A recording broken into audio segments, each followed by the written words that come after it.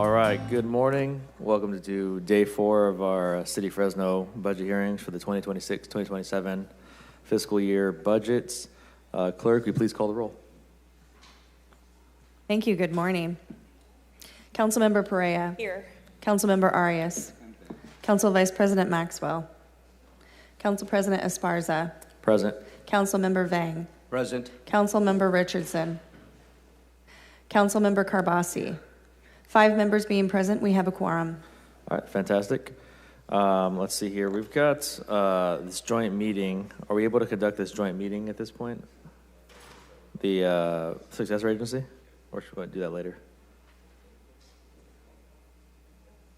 Well, it's to receive the annual report and approve the FY 26-27 program income budget for the City of Fresno. Thought times. We can take it on now. This is 1 vote or 2 votes? 2 votes. Okay.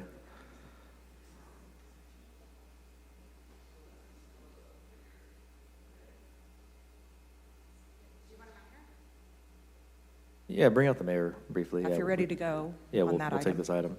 While we wait for the mayor, what we will do is take on public comment for the joint meeting of the Fresno Revitalization Corporation and the City of Fresno in its capacity as the housing successor to the redevelopment agency.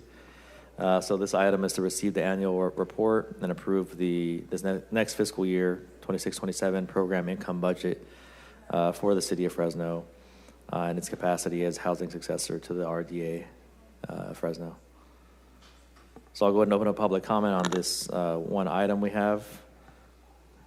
Any member of the public wish to comment on this item?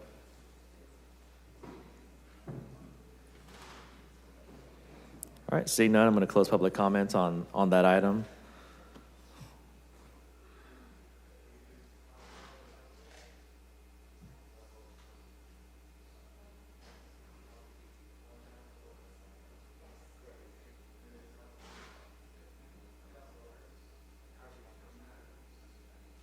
I'll entertain a motion.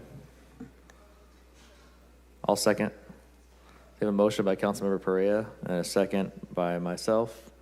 Any opposition to approving the RDA successor agency item, receiving the annual report? Seeing none, that passes 6-0? 6-0, sorry. Now we need a second vote of the, we're just waiting on the mayor for the second vote.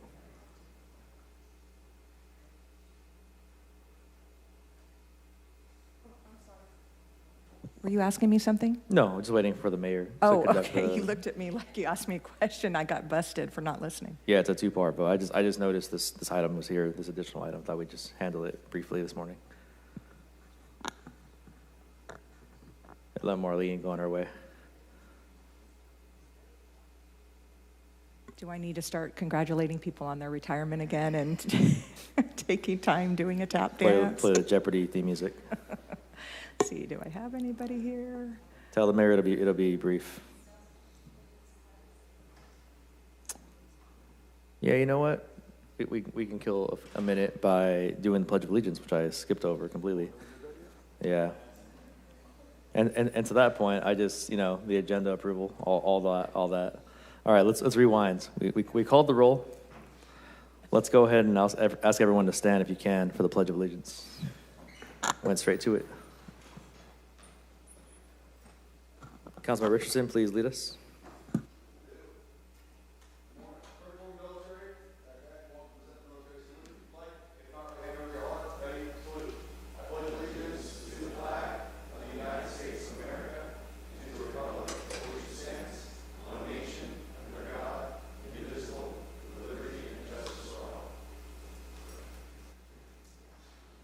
All right, I'll entertain a motion for approval of the agenda. We have a motion and a second. Councilmember Arias and Councilmember Perea. Any opposition to approving the agenda? Passes 6-0. Let's run that back one more time. I'm going to open up public comments again for the joint meeting of the Fresno Revitalization Corporation and the City of Fresno in its capacity as housing successor to the redevelopment agency, the RDA. We're receiving the annual report and approving the FY 26-27 program income budget for the City of Fresno in its capacity as the housing successor to the RDA of Fresno. Any public comment on this particular item? Okay. Sorry. I'm sorry, Council President, I apologize. Did we approve the agenda? I had a change to the agenda. I'm sorry, I couldn't hear. We approve the agenda. Could we? Second. All I'm right. sorry, Council All right, President. we're running it all the way back again. Third try. All right, so we have a motion to reconsider the agenda. We have a second on that. Is there any opposition to reconsidering the agenda? Thank you, Councilman Arias. I would like to make a motion to remove General City Purpose Department from the agenda today.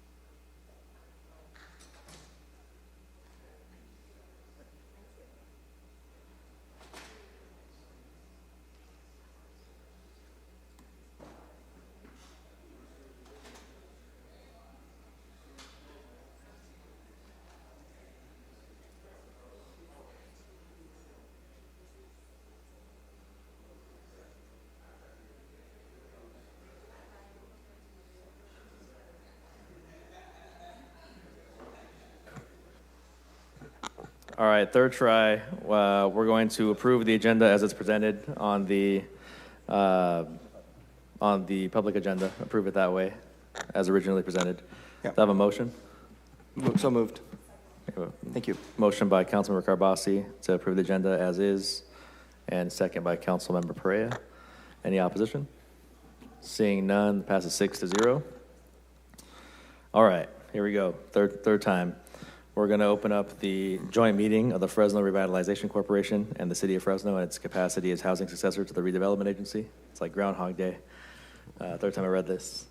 So again, we're receiving the annual report and approving the FY 26-27 program income budget for the City of Fresno in its capacity as a housing successor to the RDA, the City of Fresno. Marlene, I don't think we need a presentation. Does anybody want a presentation on this? We're receiving the report. Okay, I'll entertain a motion. Second. A motion by Councilmember Arias, second by Councilmember Richardson. Any opposition to approving the receiving of the annual report? Seeing none, passes 6-0. Thank you. I believe we need a second vote of the City Attorney. Do we need a second public comment on that, the second meeting? Yes. That first one counted for both votes, okay. So moved. Seconded? All right, we have a motion. We have a second. Is there any opposition? Seeing none, that passes. All right, so we had to get that item out of the way with the RDA. Thank you, Marlene. I didn't want to keep you waiting here around all day on this this brief item of the annual report. All right, now we're going to snap back into the budget. First up, we do have the convention center and the stadium, but we are going to take public comment up front first. This will be the primary opportunity for public comment. Folks can comment any part of the budget for 3 minutes. Later on, we will also do some additional public comment at a minute each for each department if people want to chime in and respond to individual departments as we go along. But for now, we will do the public comment at this point. So I've got a few cards here that I'll read off. If you didn't fill out a card, you can still comment. But first up, I have Alicia R.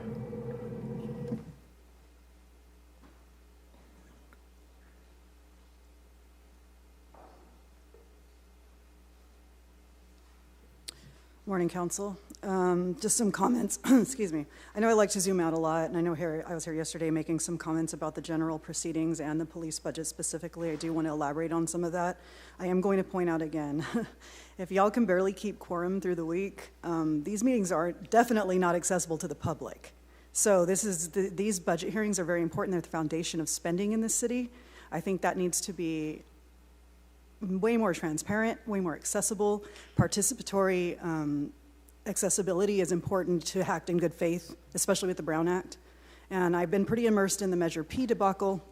That's a very small slice of the pie, but in ripping off Band-Aids in that regard, we're seeing more and more how budget items in general are moved in a way that is not transparent and not accessible. And what we're seeing here is another manifestation of that. So, I mean, there's folks here who have taken time to be here all week or a good portion of the week. I'm taking time and PTO in between where I can with work. Not possible to be here all week.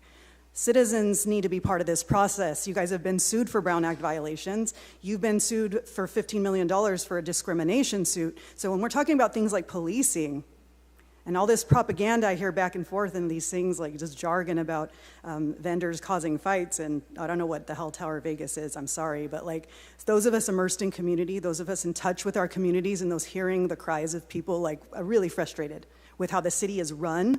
And I'm not here trying to be facetious and mean to y'all, but there's a real problem with being out of touch, with leadership being out of touch in this city. And when it comes to the budget, these are resources for the people. You are city officials. You are serving the public. And if we're not showing up in ways that show that people don't believe you. And I know sometimes this is a stepping stone to another place, cool. But in the meantime, the city suffers. So in regards to just elaborating on policing, we're presented with a lot of numbers yesterday. Like I said yesterday, data is important to be verifiable. There's no third-party accountability when it comes to policing, and they're asking for more money, and I'm sorry, in the community, we don't see tangible results. They can pretty much shoot any air quote statistic at you, and it's supposedly believed, but there's no verifiability. So there's no third-party accountability. There's no transparency. They're talking about the heart issue, one of the real statistics, 9% increase in the unhoused population. That's not tangible progress. So let's look at real numbers. Let's look at real accessibility for these meetings. We're going to start pushing for that for next year, early on, because this is deplorable. I don't know if you guys are aware of situations like Avenal.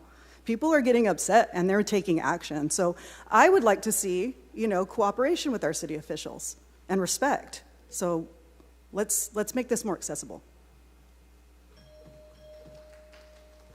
All right, next speaker is going to be Bob McCloskey.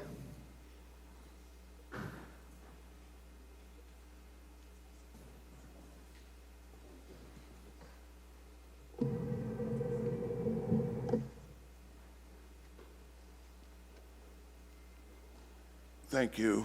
I agree with the previous speaker in terms of the Brown Act. I mean, you have a $307 million police budget and you give 1 minute comment to that specific topic. That seems not in the requirements within the Brown Act to hear from the public on all these big expenditures, which is the basic premise for the act itself. I just wanted to mention, I was at the point in time press conference, asked a number of questions, got the current numbers of those that are on the streets, 6,315 unhoused at this point. We know those numbers are flawed. Laura Moreno and others admitted that at the press conference. In addition, I asked the mayor directly, what impact has a no camping ordinance and a strong enforcement of that had on reducing the numbers of people on the streets? And he said none. So my point is, this has been a failed policy. You want a second HEART team, you need to use the first HEART team to respond to public complaints, because they can't right now because they're overwhelmed with citing people and arresting people. I have the records. You've cited and arrested more than 1,700 people. That's more than all the 1,300 or so unhoused people that you have in terms of the numbers. You must have arrested all of them and some more than once. That's a point I wanted to make with the city attorney's budget. We need to find out how much has been lost or wasted on the ordinance costs enforcing this failed ordinance, which has gone nowhere. We know they've only tried to prosecute 130 of them. Spent an inordinate amount of police time enforcing an ordinance that wasn't enforceable because people basically weren't camping when they got picked up. Then you have the Brown Act violation costs. How much is it costing to defend these Brown Act violations? In addition, I want to support increased funding for the eviction protection program. The mayor, everyone else is always touting preventative. Let's get that, let's increase the funding for that. And I just have to say, this city, the real cause is the grip that the landlord class has on the people of the city and the city council that run it. We have no rent control, rents are skyrocketing, poverty is increasing, unhoused are increasing. We need to look at rent control and really look at trying to prevent more people hitting the streets, because every day, I guarantee you, under this economy, you're going to see more and more people, especially elderly people who can't afford to live on their measly Social Security funds. 55%. Thank you, Bob. Thank you, Bob. I heard you, Bob. Thank you. Next speaker is going to be Ariana.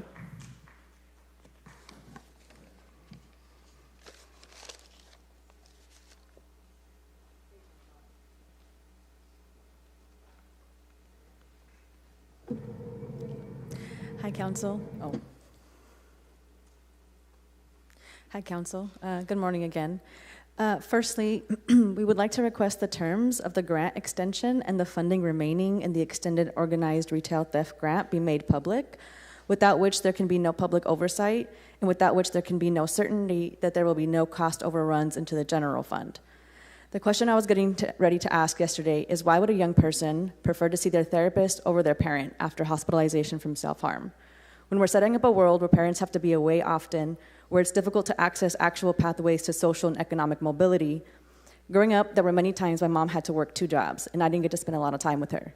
But this is the built environment, the one that we've built.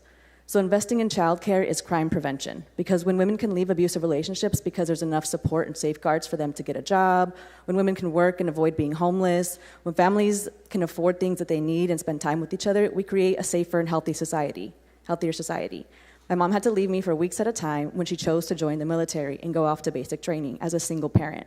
And activities that my grandma could do with a small child living near Sunnyside High School were scarce when I was a toddler. For a city that loves praising godliness and family values, I don't really see a lot of third spaces.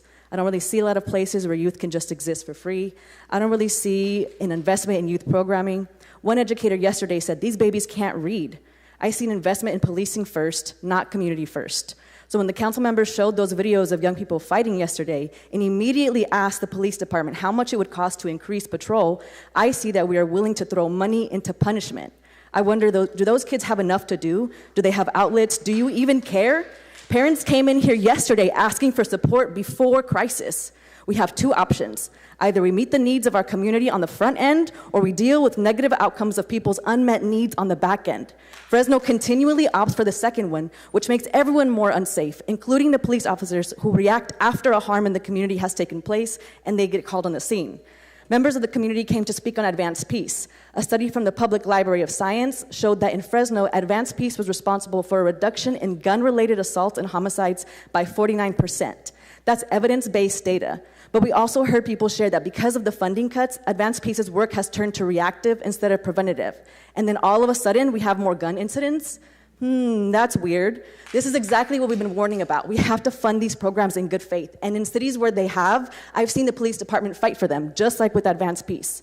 So then you say, well, that's not our responsibility. It's the parents' responsibility. Where are the parents? Fresno has a poverty rate of roughly 18 to 20%. The national poverty average, 12.6. The unemployment rate for the Fresno area is 8.1%. The national average, 4%, half of that. California's state average of 5% during that same period. Is that our responsibility too? Or is that a reflection of an economic growth policy based on a police force that expands in a never-ending fashion? Police see the unhoused as different than us. I oppose the Thank you, Ariana. Next speaker is going to be Shara Thompson.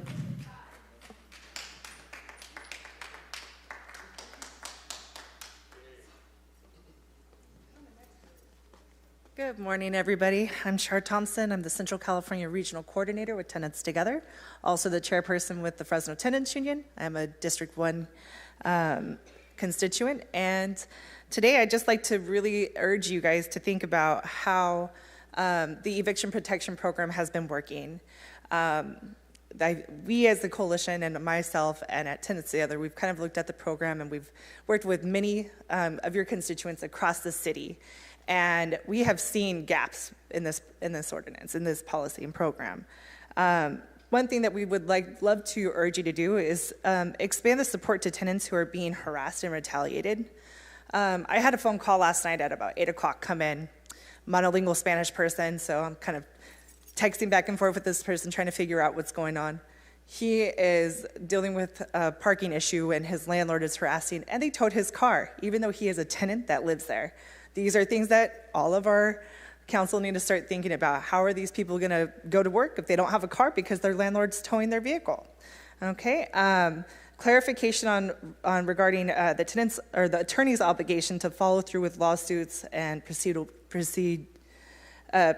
through to its end. We had a tenant at the Parkview Apartments in District 3 who was able to get counsel, even though the rest of the apartment complex did not. Out of 38 people, 2 people were allowed to go through the intake process and be represented by our contracted attorneys. That attorney quit on that tenant during the trial. The tenant did not quit the attorney. It was opposite. I heard the conversation. It was recorded, even without it being acknowledged that they were being recorded. Oversight and accountability. So we've also heard that there are very unprofessional things being said to the constituents that are going through this program. So we're just hoping that we can actually have some parameters on professionalism for our contractors here at the city of Fresno. And also think about expanding the program to affirmative representation. Maybe there's a habitability case that comes from the asset program, and there can be there's a way that these attorneys can actually go and take these folks to court on a class action lawsuit, and half of that funding goes back to the program, and split with the tenants that are being, what's the word that I've got, harmed by this landlord. So just really again, look at the program, take it into consideration. There are plenty of examples. We would love, as a coalition, to meet with you guys and talk further about this. We've already been meeting with some of you, so thank you again. Thank you. Next speaker is going to be Enrique Little.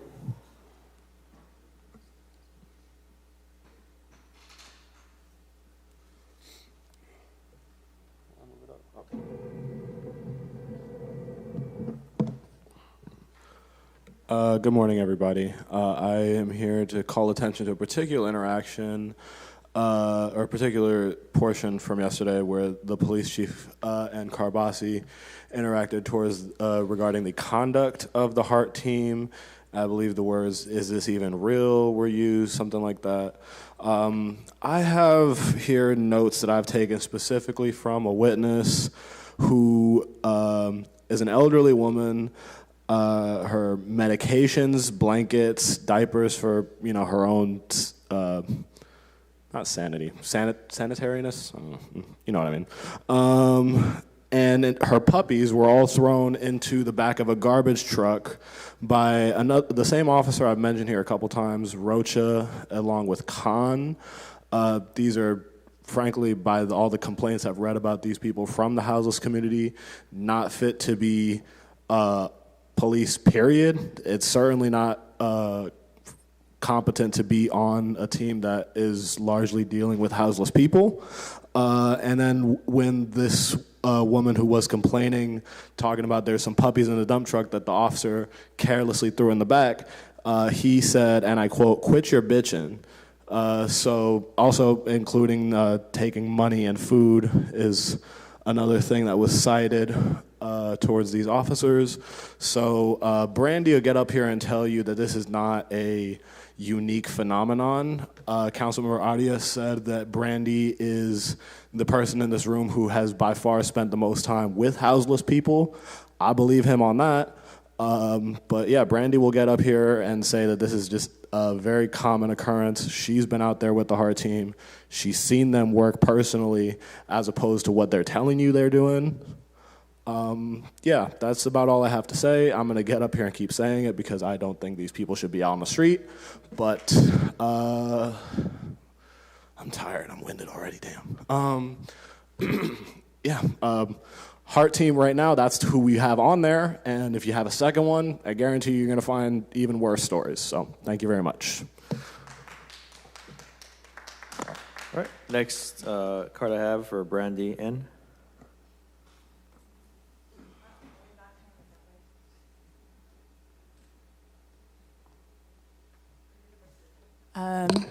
Enrique's right. Although it's what I see, and I don't want to get off of what I have on here, but absolutely, I've actually witnessed horrendous things and heard that universally from so many people who said nearly the same thing over the past 4 years. I want to jump in and say I want to support the increase and extension of EPP funding and rental assistance program, as Dyer stated in his press conference, that the city needs to prioritize prevention, and saying these would do that, as well as we should recognize the need for rent stabilization and control.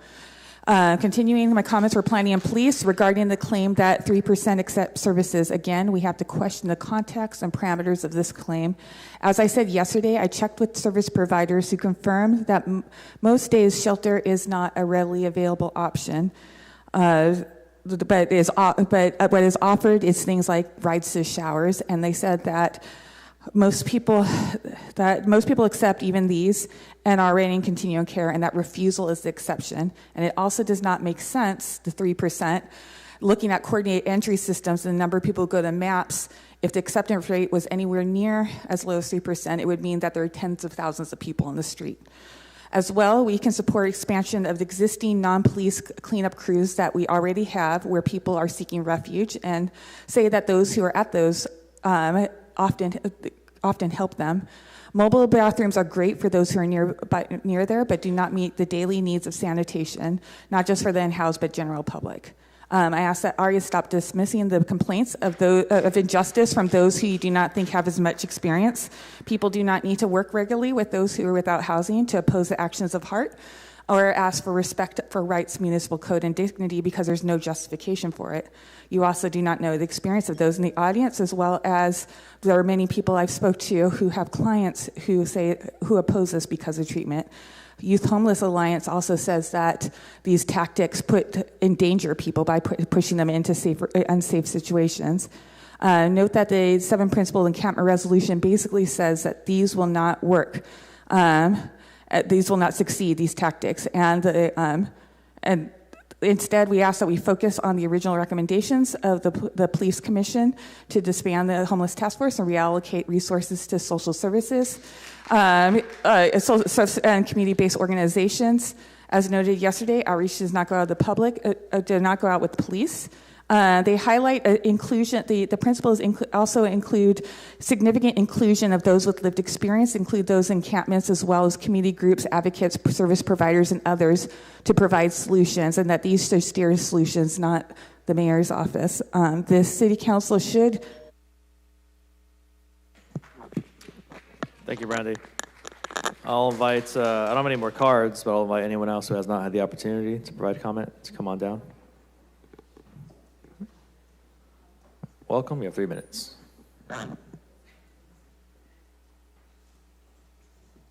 Thank you. Yeah, that's good right there.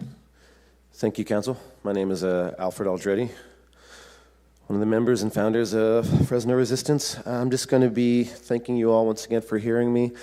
Thank you, Councilmember Carbasi, for being here and actually showing up. It's good to see you. Going to quickly thank Council Members Perea and Council Member Richardson for stepping up yesterday and asking the questions that nobody on the council would, none of the attorneys, not the city manager or the mayor would, about the flock camera contract. Once again, these flock cameras are extremely controversial because they primarily facilitate mass surveillance. They enable warrantless data sharing and pose significant data privacy risk. The chief of police yesterday, when asked who has overall access to this surveillance of these cameras, could not give you a defined answer as to who has complete control over all of this, which I think is a huge problem. I noted yesterday how she continually to repeat herself on a story about saving a child, which is all amazing. Anytime that technology can be used to save lives is super important, but what she didn't tell you about was the dangers of its usage.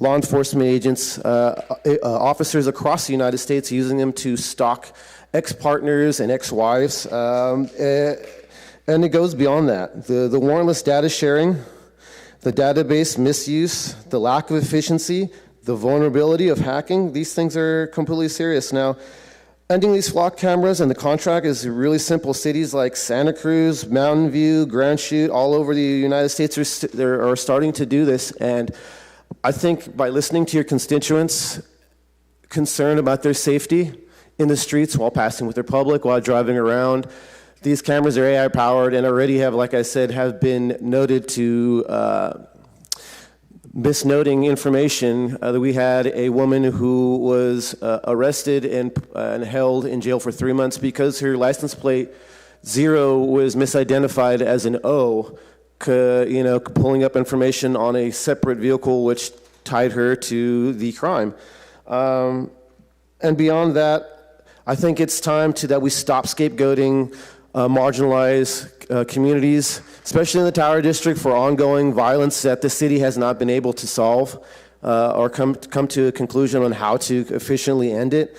Yesterday when Councilmember Arias was asking the chief if it was finally time to put a paddy wagon out in the Tower District, it's kind of evil to watch the chief of police smile so wickedly and be like, we already are. Is that really preventative care? Is that really looking at how can we stop violence before it pops out? Or is it, once again, like many of my colleagues were stating, is it after the actions have already happened that we are reacting to these violent crimes? So once again, I urge you guys to please relook at the budget, allocate these funds. Thank you. I'll invite anyone else who'd like to comment. Come on down. Welcome. Hi, my name is Giovanna Morales with Leadership Council. I'm just here to talk about eviction protection program. I want to thank you all for meeting with us and residents. I've had budget hearings. We are asking for continued and additional funding for the eviction protection program. It has been a very critical program in ensuring families stay housed, and we are going to continue to see vulnerable families targeted. We need preventive measures like this program to continue to be funded. Additionally, we ask that guidelines be updated. The program has been running for 5 years now, and we have heard from tenants that there are important gaps that need to be addressed to make sure that they are appropriately supported by the program. Once again, we ask that there's added funding and updated guidelines to the program to ensure that families stay housed. Thank you. All right, thank you. Any additional comments from the public? Come on down.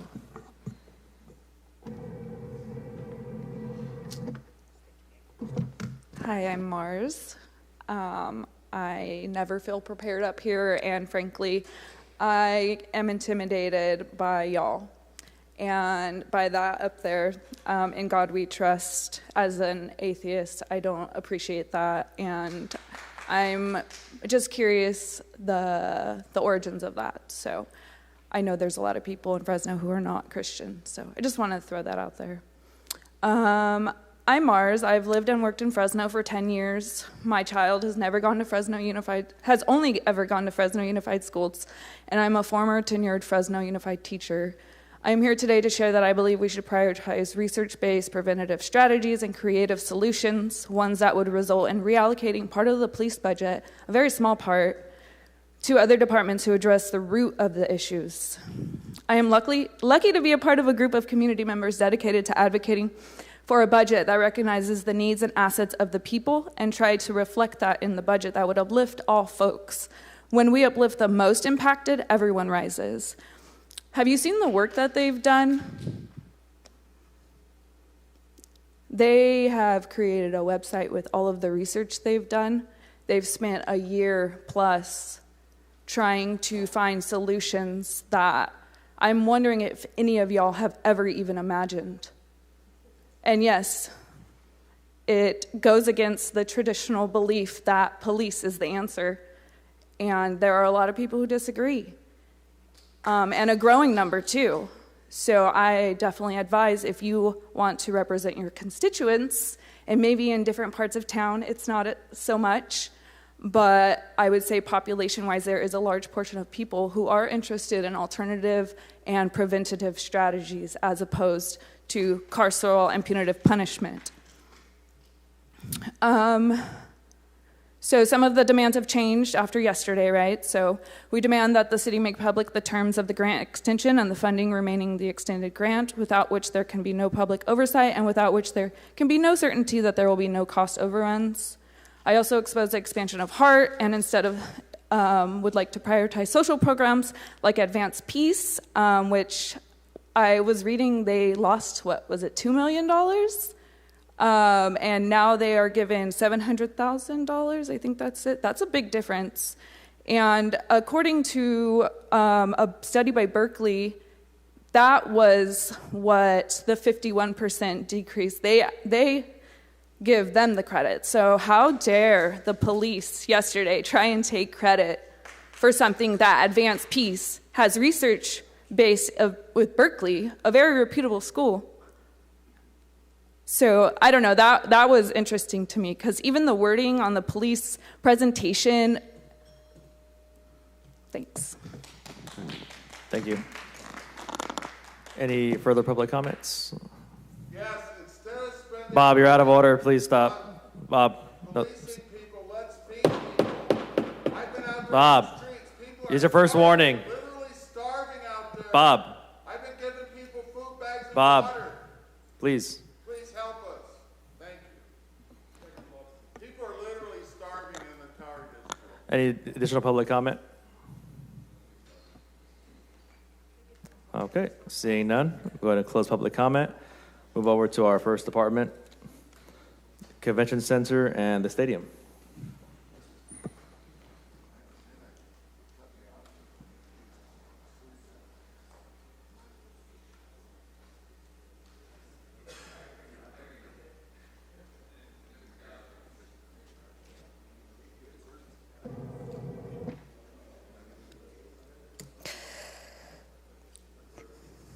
Ready? Very good. Good morning, Council President, members of the council. As you know, our agreement with the new convention center operator, VenueWorks, began mid-January this year, and already in just a few months, they've landed several exciting events. First, let me introduce to you the team they brought this morning. Mark Solis, the new Convention Center Executive Director, is here, as well as the brand new, just landed, Director of Operations, Matt Ruptosh. And also joining us are Mark Moreno, our Director of Sales and Marketing, and Daniel Sims, the Director of Finance. I wanted to take that moment to introduce them, but Mark Solis will share more with you at the end of my very brief presentation. So turning to the budget summary, there we go. Shown here on slide 2, the proposed budget for the Convention Center is consistent with the information provided by Convention Center staff during budget development discussions and aligns with the terms of the new, now current, management agreement. As Council is aware, Council approved the new agreement for a 3-year term with 2 optional 1-year extensions. Overall, the general fund contribution provided to the Convention Center's operational budget reflects a modest improvement even from last year's contribution, and this is really a result of the expertise of VenueWorks and also the result of the competitive RFP process. However, there are 2 main caveats. First, the FY27 budget includes an additional small amount of funding for several deferred maintenance projects and concerns, frankly. And also, there was a change in how the parking arrangement was negotiated with this operator, and that's different from our past agreements. Previously, the surface parking revenue stayed with the convention center, and that actually is continuing. But the revenue from the convention center parking garage will now remain with the parking fund rather than pass through to the convention center. So both of those changes are also reflected in the contribution from the general fund to the convention center. Despite those two changes, the contribution is very similar to previous years. On slide 3, we are just showing the debt service. Here, our obligation, of course, associated with the convention center and its improvements. It primarily relates to improvements completed in the mid-2000s and includes the construction of the exhibit hall in the late 1990s and some other facilities enhancements. The convention center contribution, as I stated, is a subsidy, and it's reflected in our budget documents and also here on this slide. It's projected net operating loss plus a management fee plus the additional amount for deferred maintenance and related costs, and then also the adjustment for the parking garage revenue, how we are reflecting that revenue. So at this time, I will ask Mark Solis to come up and give you a few highlights of their accomplishments over the last several months. Thank you. Thank you, Ruthie. Good morning, everyone. I've been here about a little over 3 months. Love the community, love the people here, and have amazing staff. I'm very thrilled to lead this staff.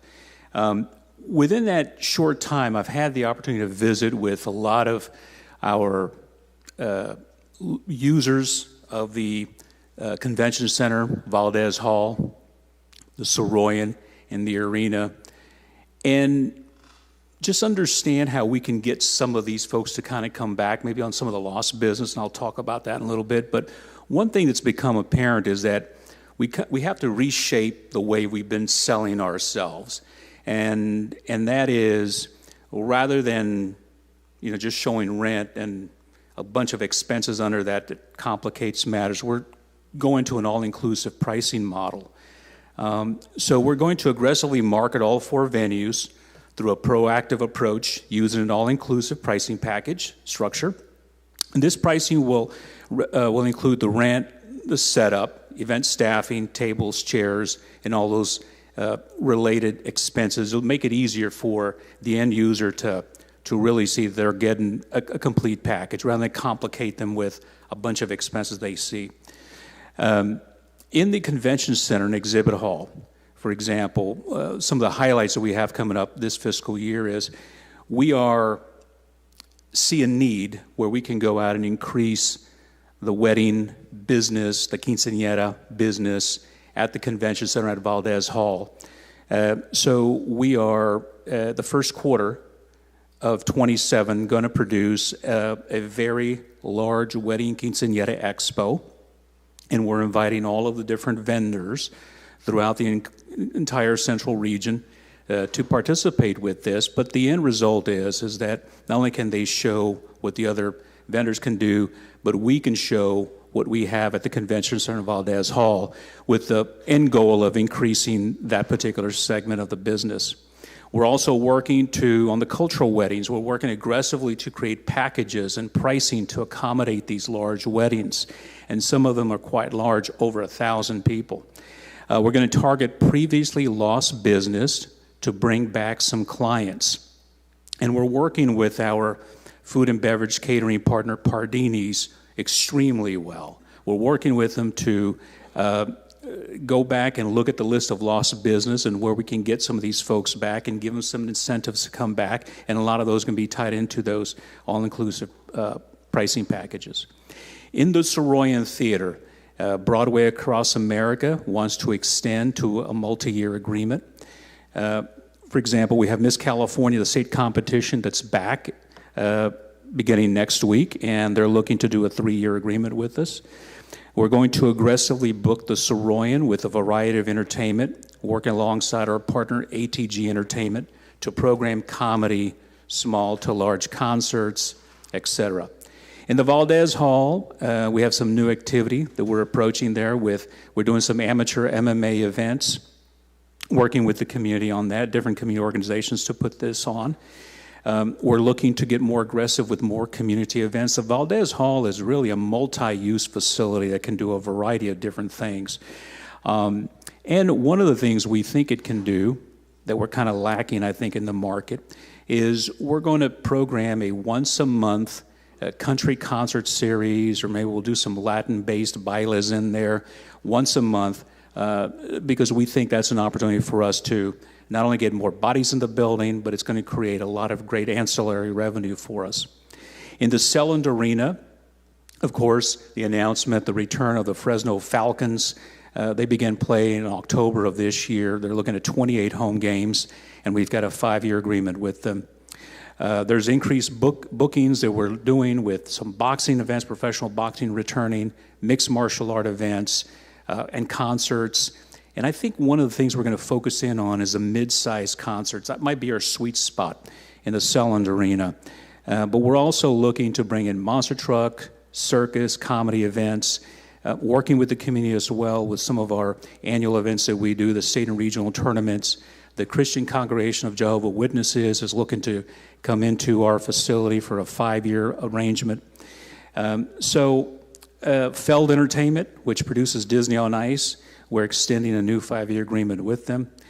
And there's a lot of multiple venue upgrades that we're doing at the arena. There's a new video and scoreboard that's actually going up in July. There's an extensive concession stand remodel.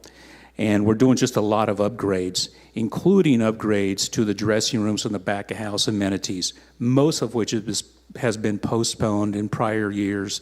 And this is greatly going to improve the back of house client's experience and help us retain some of the business. So I thank you for your time.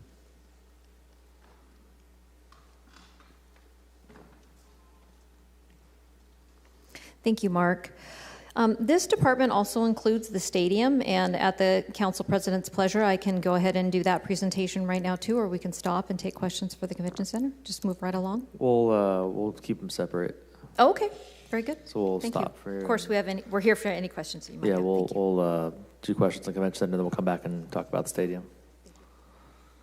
All right, so I have Councilmember Carbasi punched up, followed by Councilmember Richardson. Oh, sorry. All right. Councilmember Richardson, do you have questions on the convention center or the stadium? Right, go for it. And then that's followed by Councilmember Arias.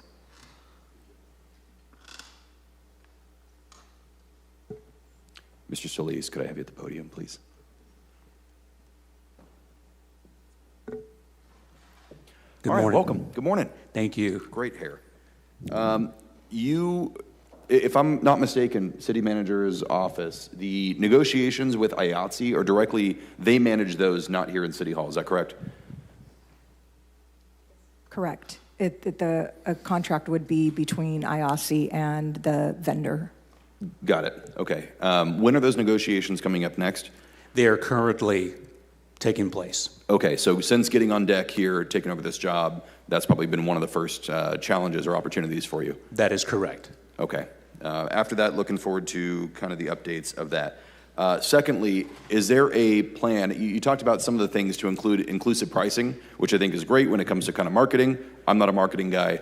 That's your wheelhouse. I'll take your word for it. However, with the city of Fresno, some of the biggest events that we have downtown every year, some of the things that reel in tens of thousands of people, is there a plan to include our parking strategy, to include corresponding events taking place in the convention center complex?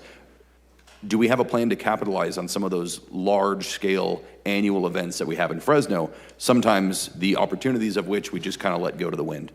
No, of course. I mean, one of the things that we're looking to do is a variety of different events, whether it's inside the facility and inclusive of even outside. And so there's some initial stages of talking with various producers of live entertainment on doing some outside events around our campus. Okay. I would like to schedule a meeting to sit down with you. Would Just love kind of to, discuss, sir. maybe take another tour like we Yes. did last year. In the meantime, Council President, that's all I had for Convention you. Center. Councilor Arias? Assistant City Manager, Ms. Quinto, I have a question for you on the financials. On page 2 of your presentation, the 2025 actuals go from 3.8 million to 2026 amended to 11.1 million. It's like a more than $7 million difference.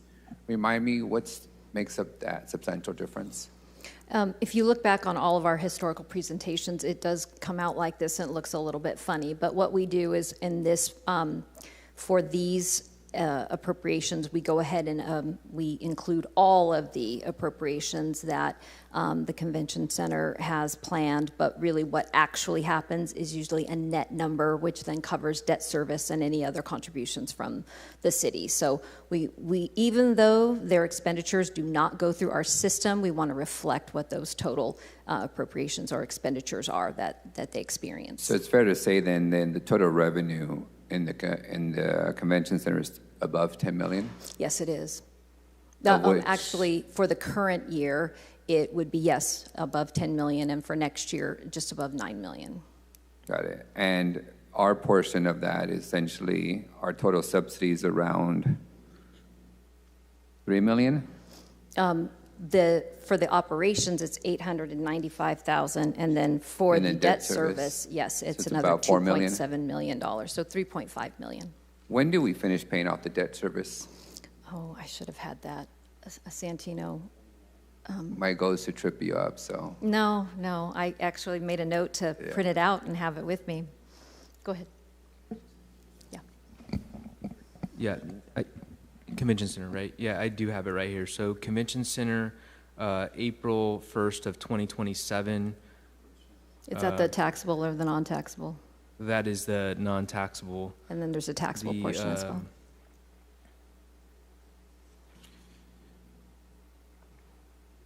I just had the exhibit hall Sure. So expansion. in essence, our $3 million mortgage would basically be paid off in 2027? The exhibit hall expansion, it matures April 1st, 2029. Okay, so we So have about half of it, 2027, and the other half a couple of years later. When was the last time we did a deferred maintenance or renovation assessment? Because I'm assuming at that point, we get to potentially borrow more money to make a infusion of investment? Obviously, that would be the pleasure of the administration and council.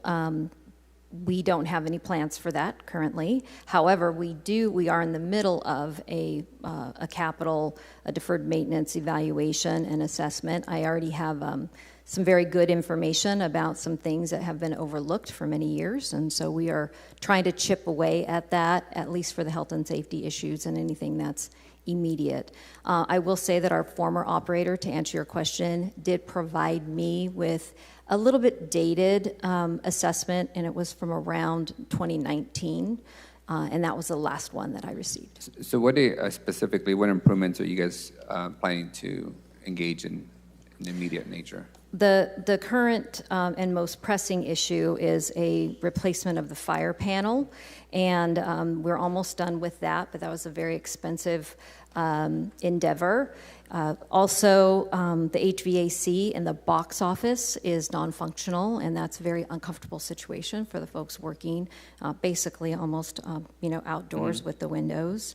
We also needed to do some cleaning and clearing of the roof in order to make sure that our insurance requirements were maintained. There have been some recent plumbing repairs that have required digging into trenches, et cetera. And also a big health and safety concern is the hood in the Valdez kitchen, which is basically not up to code, and so that needs to be addressed. Wasn't that the kitchen that we spent $5 million a few years ago building for Parkinis? I'm not familiar with it. I wasn't here at that time, but I know there was a significant investment to improve it. But it was basically constructed out of code and currently remains out of code, so the hood. And so we need to address that. And that will be done this year?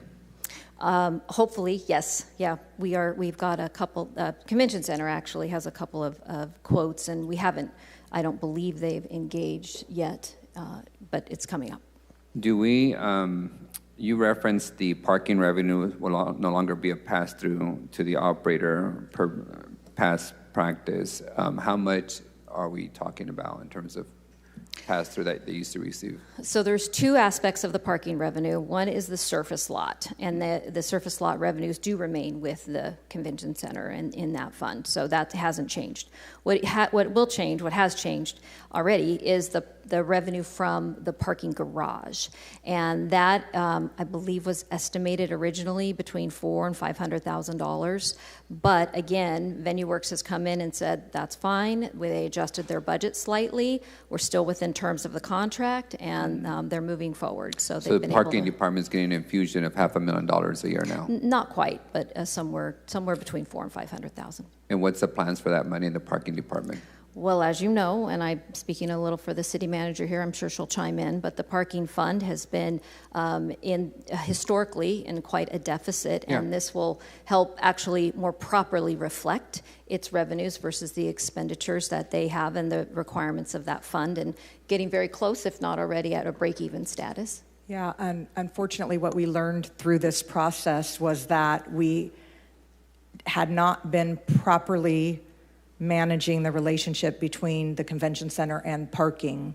It was one of those where we have a lot of these in the cities of that's just the way we've always done it. And when trying to determine like what the relationship is, there was no formal relationship. And so we probably shouldn't have been doing it that way in the past, but that's no reason to continue doing it the wrong way in the future. So this was an effort to formalize and recognize that those are parking revenues, and if there's going to be some sort of sharing, that needs to be a documented relationship, not just that's just the way we've done it. Here's my concern.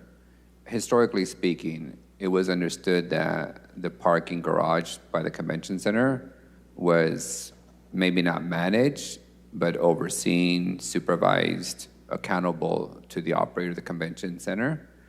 Historically speaking, our parking department has allowed the other parking garages be run to the ground with a ton of deferred maintenance, elevators that don't work, EV stations that have never been fixed. My concern is by us taking over that garage and that revenue, that then garage becomes a deteriorating asset. I know we have a couple garages in the construction phase, so at some point there'll be a lot more revenue than we've ever had in the parking department. What is the plan to make sure that that parking garage by the convention center does not end up looking like the Spiral garage is now? Again, I would defer to the city manager, and actually parking was part of the planning department's budget. Yeah, but I will say that they've had quite a bit of challenge that they've overcome in taking over the management of all the garages, and it was that garage in particular. And we are fortunate to have such a beautiful and relatively new garage in close proximity to the convention center assets there. However, it was a third-party managed garage, and now it's in-house, and I believe that it is part of the automating that all the garage maintenance. as Pardon we me? are we also automating that garage as we are the others, or still manned by a person? It's being automated, yes. So will we receive any improvements, or is it in good condition that it won't receive any upgrades anytime soon? It is in good condition. I don't believe it's in need of any upgrades. However, I do know that it will be managed, to make sure that maintenance doesn't turn into deferred maintenance. Can we get just a request for information to provide us what the plan is for that garage in terms of any upcoming maintenance or upkeep that needs to be done? It has historically been a good condition garage. I don't want to see it go the other way. Councilmember, I also want to slightly correct one of the statements that you made about that parking garage being, and I'm multitasking, so I may not have heard you correctly, about it being handled by the convention center. That's not entirely accurate. When there were events, it was more like jointly operated, like day to day, still managed by the parking division. But during events where it would be in use for a convention center event, then there would be. I believe actually we still staffed it. But it was more of a joint operation. But that garage has been managed by the parking division. Yeah. Thank you. I do have questions for the convention center operators.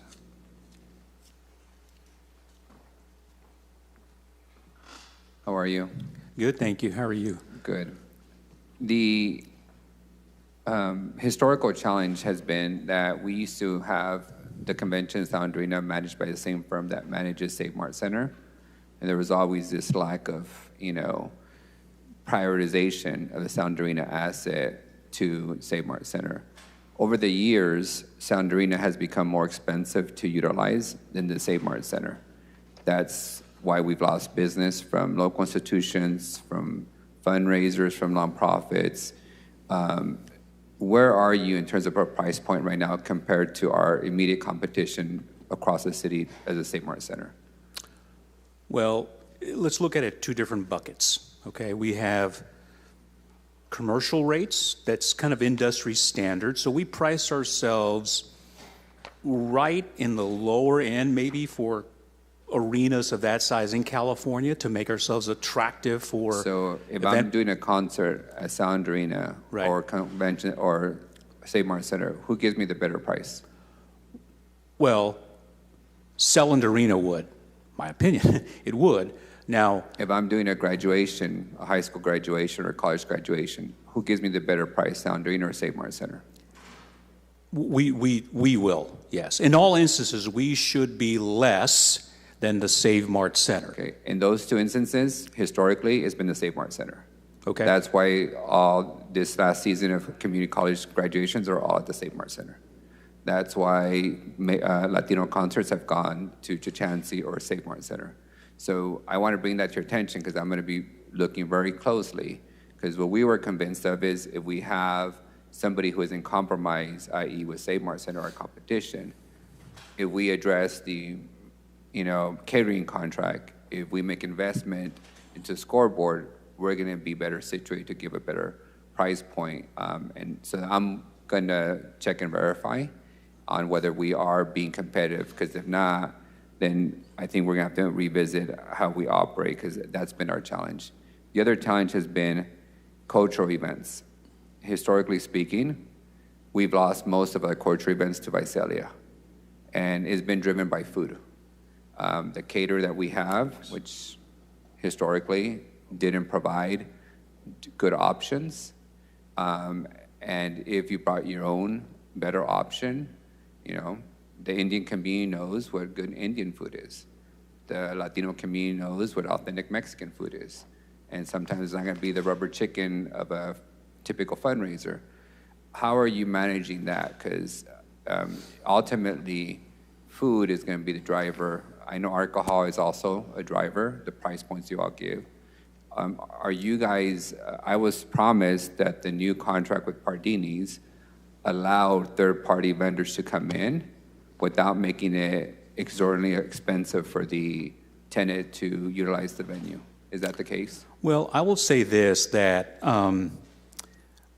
we've had a very positive working relationship with Pardini's, with the end goal to how do we make it more attractive for cultural events to come to the convention center, just business in general. And so we're working with them to, have meals, different meal packages. There are going to be an all-inclusive pricing as well that can mirror what we're doing on the rental side of things. I think that's going to help us out a lot. We have been working. I want to be a lot more direct here. Yeah.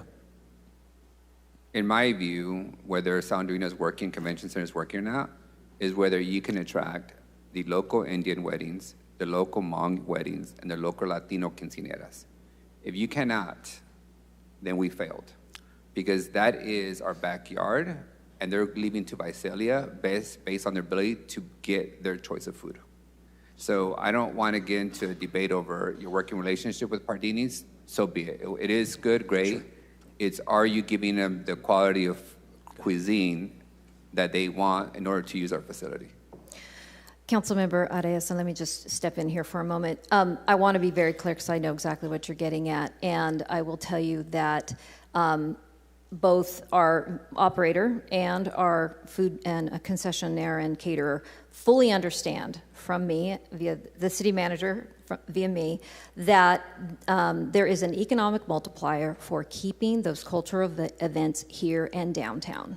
And although we do have a contract with with Pardini's, that contract does say that the city is willing to consider foregoing our share, if you will, of the alcohol sales because we get the economic multiplier of having a 1,500 person event downtown. We understand that.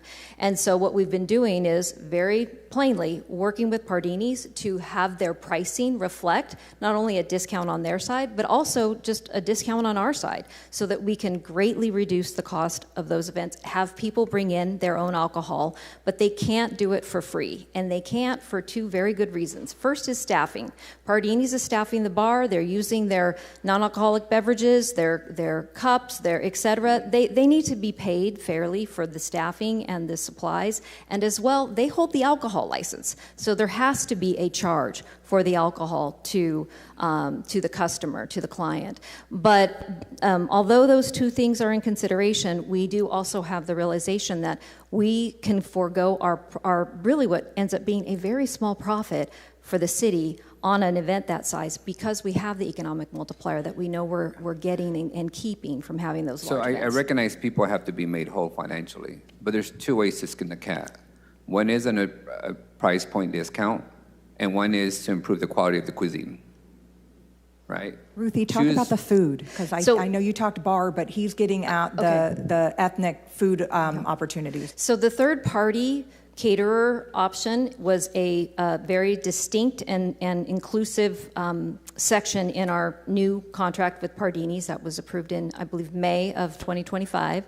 And that does allow for a third-party caterer to come in at the choice of the client.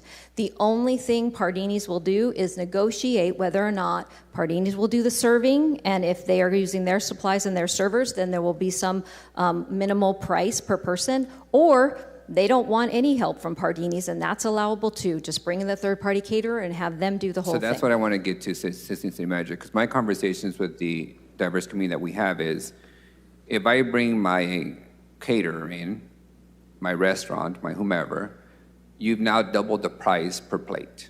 And therefore, if I go to Visalia, they don't do that. So we're going to go to Visalia. So well, we've checked with Visalia, and that's not the case. They do also have a nominal charge. I will say it's not double, and neither is our charge double. Our charge it's nominal, but there has to be a recognition only if Pardini's is doing the staffing. Correct. If they're not, then there's no additional charge. Okay. It's just the rent of the facility and then whatever the third-party caterer is charging. I think you made that abundantly clear previously, and that's why we included that specific language in the Pardini's contract. And we also, because we keep hearing Visalia, Visalia, Visalia, and so we have actually worked very, very closely with them to have a very clear understanding of what their pricing model is and tried to either beat it or be comparable. But we aren't looking, as Ruthie said, obviously, and I don't think you disagree with this, if they're using their staffing, they need to be paid for their staffing. That's completely reasonable. But if they're not, and they want to bring in their own restaurant or whatever, then they're allowed to do that. Yeah. So if you're hearing something since the new contract has been in place that that's not the case, then we need to know that right away. What I'm going to do over the next 6 months I have left is monitor the folks who go to Sound Arena Convention Center wanting to reserve, and then circling back. It's my Chancey experience, right? Unless you go through the process of trying to secure Chancey, you wouldn't know that they're trying to bill you $150,000 to use the place until you get the line item and you're like, "This, you priced me out." My last question for the operator and for you, Assistant City Managers, what's been the coordination like with the new hotel opening? Are we having conversations already around how we coordinate events, hotel rooms, discounts, anything of that nature, parking? All of the above. I mean, it's been a really strong relationship. We can't wait for them to open up. In fact, they've had some slight delays in opening, and they've had booked some events in there. And so we've worked with them to relocate some of those events to accommodate them at the convention center. Okay. Yeah. Thank you. And I do appreciate you guys' work on this, and I appreciate the mayor getting us a new scoreboard. But I want to see the foot traffic increase again. My last point, just because I've raised it before, Elementary school kids, when they use Saurian Theater, historically, they were put through security, which bottlenecked everyone getting in, because, kids have backpacks and elementary kids need to be searched. That has convinced some of the school sites not to come use Saurian for events, because the delay in time to get into the facility. I know you guys have your own security protocols, but I don't know if a full body check and airport security type, pat down is required for elementary kids if they're going to come for a recital or something in the Saurian Theater. So just feedback for you as you all go and operate our facility. Thank you all. All right, Councilmember Richardson. Just real quick, Mr. Solis or Ruthie, as appropriate. At Chuck Chancey Park, the city maintains the owner's suite up top, and oftentimes that is used to reward people, whether it's a city department who's doing well, first responders, nonprofits, whatever else, made as an incentive for, participating in city events and things like that. Does that exist at Selland Arena as well? We have no suites at Selland Arenas. Very easy. Thank you. Yeah, thank you. Second question real quick. Yeah. With the addition of new parking structures, either down there across from Chuck Chancey or up on Fulton Street, do we plan in the future, and if we don't know yet, that's a fine answer, do we plan on using those parking structures and having any sort of transportation to and from the convention center complex to be able to utilize more expansive footprint of parking structures to support events? Great question to ask, and the short of it is, yes. I think I mentioned earlier that we're talking with some live producers of doing larger outdoor events, and that's thousands of people. So they need to get here via, whether it's a park and ride system or it's at another parking structure, and we do shuttles to get them back and forth. So yes. Cool. As we get to the completion of those parking structures, I think that'll be a really important way to be able to benefit people, get them good parking, but get them transportation to and from. So that should be an exciting step. That's all I had. Thank you. Thank you. Thank you. And Councilmember Richardson, if I may, also, we do have for the event that Mark was just talking about, which hasn't quite been landed, but we're hopeful. And then also for the Central California Women's Conference, which is in September, we have put them in contact with the trolley services so that we can be running trolleys back and forth throughout the other downtown garages as well. I think that would be a nice touch. So, okay. Ruthie, City Manager, since February, what has, under the sort of two components of compensation, what's been paid to Venue Works under the limited financial performance guarantee? Are we on track? Is it is it tracking with what we estimated? It is tracking. We do not yet have an excess where we go into the variable management fee, but absolutely from a monthly perspective. And then how we work the contribution for the operating losses, we deposit it up front. So we deposited basically 5.5 months up front, and then we'll do a true up at the end of the year, which is what the contract calls for. Okay, thank you. All right, let's get into the stadium. Okay. The stadium component of this. Very good. Thank you, Council President. So the second part of our presentation this morning is for the stadium. And I'd like to mention that we have Abby Lawson, Assistant General Manager, and also Jonathan Bravo, both from the Grizzlies here in the audience. And of course, they're available to answer any questions you may have along with myself at the end of this very brief presentation. Starting on slide 5, this is a summary of the stadium department budget. This reflects the terms of the 2023 agreement with DBH Fresno, and the revenues are budgeted at $4.35 million, or about $125,000 over the current year's amended budget. Charges for services are budgeted at $247,000, of which $104,000 is the required capital contribution from the city, from DBH Fresno, and then also the city has a required capital contribution as well of $52,100. We also have some APES fees that are anticipated in other revenue, and we use that to help offset our debt service, which is included here on this slide. I also just want to mention that part of the expenditures or the contribution from the city covers utilities, as stated in the agreement, of $300,000 a year, and then those parking pass-throughs of approximately $84,000 a year. And I believe that's all I had. If you have any questions, of course, again, we're here to answer them. Thank you. City Manager, who's with us today from the organization? Abby Lawson, the president, the new president, Andrew Milios, had a few days of scheduled vacation during this time, so he wasn't able to be here. But Abby's here if you have any questions. General Manager, Assistant General Manager. That's unfortunate. It's bad enough our team is lost in a black hole of private equity. We can't even get the local face to be here, but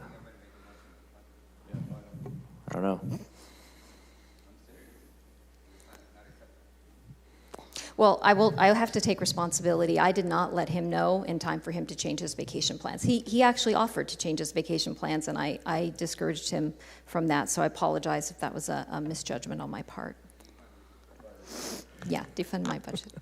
That's later in the morning. All right, I have Councilmember Carbasi, followed by Councilmember Arias. Oh, there he is. Okay. Speak of the devil, he shall appear. Ruthie, I kind of asked my question earlier about the stadium. It's a wonderful stadium. It's a real gem.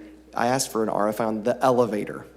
I'll just wait to hear back from that. But anything we can do to fix that elevator would be great. And if it needs funding, we should talk about that during the budget process. That's really all I have to say about it. Yes, and we'll get that back to you. Great. I'm sure Brian Barr is working on it. It has been evaluated in the past. And Okay. at the time was considered prohibitive, but we do need to look at it again. It's been many years. Okay, thanks. Councilmember Arias. Thank you, Council President. Assistant City Manager, and if you don't have this answer now, you can just get back to me on a request for information. How long before our agreement with Major League Baseball expires? There's a agreement that we have in which they guarantee to keep a team here. After that, they don't guarantee to keep a team here anymore. I think it's Our 2028. agreement with Major League Baseball? Yes. Part of the last renewal of the contract, we got an agreement with Major League. I think I've seen, Brandon, you can help me. I believe that what I saw, and by the way, this was prior to our administration, I think I've seen a letter that was between the previous mayor about making best efforts, kind of a lukewarmy, but I don't have that. I'm having computer issues right now, but I can try and dig that up for you. I know I've seen it in the file. Yeah, if you could just give us that again and remind us how long they're guaranteed to remain here, because I think it's 2028 if my memory serves me right. We last renewed and changed the terms of the agreement in 2020, where we gave them a much larger subsidy, and in exchange they promised to be here for a certain date. On that similar front, when was the last time we authorized or used our authority to do an audit? We have not actually gone in and done any specific review of their financials. However, they are required to provide annual audited statements to us. They're about a year behind, I will say, since the changeover. There's been a little bit of a hiccup, but we do get those regularly. Right. I know the contract allows us to order an audit, an independent audit. I'm going to be making a motion to that effect later today. Okay. I want to prepare the next legislative body for, one, some clarity around when are they guaranteed to remain here. Two, have we looked at their financials in a bit? I know they do self-audits, and that's just a requirement. Because I suspect that in the near future, they're going to come back asking for a larger subsidy and for additional renovations. Remind me, Assistant City Manager, how much money did we recently put into the stadium the last couple of years? So I was not the yes, I was not the assistant city manager the last time a large investment was made, and maybe the city manager can help me. There was a couple $1 million worth of improvements several years ago, actually even before I got here. I think in the last two budgets. it's been at least 3, because that's how many years I've been here. But it was for the lights, for some turf. I'm not The sure. sound system, the lighting, the turf. Mayor, I know you're. I say it's $7 million, right, Mayor? So it's about $7.5 million we did. Painted the stadium, all lights, LED lights. We did the sound system. I think it was like 100 speakers. The turf. Scoreboard was over $1 million. The turf, and then we did the batting cages. We've done some restroom improvements now. Did you say clubhouse? The clubhouse. Clubhouse. Yes. So there's been about $7.5 million, I believe, in upgrades over the last 3.5 years. And that was above what the contract requires, right, from our joint deferred maintenance fund? Some of that was required by Major League Baseball. Yeah, Major League, but not a contract. Some of it was required by Major League Baseball. Some of it was those contributions to the CapEx fund that I was discussing. The contract calls for the Grizzlies to put some resources and the city to put some resources. And those resources, frankly, over the last several years have gone to improve every single restroom facility on both floors of the concourse and then the third floor as well. And that has been ongoing for several years, but I'm not aware of Councilmember, I found the Major League Baseball letter and the information. Send it to us. So I have the letter, but I'm looking also at the binding letter of intent, which it was, I think, a pinky promise with crossing your yeah, heart. so what the binding letter of intent said with regard to Major League Baseball was MLB would sign an agreement with the team for 10 years. MLB would sign an agreement with the city to keep professional baseball in Fresno through lease termination December 31st, 36. MLB would make their best efforts to bring AAA or AA back to Fresno. If and when the team regains a AAA franchise, the existing sublease terms would be reinstated, given PCL dissolution and restructuring. The actual letter from Major League Baseball, which I'm looking at, is dated December 9th of 2020. And on their letterhead, it basically, it says that,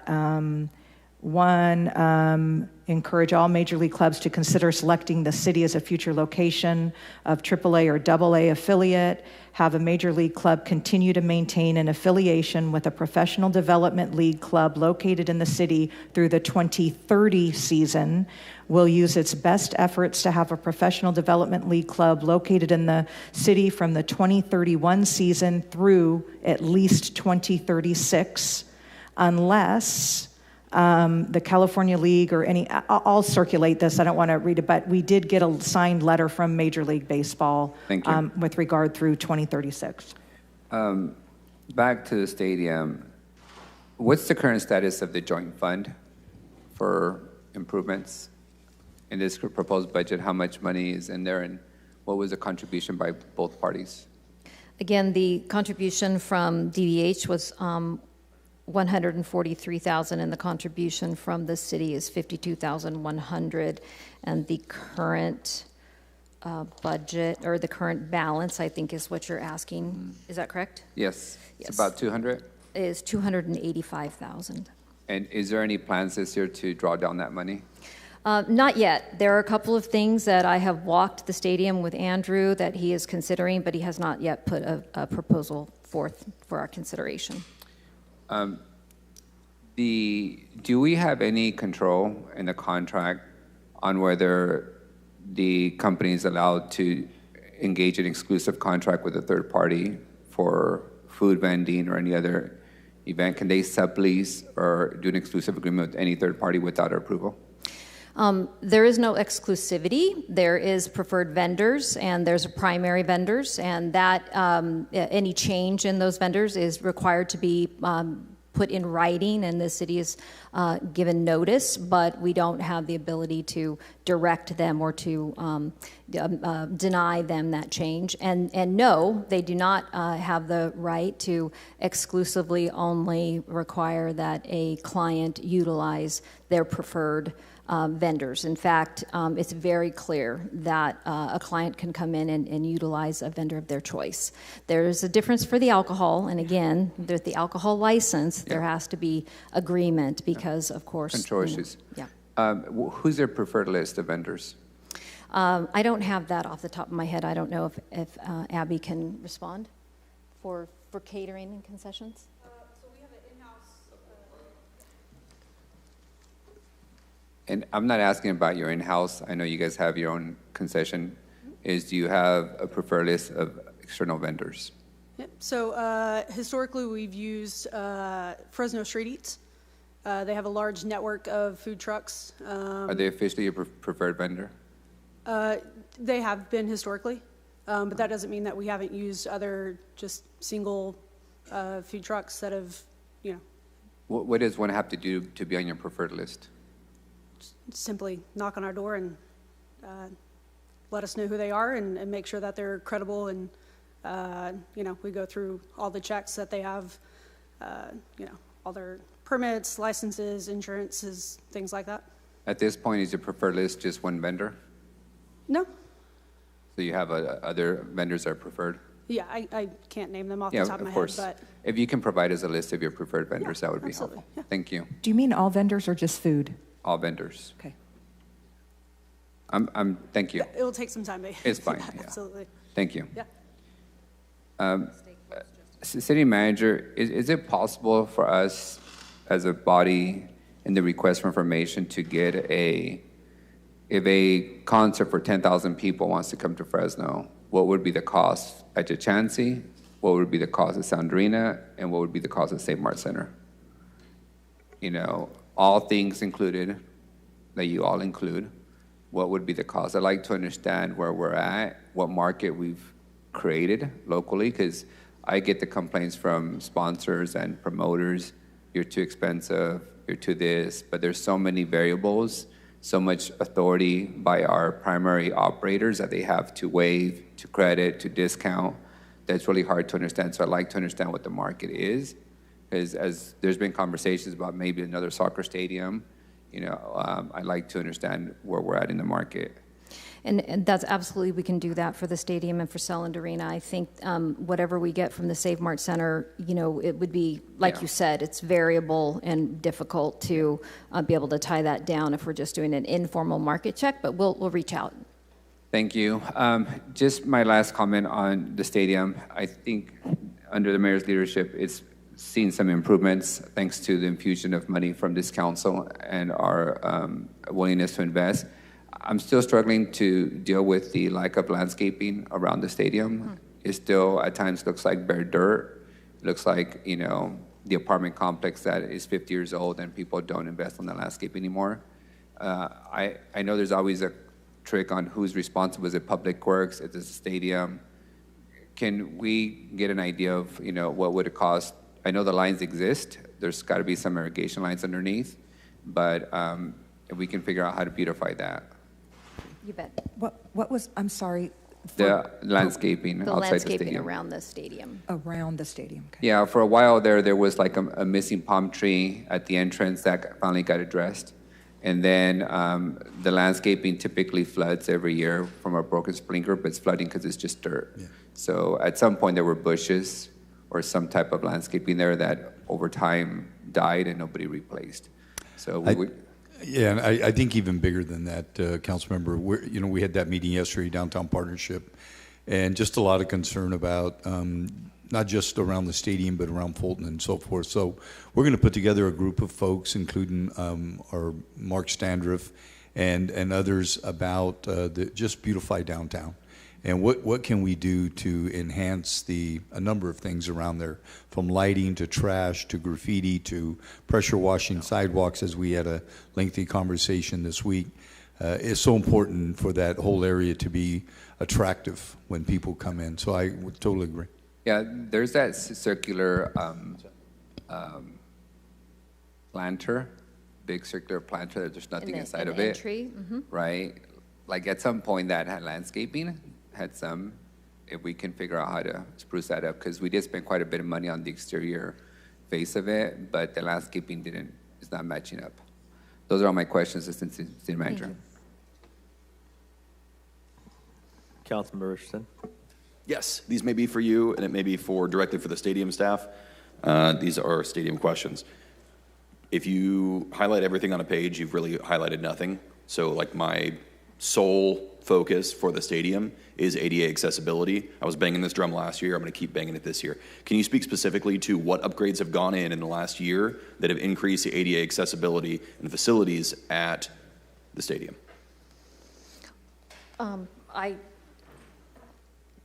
I don't know that there were any additional ADA access improvements, but I do know for sure, because I viewed them with my own eyes, that every single restroom has an ADA compliant stalls.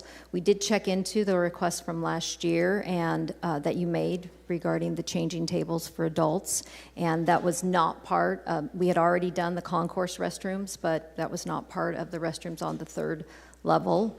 We can go back and revisit that if we wanted to add them, but we just made those improvements, and I know although they're compliant, they don't have the additional amenity that you requested. Absolutely. I'm going to chase this one down until I either leave office or get stricken from this mortal coil. So I went and took a tour of the stadium after budget season last year and walked through there with Mr. Franks, and he said, yep, this is a bathroom where I can easily go in. This is an ADA accessible bathroom. This is perfect spot for it. The studs in the wall and the space and everything were perfect for it. He did price cost analysis for what the different styles of table would look like. Everything checked out. I'm just not sure at what point baby went out with the bathwater. So yeah, might have been when Derek was unfortunately was leaving us, but I was not aware of that, and so I will definitely reach out both to him and then circle back around with Andrew and pick up where that left off. Okay. We didn't realize that had occurred. No. So didn't know. Very difficult for us to follow through. Okay. Well, luckily someone's continuing on this path. So I'm going to continue pushing this and expect that I will probably go take another tour of the stadium, and that is going to be like my sole focus. So next time I see you guys, because we haven't really had a chance to meet yet, I'm going to follow up with that. The ADA accessibility of that stadium, that is such a great opportunity for the city to come together, whether it's holidays or whatever else, and the fact that we're not making it accessible for some people in the city sucks. That's not our job. We have to make it for everybody. So I'm going to continue. Thank you for the information. I will round up all the information that we have that we got from Mr. Franks.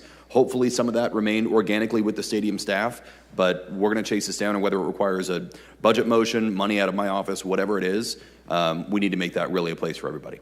So thanks. All right, council, any further questions, comments, motions, etc.? All right. Yeah, you're Thank you. off the hook for now. I'll go ahead and open up some additional public comments on this particular department, whether it's regarding convention center or the stadium. Any member of the public who would like to chime in, now would be the time.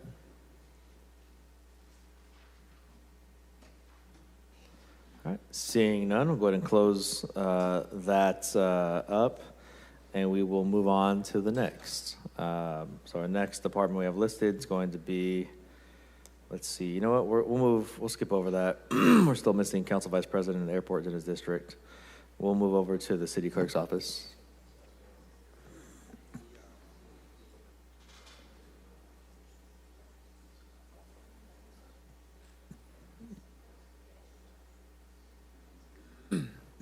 Council, do you want a presentation on this?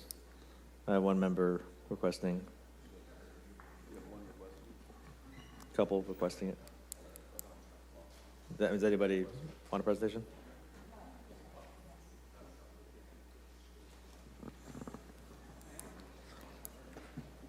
City Clerk, keep this brief. Oh, sorry. We're just going to do Q&A. I don't have anyone punch. Yeah, stay up there in the hot seat.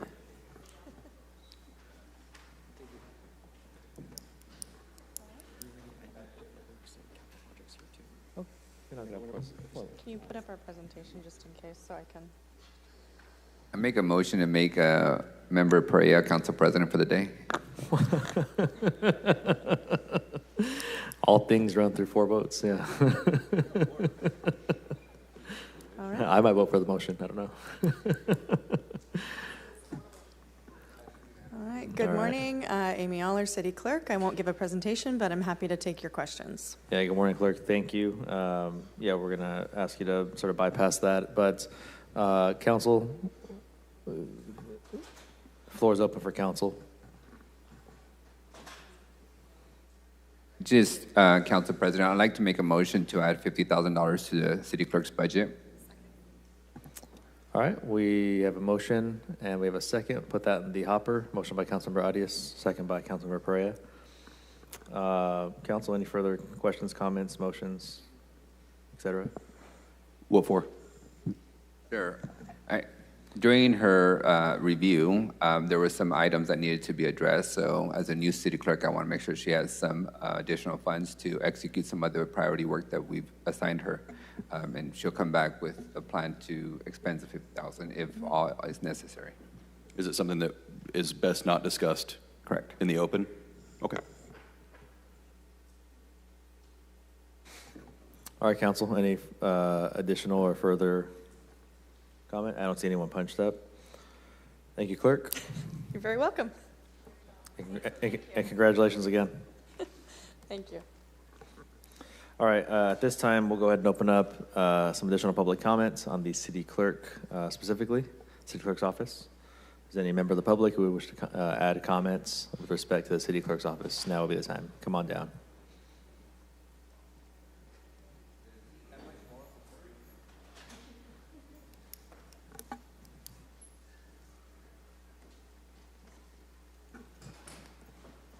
City Attorney, I just want to say on the record, I'm not intimidated by all the friends you brought to the room.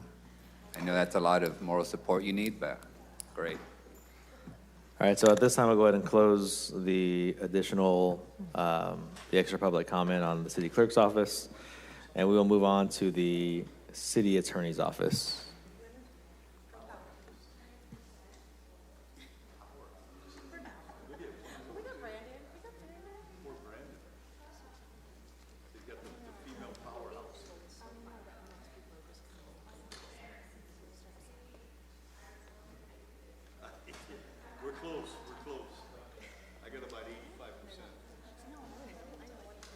Mayor, it's a reflection of how many women it requires to pick up after you boys. That's right. Good morning, members of the council. I want to start by thanking the council for its ongoing and continuing support of the City Attorney's Office and our Code Enforcement Division. A few thank yous to my management team and our new law office manager, Brittany Fechner, who has come in and done a really good job, has kept us in the black this year, so we are very excited and happy to have her. And just as a side note, she's doing double duty, also working for capital projects. So welcome aboard, Brittany. Okay, so for FY27, our total proposed budget is $33.7 million, approximately up $2 million from FY26. The vast majority of the increase is due to personnel costs. In terms of budgeted positions, this budget proposes 194 positions spread throughout code enforcement and our legal department. Here are some of the duties and assignments that are assigned to our 4 separate and distinct units. Here, this slide represents our vacant positions. As of right now, we have 17, the vast majority being in code enforcement, laborers and inspectors. These positions have been left vacant to achieve our attrition savings goals. As to grants, we have several grants in code enforcement, tire waste cleanup, tire waste amnesty, waste tire enforcement. We also have a tobacco grant, the same grant that the Fresno Police Department is a part of. And then we have about $166,000 left in our wage theft grant that we need to expend by the end of July. We are still hoping that we will have an opportunity to apply for that same grant next year. We have not heard back yet from the state whether that will be a possibility, but there is money in this budget to cover those costs using general fund dollars in the event that that does not happen. Here are some stats related to the eviction protection program.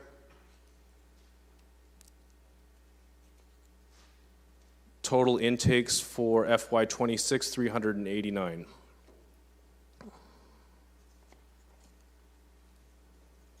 Here are some stats as it relates to our tire amnesty events.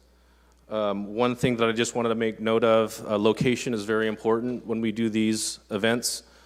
We have found that the best events occur in Central and South Fresno.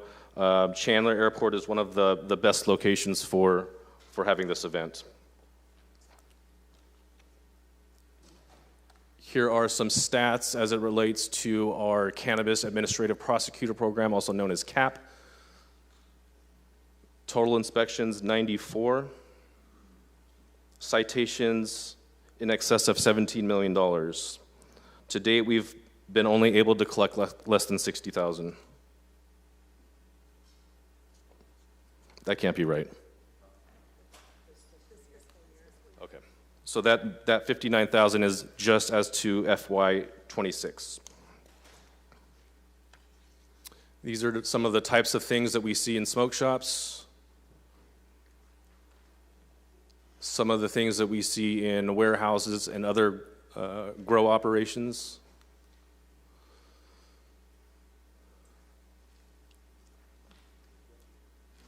Here are some stats as they relate to our tobacco enforcement. I will bring it to the council's attention that we need to begin planning ahead for December when the vast majority of smoke shops are supposed to come into compliance. I've been told that those who have applied for CUPs, I think, how many? 15? None of them qualify because either they're close to a sensitive use location or a school or something like that. So we just have to plan ahead for December on how we handle the places that are still operating and open illegally. Here are some stats as they pertain to our night code enforcement team that was created by Council Member Perea. Total citations are approximately $12,000. For mobile vendors, $29,000. Here are some assignments that are being handled by the transactions unit. As you can see, they assist many departments on many areas of the law. Now I want to especially call your attention to this slide, as this represents the amount of work that the city attorney's office conducts essentially on a daily basis. As you can see that we have trended up significantly going back to 2021. We receive close to 10 legal assignments per day from the administration, and these are calendar days, not business days. This also does not take into account all of the assignments we receive from your offices because we do not require council members to complete requests for legal services, also known as an RLS.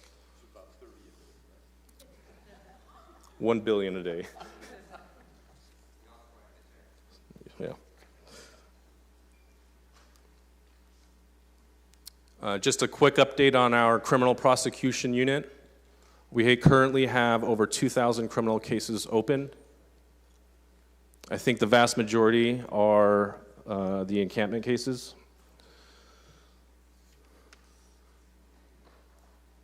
This slide shows an update as to our litigation unit and the types of cases that they are handling, the amount of cases that they are handling. You all received this in an email. Really just demonstrates what kind of cases we've adjudicated and for how much. As you will see, the vast majority of our cases are settled for under $50,000. That's within my settlement authority, which typically doesn't go to you, so you wouldn't see these. 120 cases settled for $0 or for no cost at all to the city. So I think that's significant to note.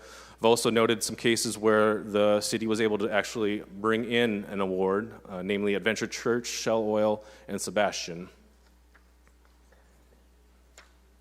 And then just as to the asterisk, the federal grant lawsuits are still proceeding. Another slide that I want to bring your attention to, because we've seen some coverage of this in the media, the PRA workload. In 2021, we received 2,600 requests for public records. Last year, in 2025, we received close to 7,500, and we're on track to beat it this year. I do not know what to attribute this to. We are seeing requests from all sorts of people, media outlets, attorneys. We haven't been able to figure out why this trend has been happening.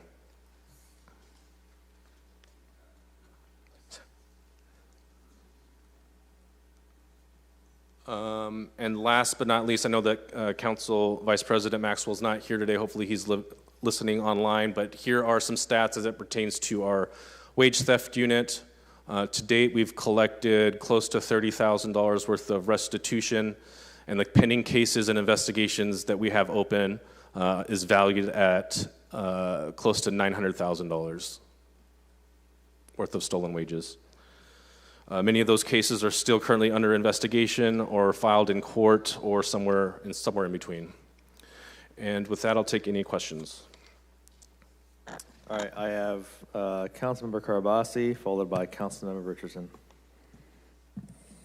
City Attorney, great job. I do want to ask about the PRAs. Now, I'm fully in support of the fact that anything we do here has to follow the law, and the public has access to it. It's their money. We serve at their pleasure. But there is a cost to the PRA work, and that is general fund dollars that are taken away from things like parks and roads and things like that.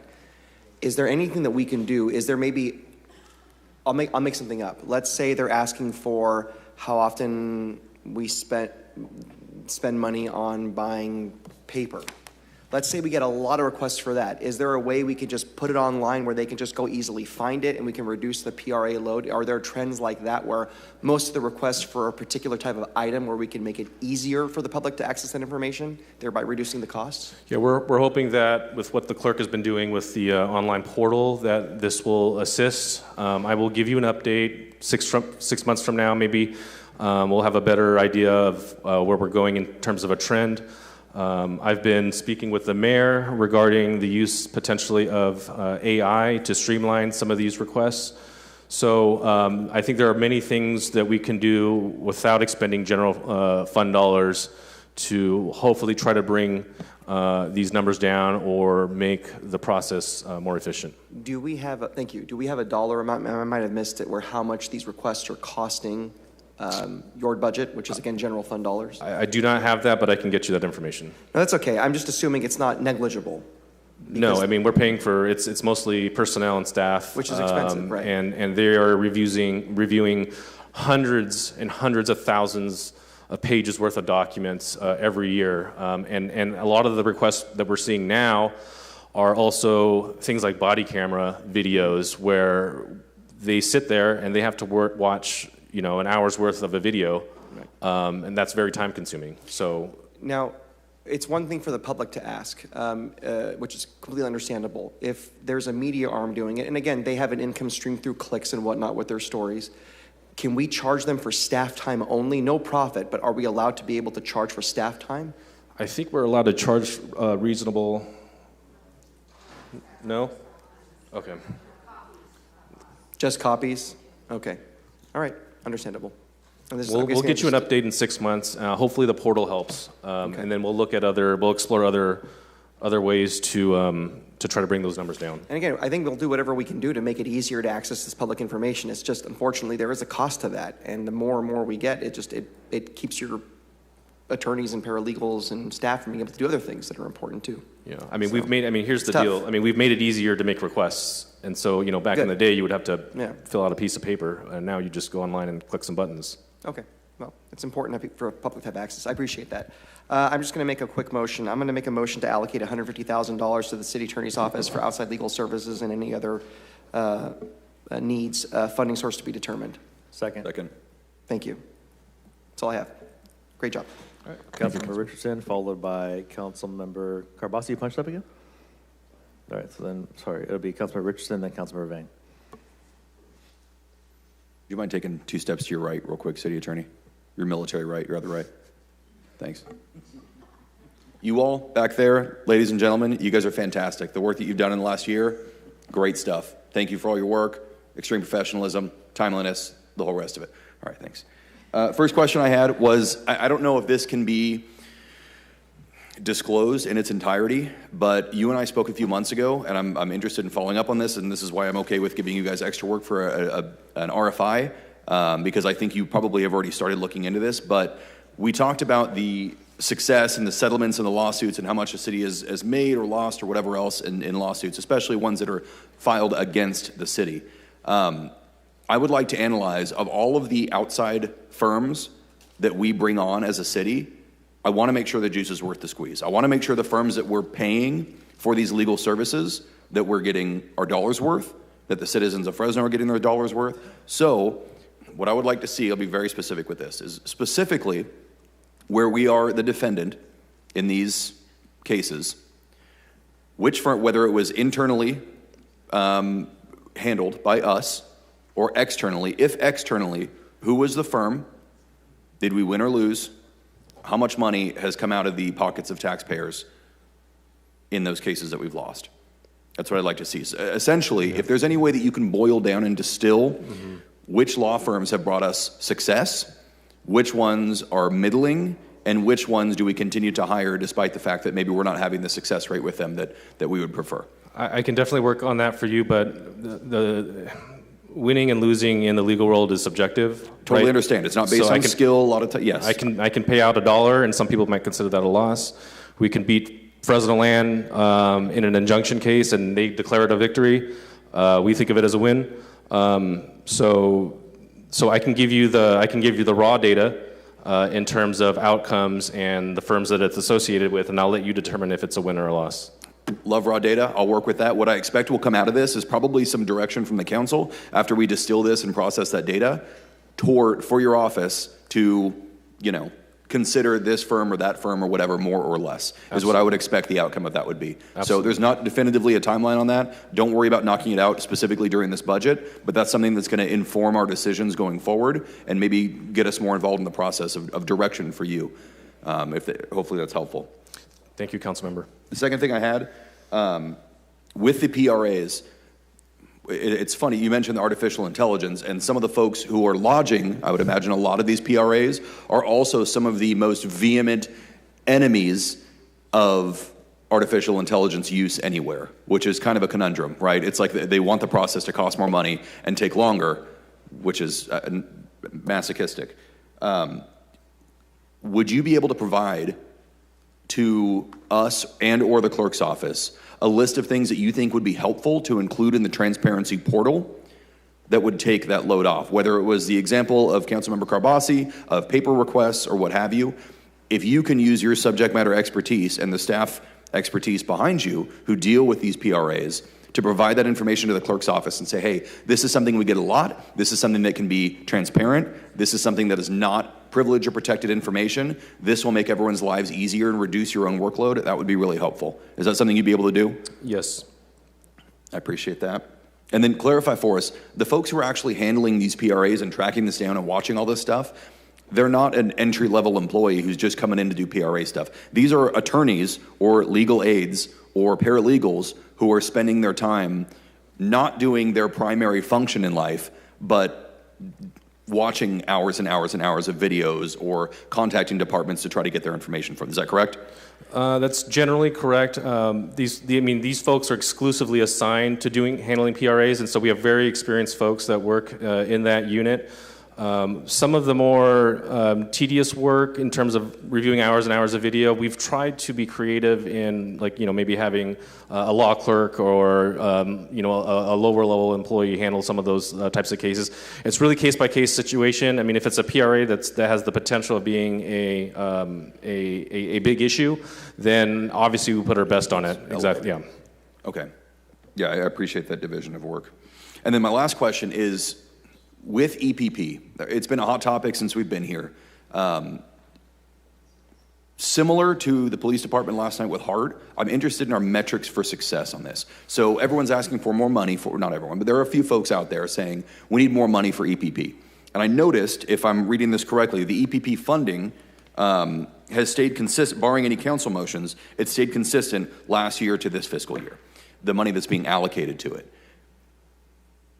What is that based on? There's no way that we spent the exact dollar amount on it that we were supposed to, and no more, no less. We're either not being able to handle cases because we don't have the funding in staff time or legal fees, or we're not using the entirety of the funds. Can you speak a little bit more to where we fall on that spectrum? Sure. Just in terms of the first part of your question, I measure success in people being able to stay in their homes. So we're preventing people from becoming homeless or being driven out of the place where they live. And so I measure success by how many people we can help out. In terms of funding, we've gotten in the last 2 years $1.5 million, and we try to make that amount work. I can tell you that this year we're trending up in terms of intakes and cases that are coming in. I think a lot of that might have to do with the current economic climate in our country and in our region. And so we, whatever the council allocates towards this program, we will make it work. I understand that, and hey, we'll do the best with what we get. I have been there, totally understand, but I want to know specifically with what you're getting now, what is that able to warrant? Does it need more? Does it need less? If it needs more, how much more? Because making motions that just give, well, we'll give them another 100,000. Is that going to work? Is it not? Is it more? Is it less? What's the number? More information on the EPP and specifically the budget that we have. This is where we fall on where we need to be given that budget would be very helpful.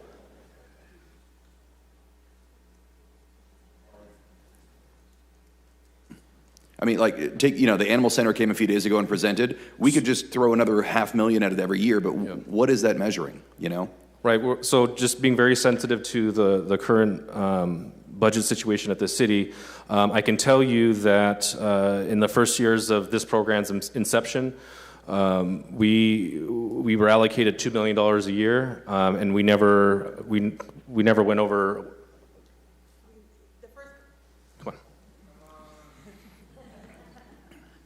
Hi, Christina Roberson, Chief Assistant City Attorney. The first few years of the program, we may have gone over a little bit on the $2 million, but the situation was different then. There was emergency rental assistance funds. Our volume was very, very high, and the cases took less work to get through. What we're seeing now is that the cases are more complicated and they take more attorney work. I would say, though, that in the last couple years that we were allocated $2 million, we were very close to meeting that budget. The last couple of years when it's been 1.5, we have gone over. In fact, last year the council did, towards the end of the year, make another general fund allocation of $250,000. So the budget for FY 24, right? No, 25. I'm sorry, would have been, actually 1.75 million. 26. No, the current year there has not been an additional allocation. So 25, okay. There was an additional $250,000 towards the end of the year. This year we will go over the 1.5. Okay, I appreciate that, Christina. Thank you. Thank you.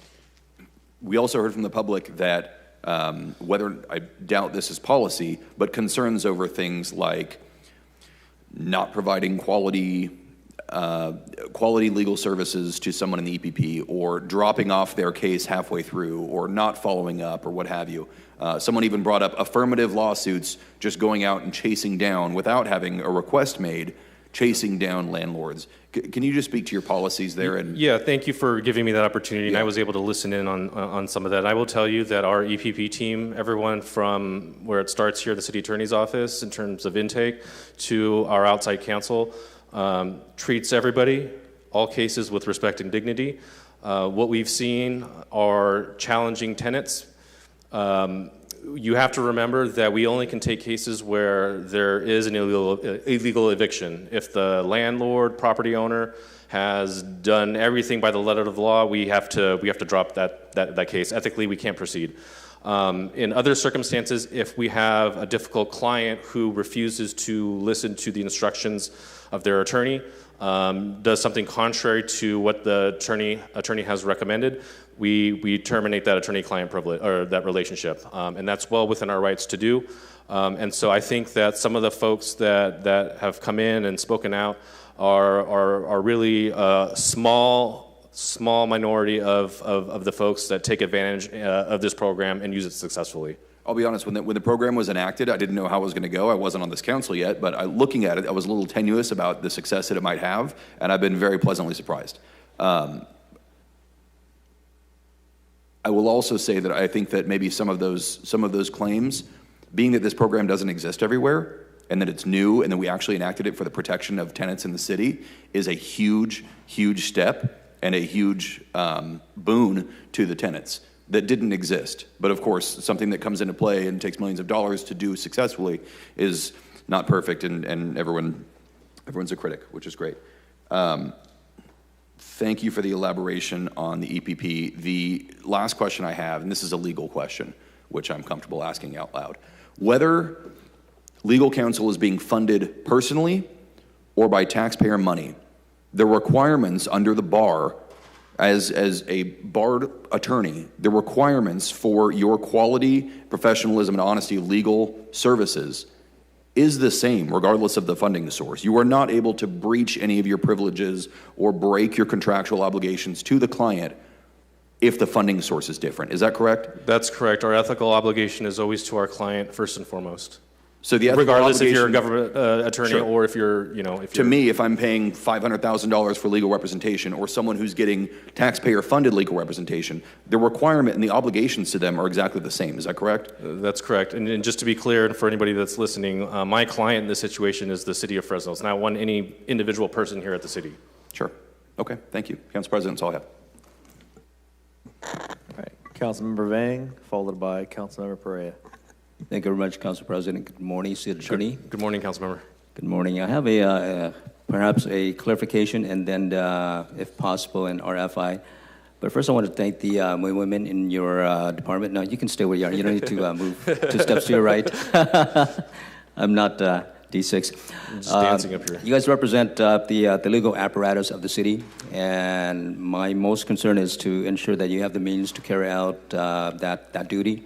To ensure that the codes of the city are being enforced, and so that's my position. City Attorney, I want to bring you to slide number 5. Bernard, can we put that up, please? In particular, the vacant positions 10 under the category inspectors and labor. I know that 10 out of 86 is a very small percentage, and it is because due to attrition, those numbers, vacant positions are there. Could you, if you can, elaborate in terms of those 10 vacant positions due to attrition comes from? Are they from cultivations, EPP, rental inspection, et cetera, or are they all over the field? It's mostly rental housing and community compliance. Okay. Mostly inspectors. Okay. Thank you. And again, with regards to that as well, the EPP program, in fiscal year 26, there are 389 total intakes. If you can, could you break that down by districts in terms of where those 389 are from? And if you can't, We can do an RFI for you. Okay, RFI me, yes. Okay, appreciate that. Absolutely. Do you want it specifically for your district, or you want everybody? All the districts. Okay. All the districts, sir. Thank you. You got it. Okay. And that's all I have, Council President. Thank you. Councilmember Vang, I do want to expand a little bit on your question regarding the rental housing inspectors. Yes, go ahead. Erica, can you come up and talk a little bit about where we're at on rental housing and the revenue?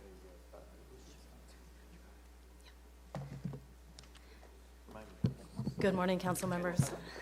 Erica Camarena, first, Chief Assistant City Attorney. Good morning. As you may recall, last year you allocated some funding to our department for a new software program to be able to continue with our proactive rental housing inspection program. And we are very, very close to the finish line with getting that program up and running. We are working very closely with our ISD department as well as our contractor. And we are currently still in the process of converting some information into the new program. And we'll begin the testing process and then the training. And so once this program is up and running, we will be able to generate more revenue within our department and for the city through our proactive rental housing inspection program, because then we'll start being able to bill property owners for inspections $100 per unit. And so we're hoping that, you know, for 1 year, $100 a door, we average about 1,200 inspections a year. That would bring in and generate an additional $120,000 per year is the goal. And just a reminder, these are the worst of the worst bad actors. They're not, you know, people following the rules and that sort of thing. Thank you for the update. Thank you. Does I have Council President? Thank you. All right, Councilmember Perea. City Attorney, you'd mentioned that the wind down period for the smoke shops is when? It's at the end of December. And what's our plan to get those folks into compliance? I don't want to get too far into legal strategy, but I think my recommendation to you will be for the smoke shops that don't close voluntarily, that we begin initiating legal action, such as injunctions, to have them shut down. And we have the staffing and resources to take that on? That's something that we're going to have to talk about, and that's why I brought up having to plan ahead for that. I don't think that that's something that we can handle exclusively in-house. I mean, we have really smart attorneys that can do that, but we're talking about 100 injunctions being filed simultaneously. That's a lot. Mm-hmm. Okay. And I don't know if I missed this, but does the proposed fiscal year budget include monies to tackle that, whether we take it on in-house versus I would say no. External? No? I would say no. Okay. Can you get back to us on what that potential cost would look like, worst case scenario? I know that policy was a priority for several council members, and so I think we do want to see a clean execution of that policy coming to fruition. I can provide you probably with, 3 recommendations, one exclusively outside counsel, one internal, 100%, and then one combination of both. Thank you. You're welcome. Yeah, this council was very aggressive with that policy, so we want to be sure we see it through to the very end. I want to thank your team and outside counsel. They partnered with my office to host a tenants' rights workshop. Had a fairly decent turnout, but I do want to see, and maybe this is something my colleagues can take on, but I would like to see more tenants' rights workshops citywide in every council district, especially now that we are making it easier to build more multifamily housing in our city. I want to make sure everyone's armed with their rights. I can tell you that our outside counsel, at least this year, and I think they've committed going forward to doing free workshops pro bono, which I think is very admirable that they want to do that.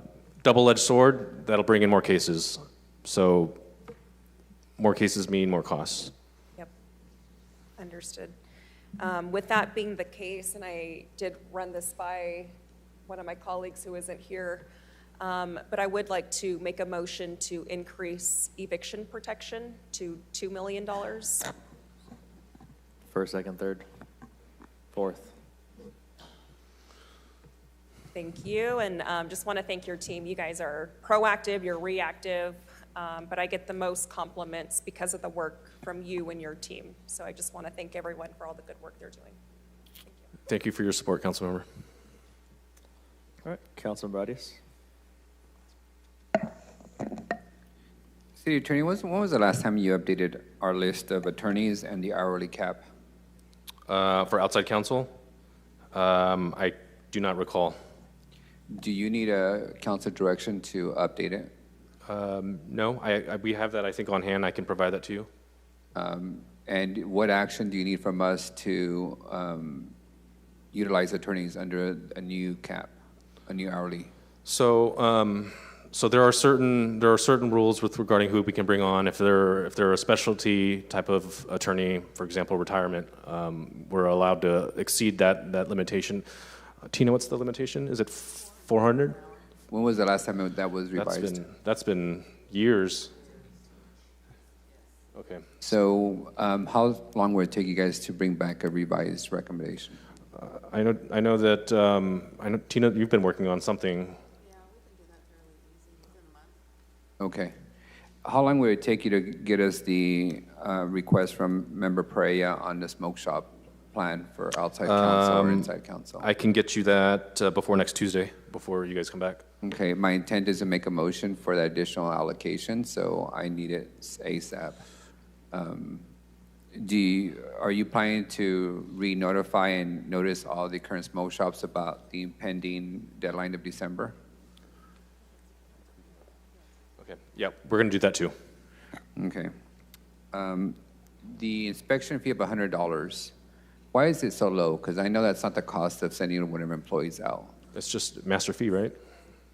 So.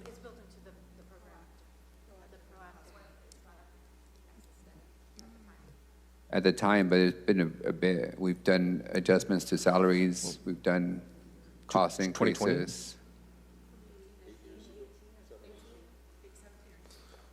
What do you need to revise that? Because that's not sufficient to recover our cost. Do you think we would need to do another nexus study? Can you guys get back to me? Okay, all right. Get back to me because we're working off, 10-year-old price points, and that's not going to recover our costs. And the whole idea is, in my experience, these mega landlords are allowing us to inspect them instead of them hiring their own inspectors and staying on top of their own properties because they find it cheaper to use us as a default employee than to pay for their own employees to do their work. So if you can get back to someone, you can have a revised amount. Yes, Councilmember. On my favorite subject of vendors and tower, where are we at with that? I'm still seeing every day, including yesterday when I drove home, tables being set up on sidewalks, chairs being set up on sidewalks. I thought that was a very basic, you don't do it, or are we not taking property, or are people not being fined? What's the...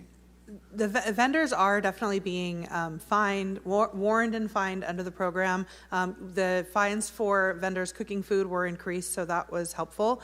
Obviously, for sidewalk vendors, it is a lower citation amount, so when they're fined, often we see that they are coming back. I saw in those videos yesterday that there were some vendors with tables. I do know that there is a problem, just candidly, about vendors coming out, setting up 1 a.m. or later, when they are probably aware that the code enforcement is not out there. But they're definitely being fined. They're being, educated, talked to. But we do not take property. We only issue the citations. So yesterday, I was driving back south at 7 p.m., and they already had tables set up. Okay. And chairs set up. So it's just now become like their front porch. They're just setting up as if it's their private property. I mean, I know the team is out there every single weekend, but I can make sure that they're out there tonight earlier to try to Are see the fines the same for people having tables and chairs in open areas? The reason I'm pressing on tables and chairs is you saw from the video people are fighting. At some point, they're going to use tables and chairs as, the equipment to get in a fight. And that just increases the danger for everyone. So that was very basic. They were not doing that previously. Now it's become a standard of tables and chairs on public sidewalks. Okay. Yeah, I'll make sure that the team is addressing that. Okay, thank you. City Attorney, is there any other items that this body has assigned you to do this year? I know so far it's from today's hearing, smoke shops, execution of that. EPP, that amount. Is there anything else that we've assigned you as a body that is not resourced in the proposed budget? No, I just, the one that we're hoping and praying on is the wage theft grants to come in. Again, given the budgetary picture for the city, we want to make sure that we're applying for all the grants. We applied for a new grant too. What was that one? The cannabis one. There's a cannabis grant that's outstanding we think we're going to get, so there's potential for more money to come in, and I think that I sufficiently addressed some of our issues today. How much money is being captured by the general fund on your attrition rate? 1.5 approximately. If you kept that money, what would you do with it? I would fill all the open positions. So an option for council, if we wanted to fund the EPP to 2 million, we wanted to fund execution of smoke shops, is to allow you to keep your attrition instead of adding additional money. Explain that again. I'm sorry, I'm not following. So we're taking $1.5 million in attrition from you. Correct. Right, back to general fund. If we essentially allowed you to keep that money and to fund the smoke shop execution and the additional funds for EPP, that should cover it, correct? We would still have vacant positions. Yeah, you would.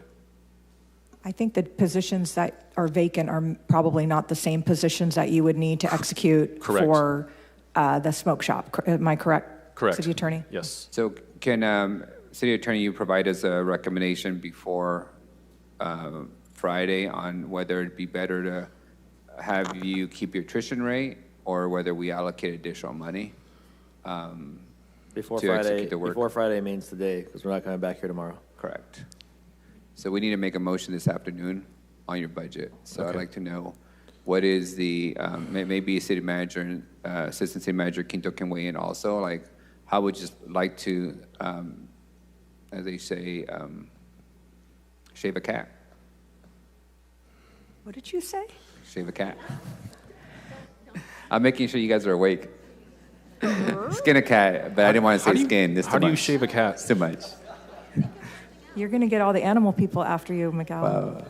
I'm sure it'll be recorded as the city manager said it, not me. So I was All just right. looking at the vacant positions on slide 5, and it looks like, obviously the large majority are the inspectors, labor, and so you might have to juggle. We can certainly. You guys meet can and talk. disconnect offline and get back to us this afternoon. That would be helpful. And in full disclosure, when I ran for this office, my campaign slogan was I would cut the city attorney's budget because there was way too many lawyers. And I have found myself over the years increasing your budget and adding more lawyers. Not as many as council president. Yeah. So it's we all have to eat humble pie sometimes. But if we want to do things like reduce the density of alcohol shops, remove smoke shops, and improve quality of life, and deal with slumlords, in California and in the U.S., attorneys are required. So I appreciate you guys' role in this. All right, Councilmember Pereira, you punched up again? Just so we don't forget and so that it's in the hopper, just want to make a motion for an amount yet to be determined to execute the completion of the smoke shop wind down.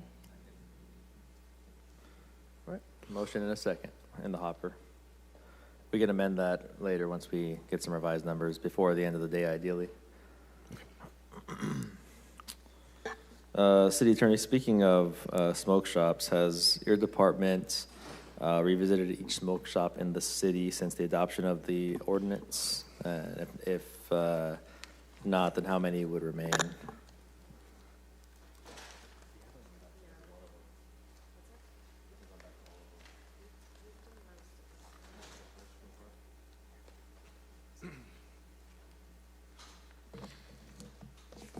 Since the adoption of the ordinance. Erica, raise the podium. Oh, how about I just lower the microphone? Well, Is that just okay? raise the podium so you don't have to keep holding. There you Or lower the podium. Sorry, lower yes. it, not raise it. We have started with approximately 151 businesses that we have identified as smoke shops and have visited those. Of those, 49 are no longer operating as smoke shops.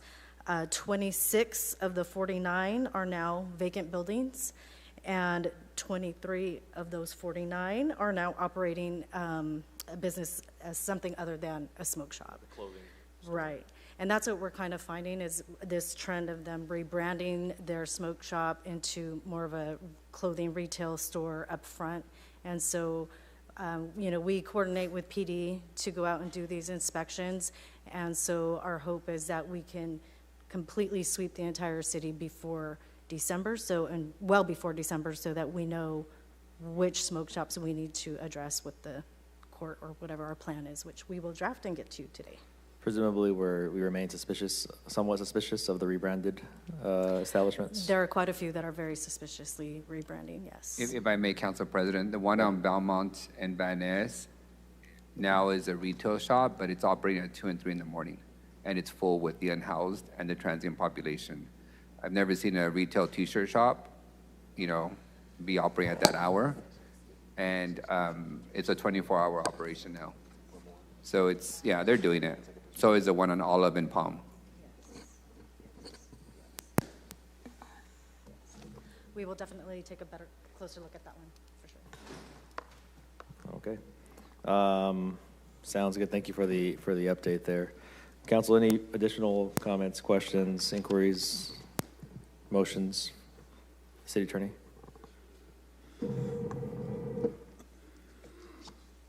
Okay, all right. Thank you, council members. Thank you.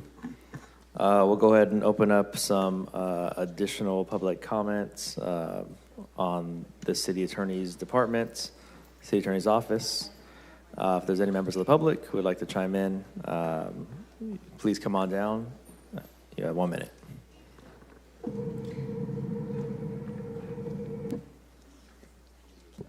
Hi, Giovanna Morales with Leadership Council. I just want to say we appreciate the investment in the EPP, and we just look forward to working with you all on future implementation.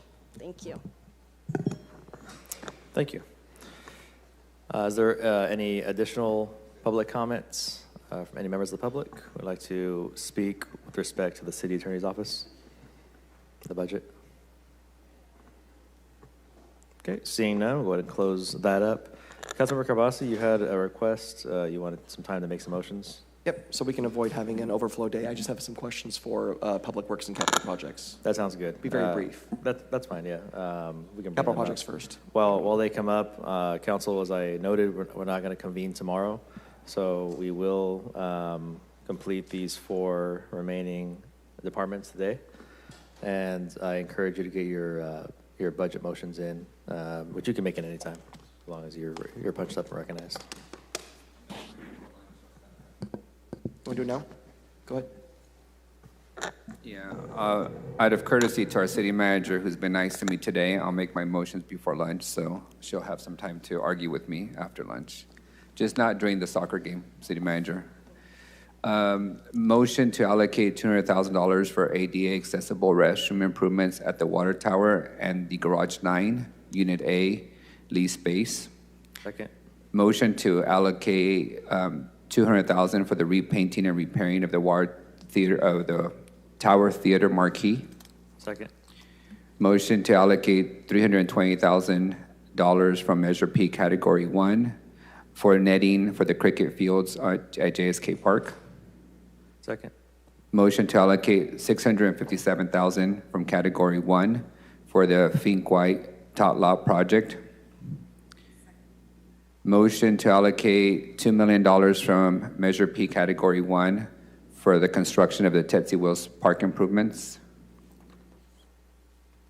Motion to allocate up to $2 million for the acquisition of a new park at Adams Elementary neighborhood. Second. Thank you. Motion to allocate $50,000 in the planning department so that publications of legal notices continue in the Fresno Bee. Second.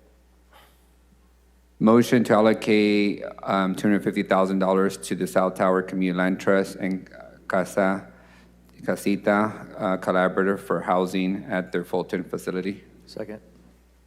Let me see, I made those motions. Motion to allocate funds, undetermined amount at this point, to replace the remaining 126 picnic tables at Roding Park using Measure C Category 1 funds. Measure P, sorry. Measure P. Motion to allocate $200,000 to complete the tree restoration at Roding Park from Measure P. And those are all my motions. Oh, and a motion to fund the audit of the Grizzly agreement, whatever the name of the company is. Do we have an amount? Huh? Do we have an amount yet? No, staff. Oh, yes, I'm sorry, the mayor reminded me. I don't have amount. Do you need an amount, Assistant City Manager, on the audit? Or is it finance who does the audit? I can, if you're asking for us to hire an independent auditor Correct. in lieu of their auditor, Yes. then just give me until this afternoon and I will do a little checking. And final motion to add $250,000 to the special events fund for the city. Second. For city-sponsored events. Thank Second. you. Great. All right, Councilmember Carbasi, we'll give you the floor. Mayor, are you okay? You're watching your budget go out of balance a little bit? All right, Councilmember Carbasi. Okay. Speaking of monopoly money, no, I'm kidding.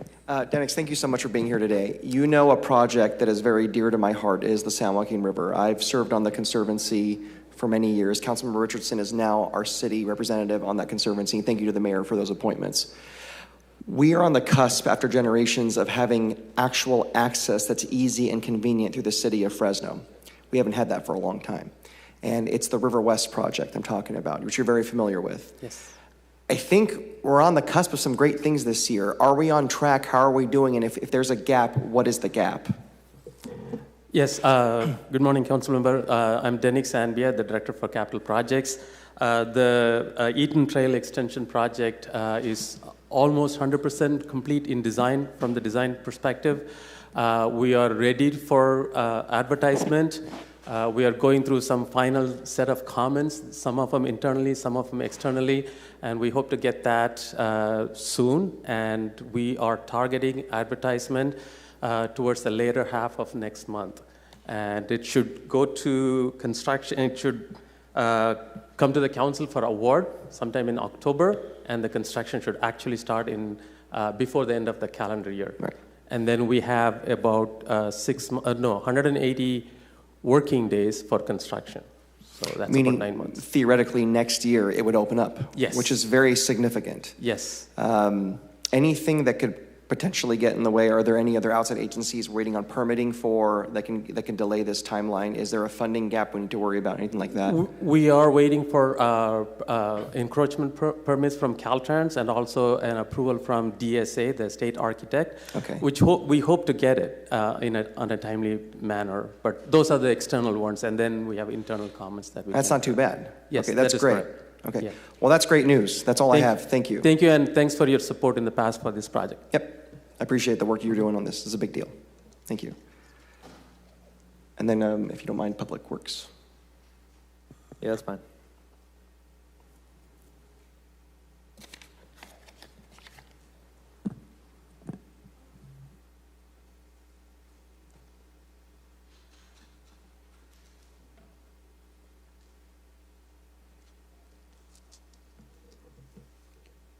Good morning, Council. Scott Moser, Public Works Department.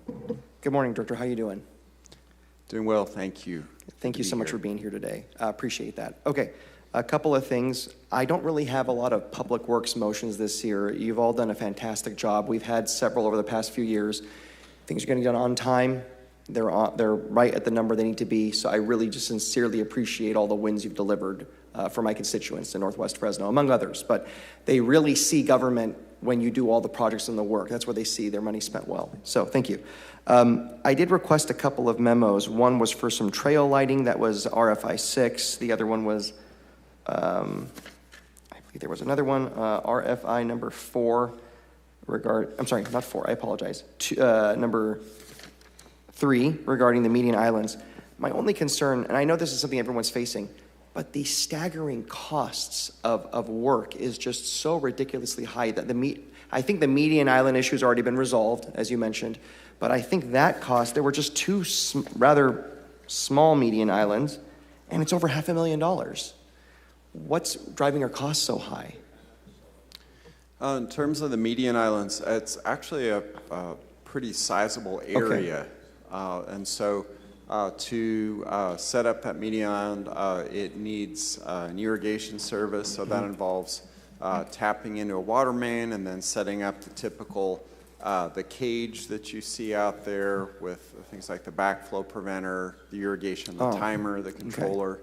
And then it's actually a fairly wide median. It is wide, yeah. On Carnegie itself. So yes, that drives it. But as always, we would hope for good bid opportunities. We can hit the timing right and bring that in lower. Thankfully, that one is funded by not by any discretionary city funds, but it's through regional Measure C funds. Great. Okay. And then the other one were the trail lights. There is and I understand, because that portion of Herndon is an expressway, expressways don't have street lights illuminating the street. Is that correct? That's correct. The expressways just have lighting at the intersection and then entering and leaving the intersection. But mid-block on Herndon Avenue or on Friant Road, they do not have roadway lighting. And that's understandable. I understand. That's the standard. There is with the work that was done on Veterans Boulevard, there is a section of Herndon. That's still the portion of Herndon going westbound. There, you can still travel west on Herndon. There's no deviation there if you're going just westbound on Herndon.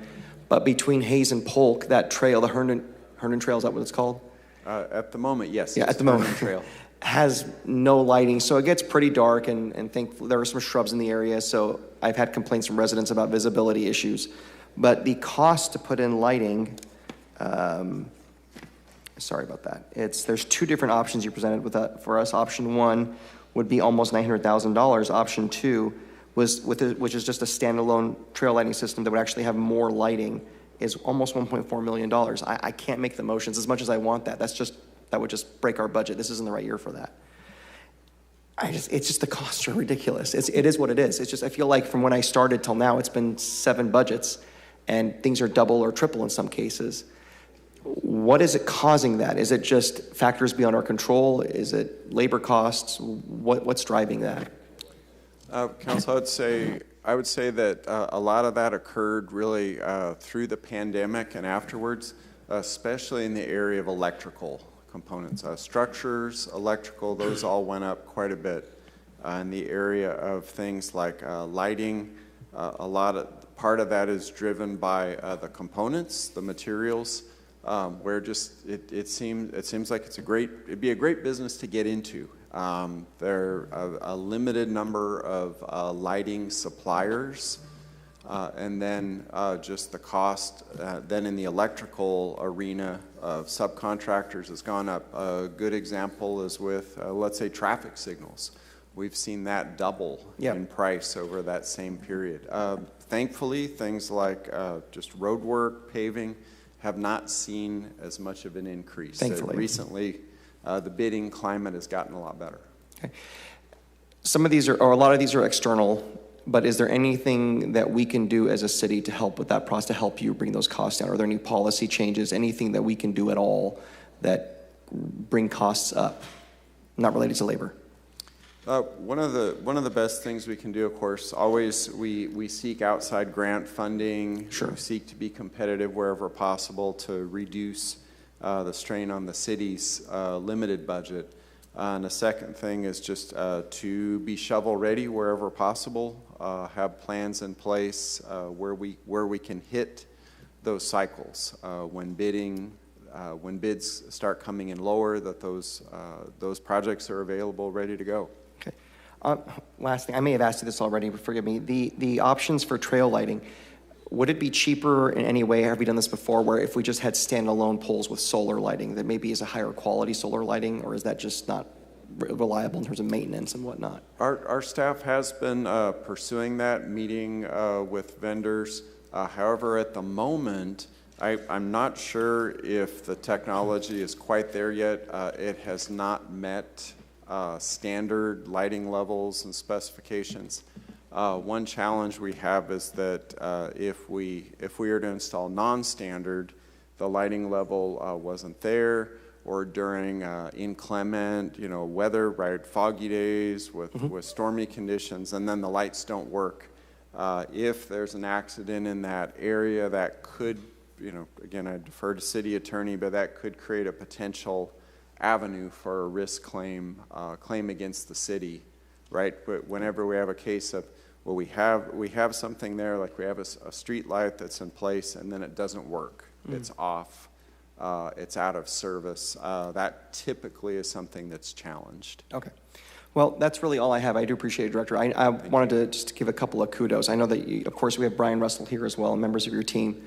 I want to reiterate, you guys do a fantastic job. Now, River West, mind you, we just talked about that. I know you were heavily involved in that. You pretty much single-handedly figured out how we can get access for the parking lot over at Spano because it was just going to be no way to park and get to the trail. And I call it Scott's Trail because you figured that out. So I just really appreciate that creative thinking, the work we've done on Herndon Avenue, all the things we've been working on for years, the work being done on the realignment of the overpass, and also Shaw Avenue that's coming up with the support of the mayor and Councilmember Perea. All these are great things that we're getting done. So I just want to reiterate how grateful I am to your department and your staff. Councilmember, and thank you for the compliment. I do want to give lots and lots of that credit to Capital Projects Department, of course, our project manager who took the question and the idea and really have made that reality. Okay, Dennis, thank you to you and your team, by the way. You're right, it is a team effort. Yeah, forgive me, but back in the day when we were working on this, there was one department, but now it's two. Thank you. But thank you, really. Yeah, thank you. I think... Director Mosier. Sorry. Before you get comfortable. Also, Councilmember Carbasi, I'd be excited to share with you some of the advancements we've made in autonomous solar lighting demonstrations along trails specifically. Brought it. My question is just about essentially centers around CFDs. So one, if there are current CFDs that lend themselves to the maintenance of trails, if that exists, or if it's entirely outside of the CFD scope. Take Shepherd, for example. Yes, so Councilmember, yes, it depends upon when that CFD was formed and then which features were included in the maintenance. So today we have numerous residential subdivisions and commercial projects that when they come in and the council approves that annexation into the maintenance district, they do include trails. Just recently there was in Council District 3, there was a Starbucks at Church and MLK, and that includes the maintenance of the trail on Church Avenue.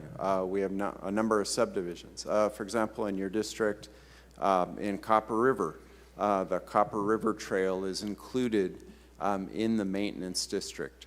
In older areas, let's say Shepherd Avenue, with that in mind, through the Dominion and that area, that was not included in any kind of maintenance district. So the city is really on our own using a variety of non-CFD money, whether that's general fund, community sanitation revenues. So that's really the challenge. If we want to add something later, it's either not in the CFD or you need a Prop 218 basically registered voter election to add it. Would cost matching by an HOA fit into one of our applicable funding schemes?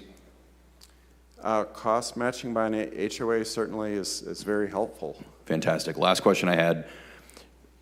What level of direction does your staff need to calculate a CFD impact analysis, i.e. how much will the CFD rates go up to include operation and maintenance for a bathroom at Copper River Park?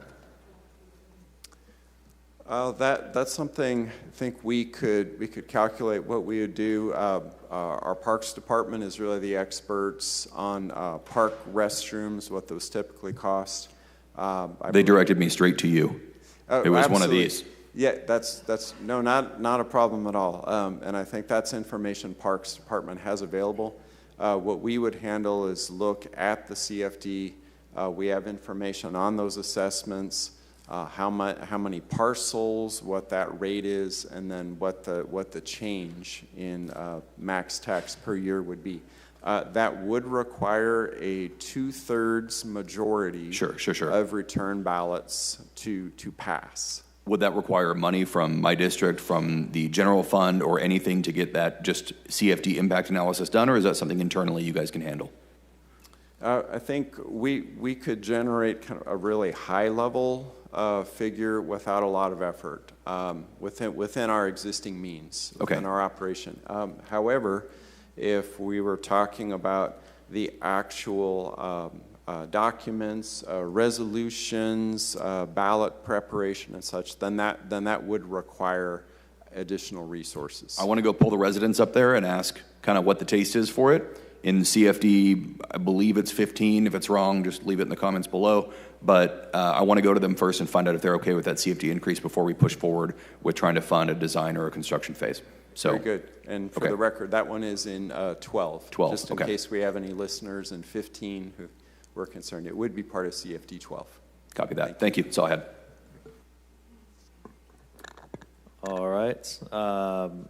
Councilmember Vang, you indicated you wanted to make some motions before we adjourn for lunch. Yes, I do. Thank you very much, Council President. Just a few motions right before we adjourn for lunch. As Matthew Daldine, CEO for Fresno Rescue Mission, alluded earlier, federal funding for nonprofits has been slashed like before, and so I'm hoping that the city can at the very least step up and help fund some of the nonprofits in our city who are doing great work. So with that, I motion $60,000 for Familias en Action, source to be determined, to continue supporting their program operations related to after-school community programming, youth leadership and development, senior resources, philanthropy, and community services. Second. Thank you, sir. Motion $60,000 for a hopeful encounter, funding source to be determined, to continue supporting their program operations related to seniors' mental health, philanthropy, community service, youth empowerment, recreational arts, and cultural preservation, specifically relating to the Southeast Asian community in the city of Fresno. What was the name of the organization? It's a hopeful encounter. A hopeful encounter. Thank you, City Manager. Thank you very much. Motion $90,000 for FIRM, F-I-R-M, source of funding to be determined, to provide support for their existing community gardens that operate throughout the city of Fresno. There are 5 sites: Kings Canyon and 10th Street, Fresno and Ashland, Fresno and Weldon, Olive and Willow, and Cedar and Woodward. Second. Thank you, sir. And motion $70,000 for financial support to businesses for the renaming of Kings Canyon, Ventura, and California, source to be determined. And also my office will contribute $10,000 from the operating budget with a total of $80,000. And I want to thank D2 and D6, each contributing $10,000 to the financial support of businesses along the renaming of Kings Canyon and Ventura and California. If approved, total $100,000. Second. Thank you very much. And that's all I have, Council President. Thank you. Thank you. Councilmember Pereira, do you have any additional? We still have the rest of the day as well, but no pressure to do it right now. Yeah, I'm going to do a few motions. Go for it. $100,000 set aside to do public art in the Tower District. Second. $400,000 to finish concrete repair in the Palm, Clinton, Harrison, Shields neighborhood. Second. And then an amount to be determined to redo the sidewalks in the Tower District along Olive and Wishon Avenues. Second. That's it for now, Council President. Thank you.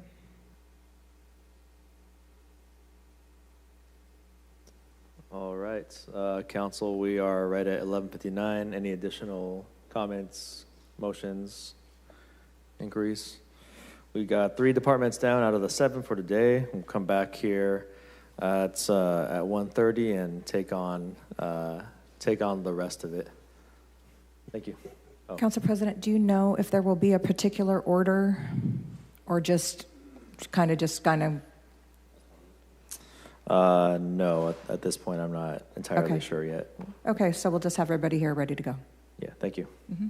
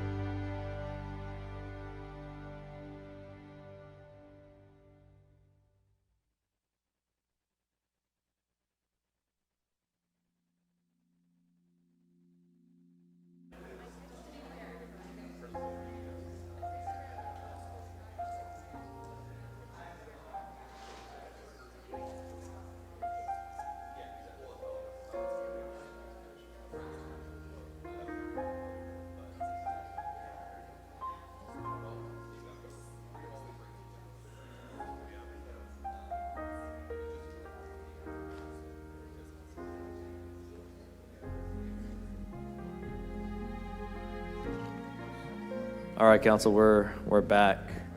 We've got the bulk of us here in the chamber here. We'll get going. I think what we're going to do here is move on to general city purpose, GCP.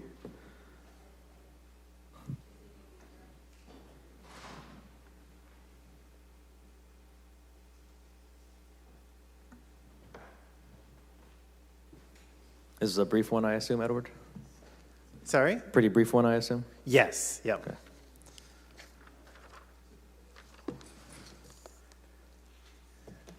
Okay. Okay. Good morning, Council President. Afternoon. I clearly wrote this a while ago. Good afternoon, Council President and members of the Council. I'm Edward Chinevere, Assistant Director for Budget and Management Studies. Today I'll be presenting the General City Purpose Budget for fiscal year 2027. The General City Purpose Department houses two main functions. Those are the Retirement Department and Debt Service. I have been advised that from the Retirement Department, should you have any questions for them after my presentation, we do have in attendance Retirement Administrator Robert Theller. And, oops, let me pop forward here. Okay, so as you can see, the General City Purpose Department's budget is increasing. That increase is primarily due to the annual increases in retirement's contractual personnel MOU obligations, similar to any department. And the department is also housing a portion, the General City Purpose Department, that is, it houses a portion of the general fund appropriations for the city's self-insurance funds for liability and workers' compensation. The detail for those two items is also provided on an upcoming slide.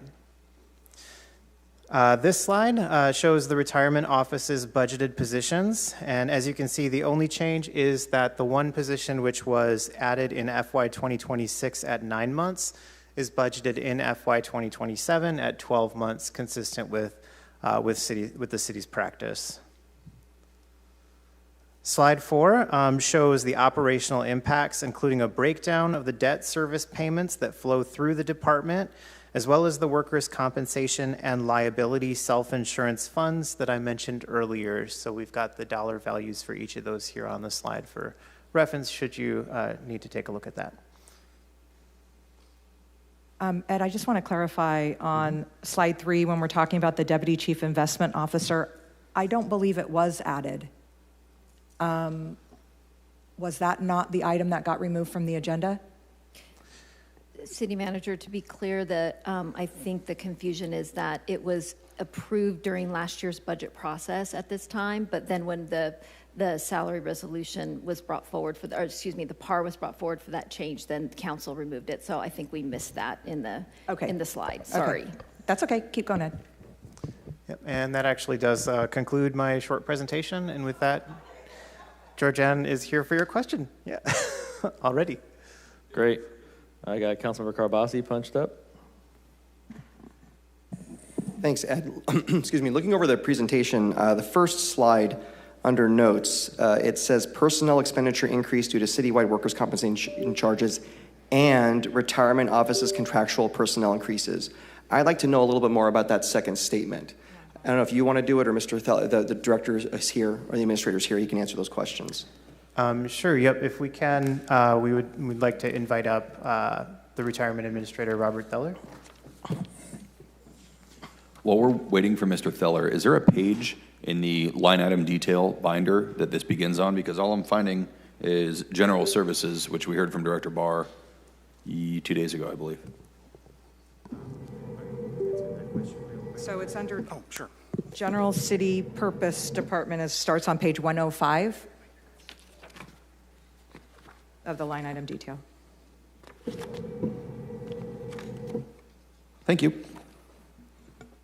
Council President, council members, I'm Rob Feller. Happy to answer any questions, specifically about the salary. Sure. Just what the union step increases were, that's all that I know of. Can you speak in the mic? I'm so sorry. Sorry about that. Yeah, Is that better? go ahead, sir. Sure. Again, the only increases that I'm aware of are per the union step agreements. I'm wondering why it was specifically mentioned in the presentation then. So have you had any salary increases for any of your, you said union salary. Have there been any non-union salary increases for Yes, personnel? Sir. Yes, sir, there have. Can you go into detail on that, please? I don't have those numbers with me, but we can provide that information. Okay. It'd be also good to know the dollar amount and the percentage amount for the different positions. That'd be helpful. So we'll do an RFI for that, please. Mr. Theller, what is your salary? $279 and change at the moment. Is that including total compensation? That's my salary. So you make salary-wise $279,000 a year, and do you know how much that is with all the benefits and things like that? I do not. It's public record. You don't know the answer to that question? Again, I do not. Okay. Is there any way to pull that? I was able to pull on Transparent California. You were in 2023 at 281 and change, and that was full pay and benefits. So now your regular pay is almost more than that amount. Should I just move on, or we're able to pull that number? I'm sorry. I wanted to know what Mr. Theller's total compensation is. Okay. So, Mr. Carbasi, if I could just say that the contract is a matter of public record, and so we can produce that in response to a request for information if you'd like. let's just use the number Mr. Theller just gave me, $279,000. So I'm looking at the information that the 2025 state controller report that we're required to provide to the state controller. And according to that, I'm showing annual regular pay, $262,541, lump sum, $12,147, other $3,965, and then the pension contribution, employer pension contribution at, make sure I'm on the right line here, $33,755. And so, and then deferred comp, oh, sorry, no deferred comp. And then health. So the way that the state controller shows it, and Santino, I don't know if you have that up in front of you as well, is I think all in with everything 286,622. That's including the value of health contributions and employer retirement contributions. City manager, I'm showing 325. Yeah, I could be looking at the wrong line. Yeah, I agree. I just adding up those same lines, Georgie, and I have a total of. Yeah, you're right. There was one more column. Thank you. 325. Yep. Yep. 1 second, please.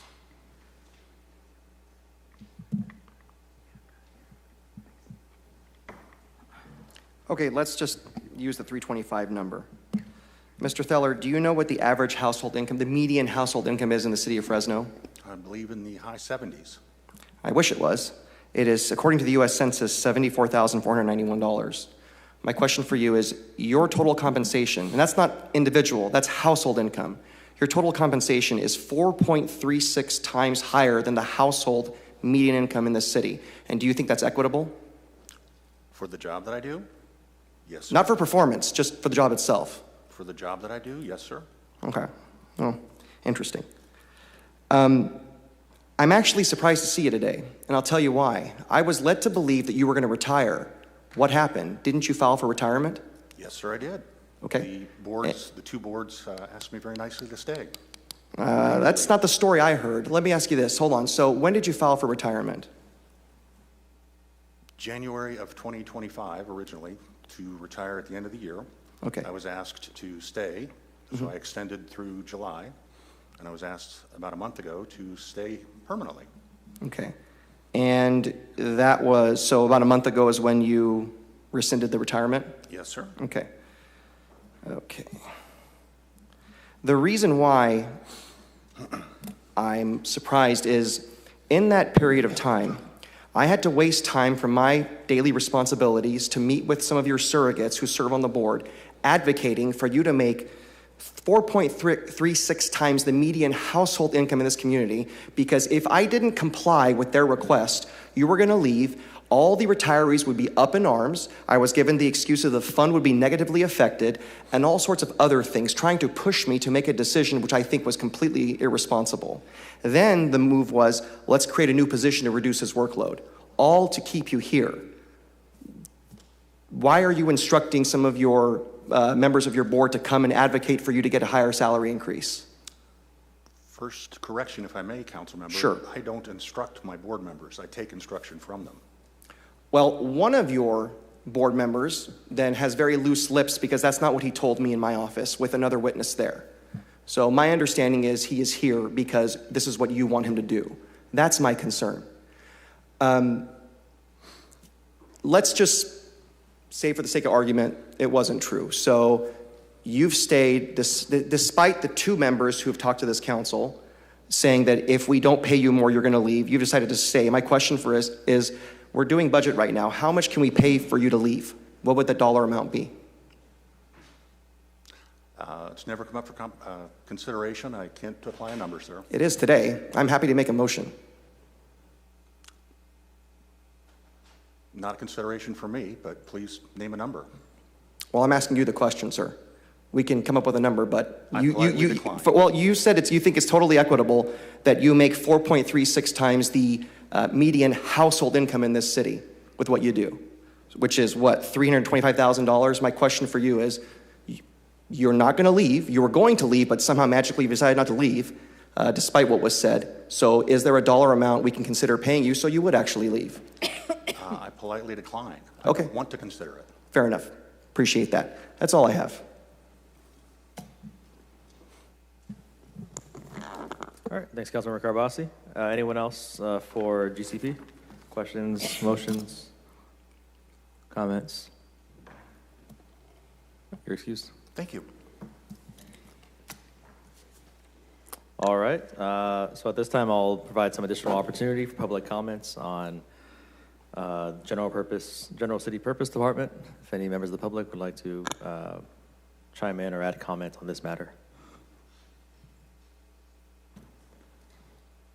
All right, seeing none, we'll go ahead and wrap up general city purpose.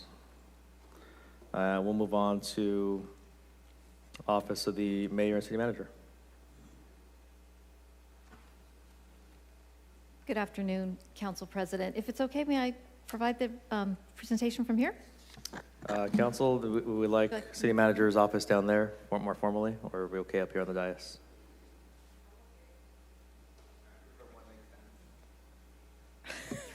Is there a split difference?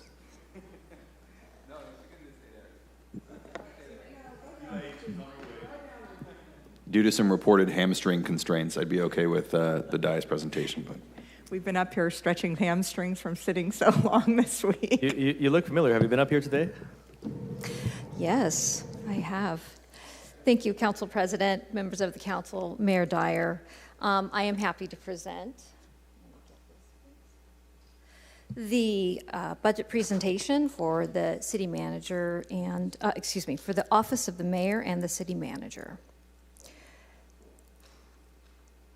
Oh, well, that was really quick.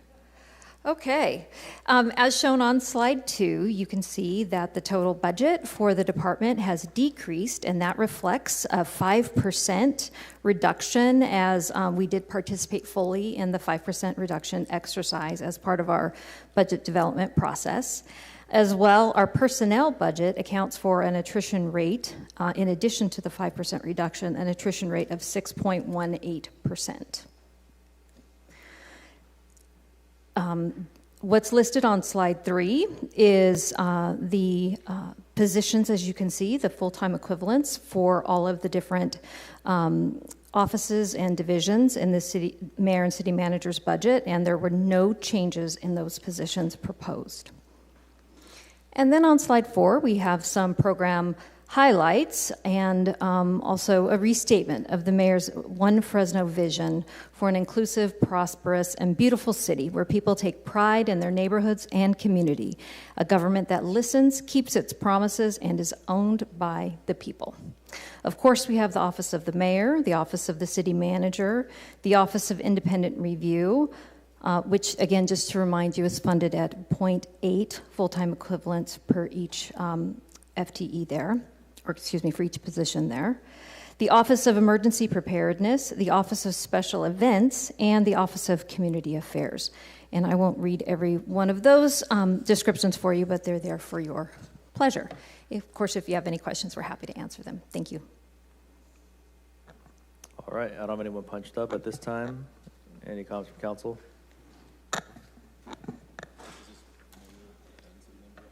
This is, yeah, mayor's and city manager's office, the entire top brass of the administration. Yes, go for it. Okay. Good afternoon. I'm more than happy to have you answer the questions, but if there's anybody who can speak a little more into the OCA, Office of Community Affairs, I would invite them to the podium, please. I think I'll defer that. Well, it depends on your question, Mr. Richardson. I'm happy to answer to the extent I can, or we can have the mayor answer. Okay. How many members are, so what's the original intent of the OCA, if you don't mind? One question, and you okay, all right. Yeah, Mr. that was Mayor, it. So I know Council President probably has an answer to this too, because we jointly created the Office of Community Affairs, just happens to be situated in the mayor's office. And the original intent was at that time we were not necessarily experiencing hate crimes here in our community, but abroad. And it was as a result of hate crimes against our Asian population. And so at that time, Council President Esparza had made a recommendation that we have a liaison. And we hired that first liaison, and then since that time, we actually expanded the program to represent other groups in this community that were of a significant population and oftentimes considered to be underrepresented. And people that oftentimes find themselves as victims of hate crimes as well. And whether that is the African American population, Indian population, Latino population, all of those were brought on. And then the last individual was really at the recommendation of Councilmember Perea, and that was for somebody from the LGBTQ, no IA. I didn't want to get all the letters. But the LGBTQ, and that was Robin McGehee. And so we now have 5 people, and they all respond or report to Santaya Rose, who's the communications director. But they are liaisons with the community. They attend a number of events. They do an incredible job, in my opinion, and we're very fortunate to have them. And I'll have Councilmember Esparza, if you want to speak to it. That's an accurate summary. And at that time, at the origin of the division, the mayor and I worked closely with our local AAPI community to create the division and create the position. And it's since grown, right? As a reflection of some of our marginalized communities here in Fresno. I've been an arm of outreach, if you will, more of a direct arm of outreach from our city government. Yeah. And I'll add, not necessarily that, I think one of the things that happens is we find, when I said the reason was we had hate crimes, not necessarily here. We had hate crimes in Fresno. We have, but oftentimes they're underreported. And the purpose of this was also to be able to give people a comfort level in reporting, even if it's through our liaisons. But there were some high-profile incidents across the state and the nation that really got our attention. So, okay. Thank you for that, sir. I will say that from my experience working with the OCA, every single member, regardless of which demographic they represent, has done a fantastic job communicating not just with us and the rest of City Hall, but also communicating out to the city. And I think their work is important. I'm very glad that happened, and it happened before I got here. To that point, I think that very specific requirements to add a member of the OCA should exist. I don't think that there should just be an open door for anybody to get hired by the city and come on, and regardless of the size of the demographic or whatever else you represent, that it should just be everybody. I think that the way we've selectively chosen who serves on the committee is very important, and I think we've made good decisions to this date. what is the total pay and compensation for the members of the OCA, who I understand to be part-time employees? Yeah, initially they started out being full-time, and then 2 years ago, I believe, we made a decision in the budget to reduce those to part-time. 0.8%, I believe, is what they're funded at, and so 0.8%, I could not tell you what their total compensation is. Ruthie, somebody probably could, or Ed, okay, if Ed can provide that to you.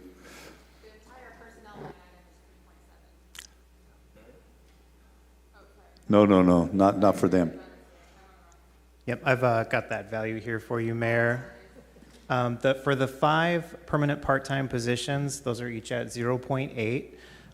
The total compensation, including all of the fringe, the payroll, taxes, et cetera, is $329,867 for FY 2027.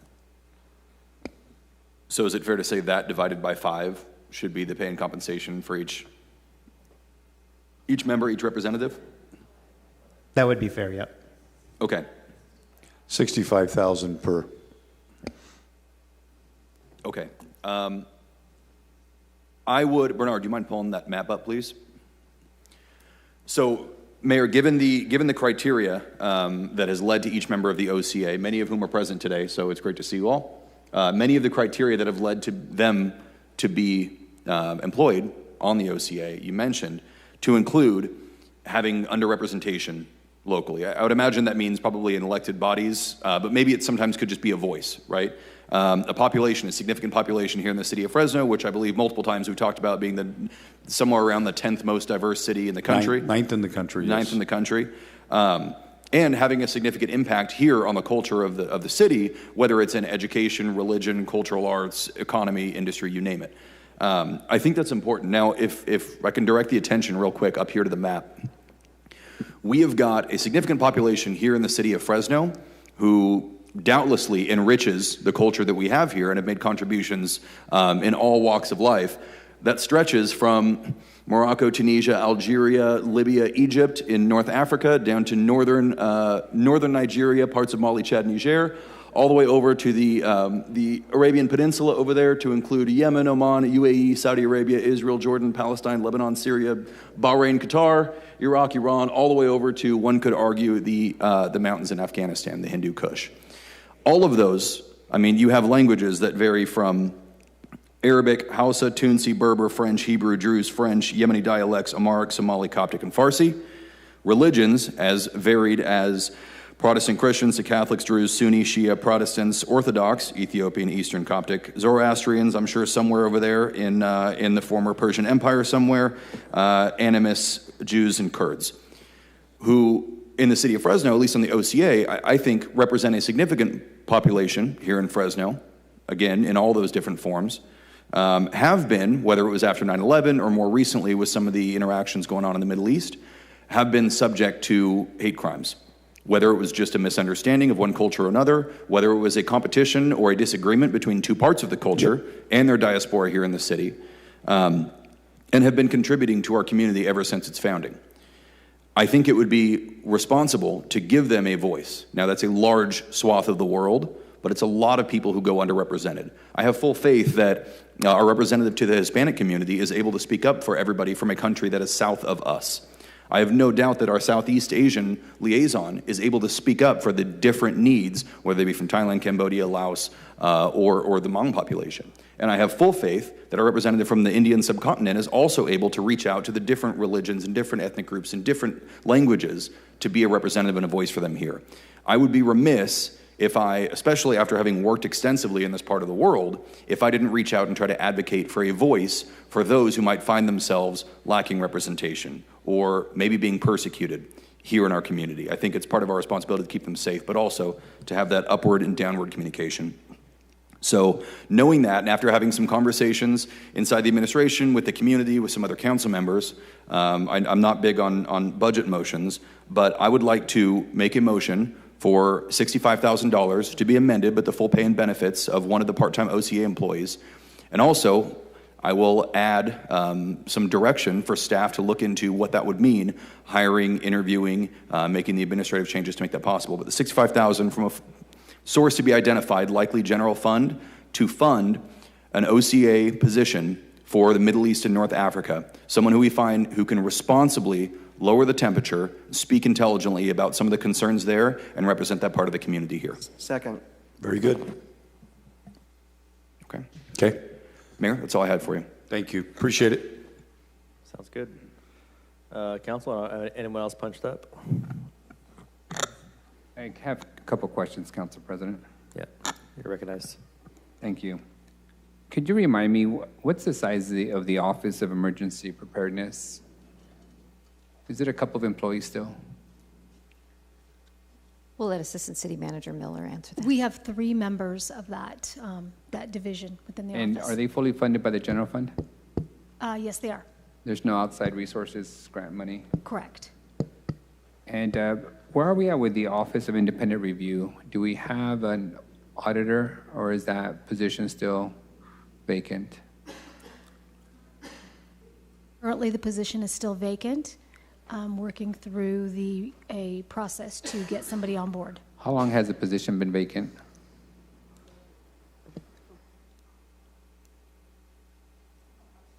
Independent reviewer?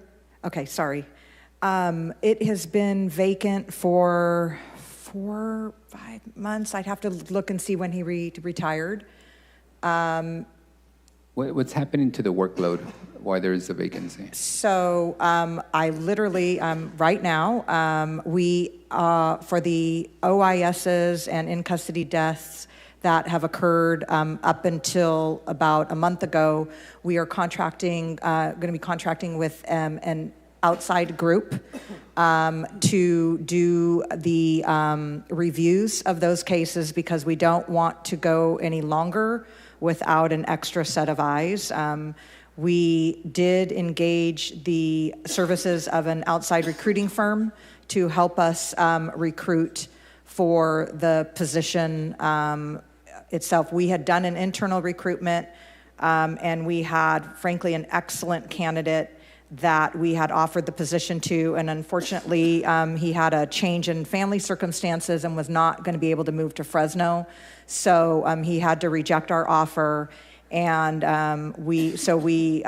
after trying to figure out how to get additional candidates in, we decided to engage a recruiting firm to help us, and that contract got executed, I think, 3-4 weeks ago. But we've got a handful of cases that we don't want to just let sit, so we are having an outside contractor do that review for us. Do we anticipate a delay in any of the scheduled reports? Well, I would tell you that there is already a delay from the quarterly perspective, but the consultant felt like they could, for the third-party reviewer, felt like they could get through them very quickly, but the reports would not, they basically committed to just doing like the solid review of the incidents, not, there's not on Saturdays, no community engagement. It's not going to be bells and whistles and graphs and charts. It's going to be the review of the OIS, and not a thorough review of the OIS, but not a lot of the bells and the whistles, because John was doing, training and visiting briefings and doing Saturday events in the community, which we want our new person to do, but this is just to have the extra set of eyes on the OISs. I'm less concerned with the bells and whistles. I'm more concerned with the actual physical report that's published and that everybody expects in the public to be published on a timely basis. So do we anticipate, and if so, for how long is the delay going to be from what typically would have been the regular schedule to release the next report? I would have to go back and look at I can't answer that right now, but I'll get you an answer. Thank you. Mm-hmm. Those are all my questions, City Manager. Thank you. Council, any additional comments, questions for City Manager, the Mayor? All right. All I'll say is got about 6 or 7 months left here, and I've got a hefty agenda. It's going to be very, very nice, this budget, and I hope you all have the capacity to execute as I make my way out.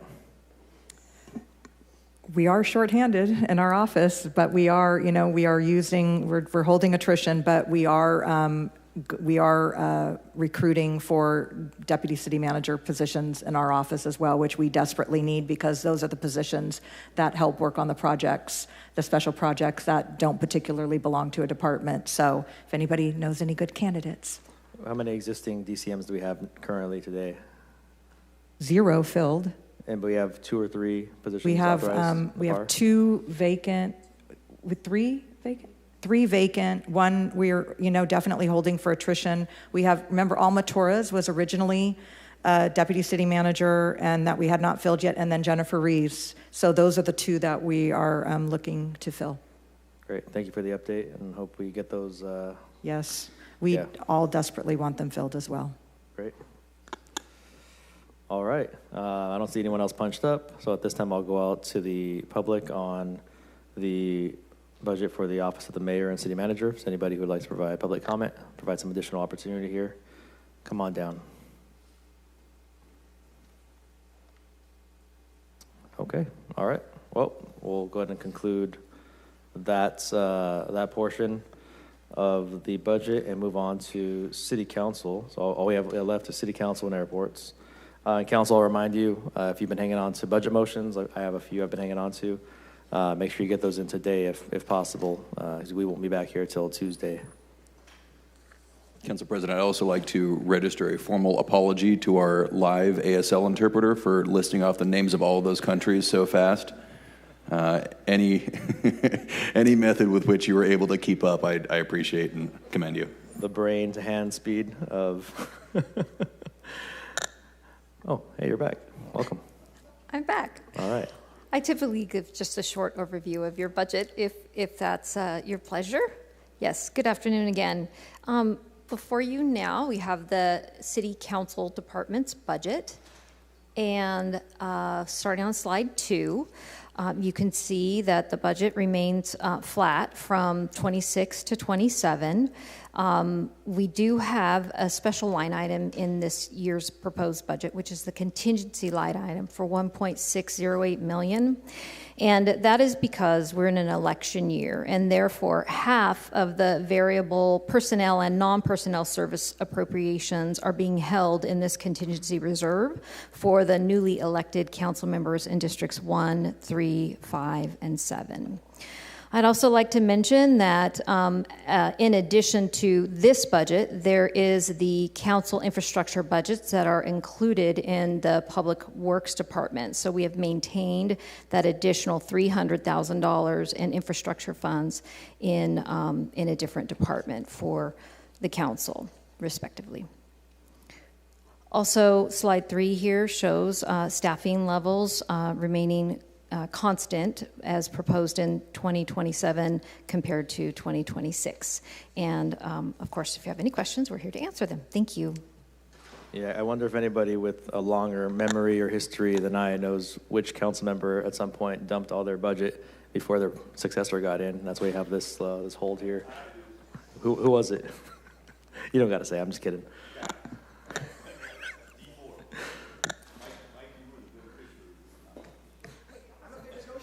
Yeah, Capriolio stole it from Tyler and gave it to Mike. No, we had there's to make him whole. something older than that. Something further back than that. And then Oliver left me with negative like $300,000 because he gave it to the district attorney's office for a generator. All the fun story, or the lore, as kids call it nowadays. All right, council, anyone punched up? This is the one department where we answer our own questions, I suppose. I just had one question for staff. You guys indicated that the funding amount is flat from last year to this year. We kept it the same? So I know that we all have employees that get bump ups like any other employee group. So we've increased budgets for other departments to address the employee labor negotiation agreements where they get bump ups. Are we doing that to this department budget? That's not typically how we build the council department's budget. So what we have done in the past is take and what we did for this budget, frankly, is to take the cost of your staff and to estimate a reasonable amount of increase, take that into consideration with the ID charges from our internal service funds, which ebb and flow, but making sure that there's sufficient resources that are available, not just to cover those, but also to have a fair amount that's left for the non-personnel type expenditures. And in addition, I'll just remind you that we did accidentally, last year, we budgeted an additional $25,000 per each council member's budget because of how we were accounting for the interns. So those are now included in your budgets as well. We also have to deal with the increasing charges for healthcare and for taxes and for rent increases, and that we approved through a master fee schedule. Is that accounted for too, or are you assuming that the existing budget would absorb all those additional increases? If you're talking, so I think there's a couple things there. So again, the ID charges, which would be like the rent for City Hall and ISD and things like that. Yes, any changes in any of those departments have been taken into consideration. Pardon me? There's no rent charge for City Hall. Sorry, we used to have, but we paid off that debt service. Thank you, City Manager. But for any of the other charges that come through as ID charges, we make sure that those resources are set aside. And frankly, last year they decreased significantly. So we again, the ebbs and flows there. And then regarding any other changes, yes, we did budget for an increase that was estimated at the time for the health fund contributions to the trust, and again, looked at reasonable increases. I can't remember, Ed, exactly what the percentage was, but we did make sure that there would be sufficient amount in the non-PERS, in the flexible non-personnel and non-ID charges left in each respective members' accounts. The infrastructure budgets that sits in Public Works, is that remaining the same as last year?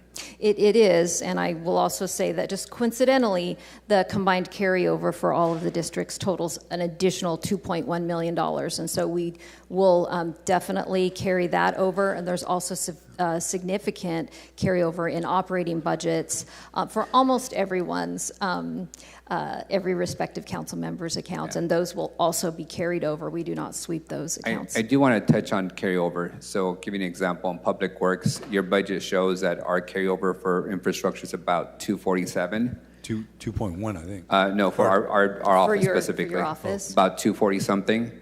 Our numbers show we only have 14,000 carryover because Public Works is delayed on when they can invoice us based on when they can do the work. So the number that shows on paper is far lesser than what we show because Public Works hits us with the invoice after you guys print the budget. So I don't know if that applies to other people, but that's been historically our challenge is it shows we're carrying over money, but we really don't have anything because those invoices have been paid. Well, we definitely can provide you a reconciliation of what the situation was at the time that we prepared the budget versus what it is now that, at the time of the hearing. So we can do that. I also do know that there certainly is timing differences from when we prepared the proposed budget to when council may have identified projects for that infrastructure account, and therefore now they're encumbered. So in yes. terms of request for information, can we just get a reconciliation for each of the infrastructure budgets as of today? Sure. Like what's in everybody's pocket. And I think, what I've seen over the years is that certain council members have a large project they're trying to fund, so they're trying to compile maybe 2 years of funding before they take on a project, whether it's at a park or street or whatever the case is. So we recognize that too. So these are either unspent at this time or projects that haven't been identified yet. Councilmember Richardson, you punched up. Yes, sir. Assistant City Manager, would you mind speaking real quick to what goes into the miscellaneous expenditures calculation? I kind of have an idea, but then I look at it and over half of the districts have $300 or less, and then 2 of them have like over $200,000. So what are those? Typically, miscellaneous expenditures as an account or object code would be utilized when there's not a better or more specific account or object code to utilize. So I think it would just depend on what those specific expenditures are for, we certainly can run a report and get you some detailed line item. I don't know that off the top of my This be like a speed bump that we want to get done faster than Public Works can pay for, or? No, that should not be in a miscellaneous. No, it's not water bottles and backpacks. Mr. Chenevert might have some more information. So if I can, the miscellaneous object code for each district is generally, it's the place where anything that you haven't identified a specific spending plan for. I know several of you reach out to my office to transfer funds around according to how your annual budget is expected to be. If we don't have a plan for that, that's generally where it goes. We try to build your budget based on your historical expenditures, but if those have historically not been sufficient to actually expend all of the 875, the balance is what we put in that miscellaneous. So that really helps you identify the expenditures that haven't either been historically expended or you haven't communicated to us you have a plan for. Okay. So I think, are we saying that it is the holding place for what you have yet to identify to specifically spend? Much simpler way to put it, yes. Okay. Uninternally encumbered, okay. And then under the permanent salaries, I was going to ask about the election year thing, so thank you for covering that. I think that's intelligent. It sounds like based on past experience, that's the best way to go about it. Just out of curiosity, and I know this is kind of ticky-tack, but even numbered council districts are not up for election this year. We may have an exception with one leaving early and a special election, totally understand that. But for example, District 4 is not up for election this year, but their permanent salaries dropped by $2,500, and then ours went up by $900. Is that just somewhere in the algorithm for calculation? I'll let Ed answer it in totality because I think it has something to do with who was council president or at the time, but maybe it's just as simple as, to go back to simple answers, that the salaries that are set for each of your respective staff members are at your discretion as long as they're within the salary resolution and the ranges. So that does vary from district to district. That's right. When we build the budget, though, we build the budget based on who's currently staffed in your office at that time. So if you had, all three filled positions, we'll budget 3 filled positions for you, and then the balance will go into that miscellaneous line typically. Okay, that's very thorough. That's all I had. Okay. Thank you. All right, Council, no one else punched up at the moment. All right, thank you for educating us on our own budgets. This time we'll open it up to additional public comments with respect to the City Council Department specifically. If any member of the public would like to speak, come on down.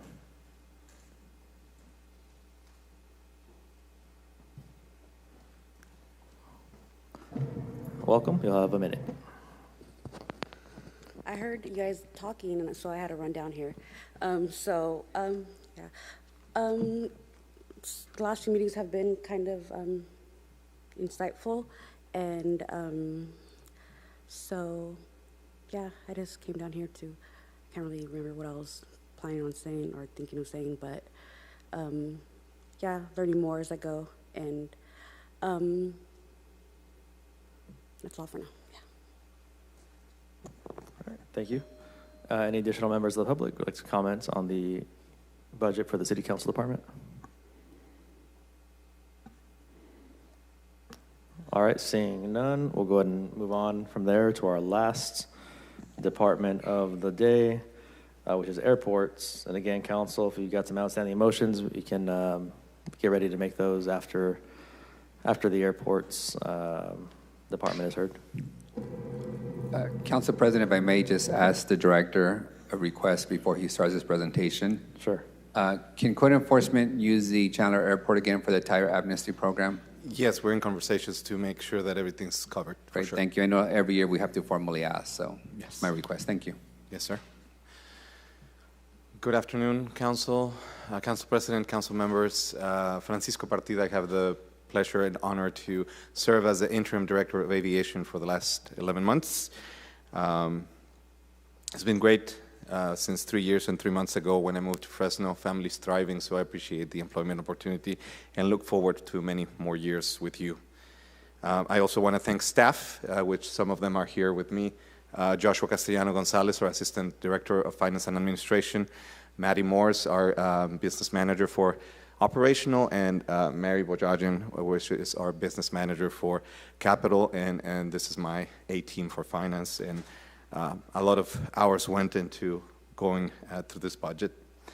The Airports Department is an enterprise fund, and we own and operate on your behalf the Fresno Yosemite International Airport, or commercial service airport at the city, and the Fresno Chandler Executive Airport, which is our general aviation reliever. We are not dependent on taxpayers' general fund contribution, but we depend on the airport users, the tenants, and the businesses to fund through user fees and their businesses, the revenue generated by those businesses to fund our operation. And on the capital side, we depend on bond revenues, financing, but most of our funds for capital budget comes from the Federal Aviation Administration, U.S. Department of Transportation, at a 90% funding level with a 10% local match. Where do I point? Let's see. Here we go. So this is for our fiscal year 2027 budget.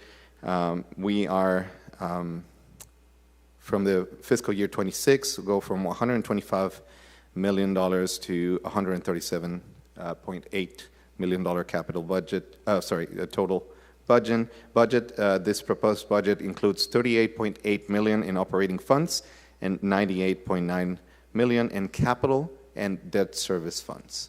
As you know, the Fresno Yosemite International Airport embarked in the largest capital project in the history of Fresno with the FAT Forward Terminal expansion. So the debt service is coming online. We have to make those payments, as well as a major runway reconstruction that we have to account for. So that's why you see that continuous jump in the capital side. Our revenues depend a lot on our highest revenue is parking, concessions, rental by airlines and tenants, and landing fees from our airline partners. Our funded positions remain flat at 161.4. A lot of that is moving a lot of our part-time employees to full-time.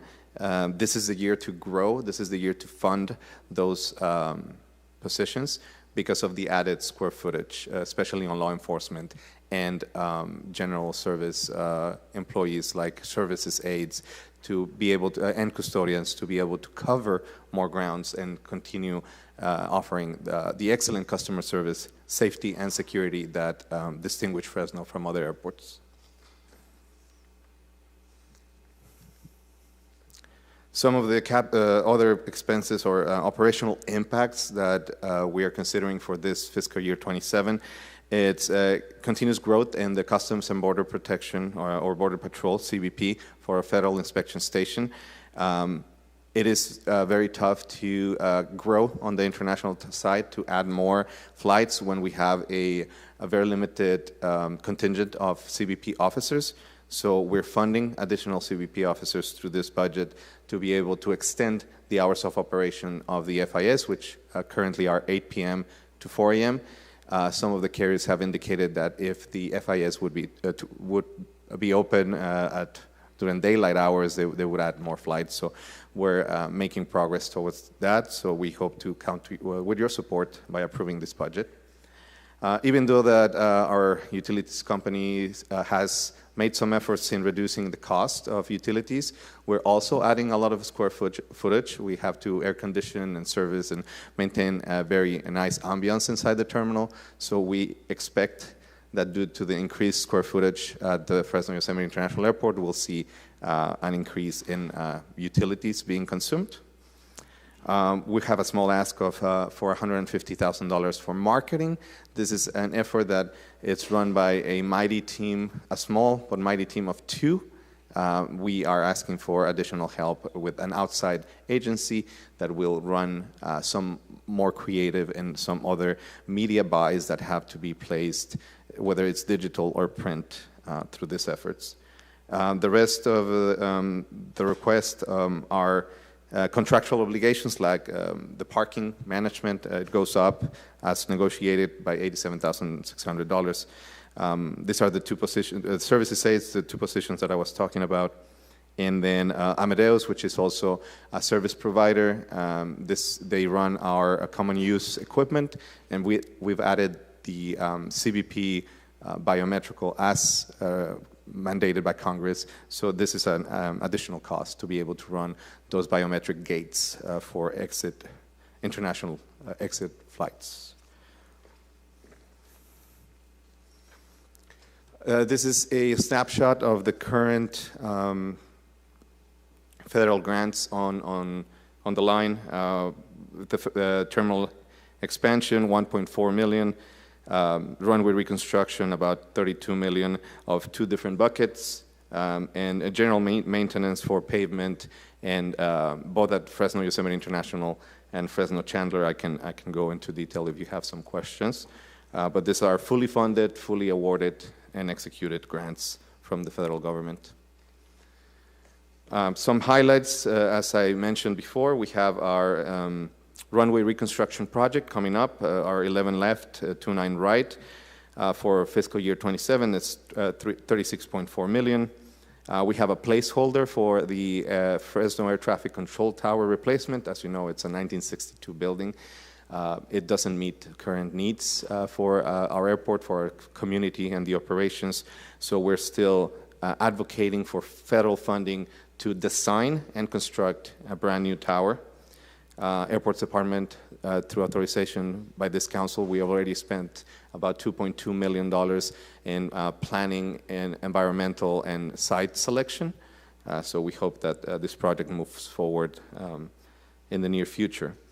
And again, we have miscellaneous projects like pavement, taxiway, Bravo rehab. We still carry a $4 million placeholder to finish the terminal expansion, which is in the last leg, basically touch-up details and one addition on the FIS side, and a reconstruction or resurfacing of the Fresno Chandler runway. Some of the challenges or highlights for this current year or that were in consideration while preparing this budget is the historical growth that Fresno Yosemite has continued to enjoy. It was in the double digits coming out of the pandemic, 12%, 17%, 11%, but now we see this kind of plateau. Still growth, still better than other airports nationwide. They are 10% down, 15% down. Some are even 50% down. We are seeing now a 2.97 increase over the calendar year. So 2024 versus 2025, we just saw a 2.97% increase. International travel saw a better growth by 3.25%. We expect the growth to continue very moderately, but I don't think we're going to see double digits in the future anymore. As you know, the macroeconomics and the socio-political pressures are there, and the airlines are having a lot of trouble instilling confidence in the market while having to spend a lot of money in the fuel. So we approached this budget very cautiously, not expecting the revenues to continue growing at the pace that they were growing before. So high airline revenues by additional terminal space, but like I mentioned, at the same time, airlines are experiencing slower growth and implementing selective cuts. They have a lot of confidence in this market. This market has been very generous with them. So unless things continue to drastically get worse, I don't see any cuts for Fresno, but it's a consideration that we have to have. They have a tolerance year over year of a 3% increase in the rates and charges. This budget puts them a little bit over that tolerance, which is at 4.2%. But due to the existing relationships and open communication that we have with our airline affairs committee, they were briefed. They know that the terminal is opening. They know that it's a brand new baggage handling system, new gates. They understand that this is the time to exceed that threshold, and they've been good to work with. So because Fresno has historically performed well, we say status quo and maybe a 2% growth on this calendar year, which is 2026. But again, any weakening economy environment and continued escalation of cost could lead to some loss of service. And we want to be we want to be out there. We want to make sure that our community knows that they don't have to drive to the Bay Area or Sacramento or LA to take a flight, which historically has been something that the Central Valley likes to do when they see that direct flight. Well, you can fly from your home airport, and we try to get out there through different outreach programs like job fairs, career fairs, the Grizzlies partnership that we have, the Fresno Area Hispanic Foundation, attending some of the Fiestas Patrias or the ice rink, and being present there.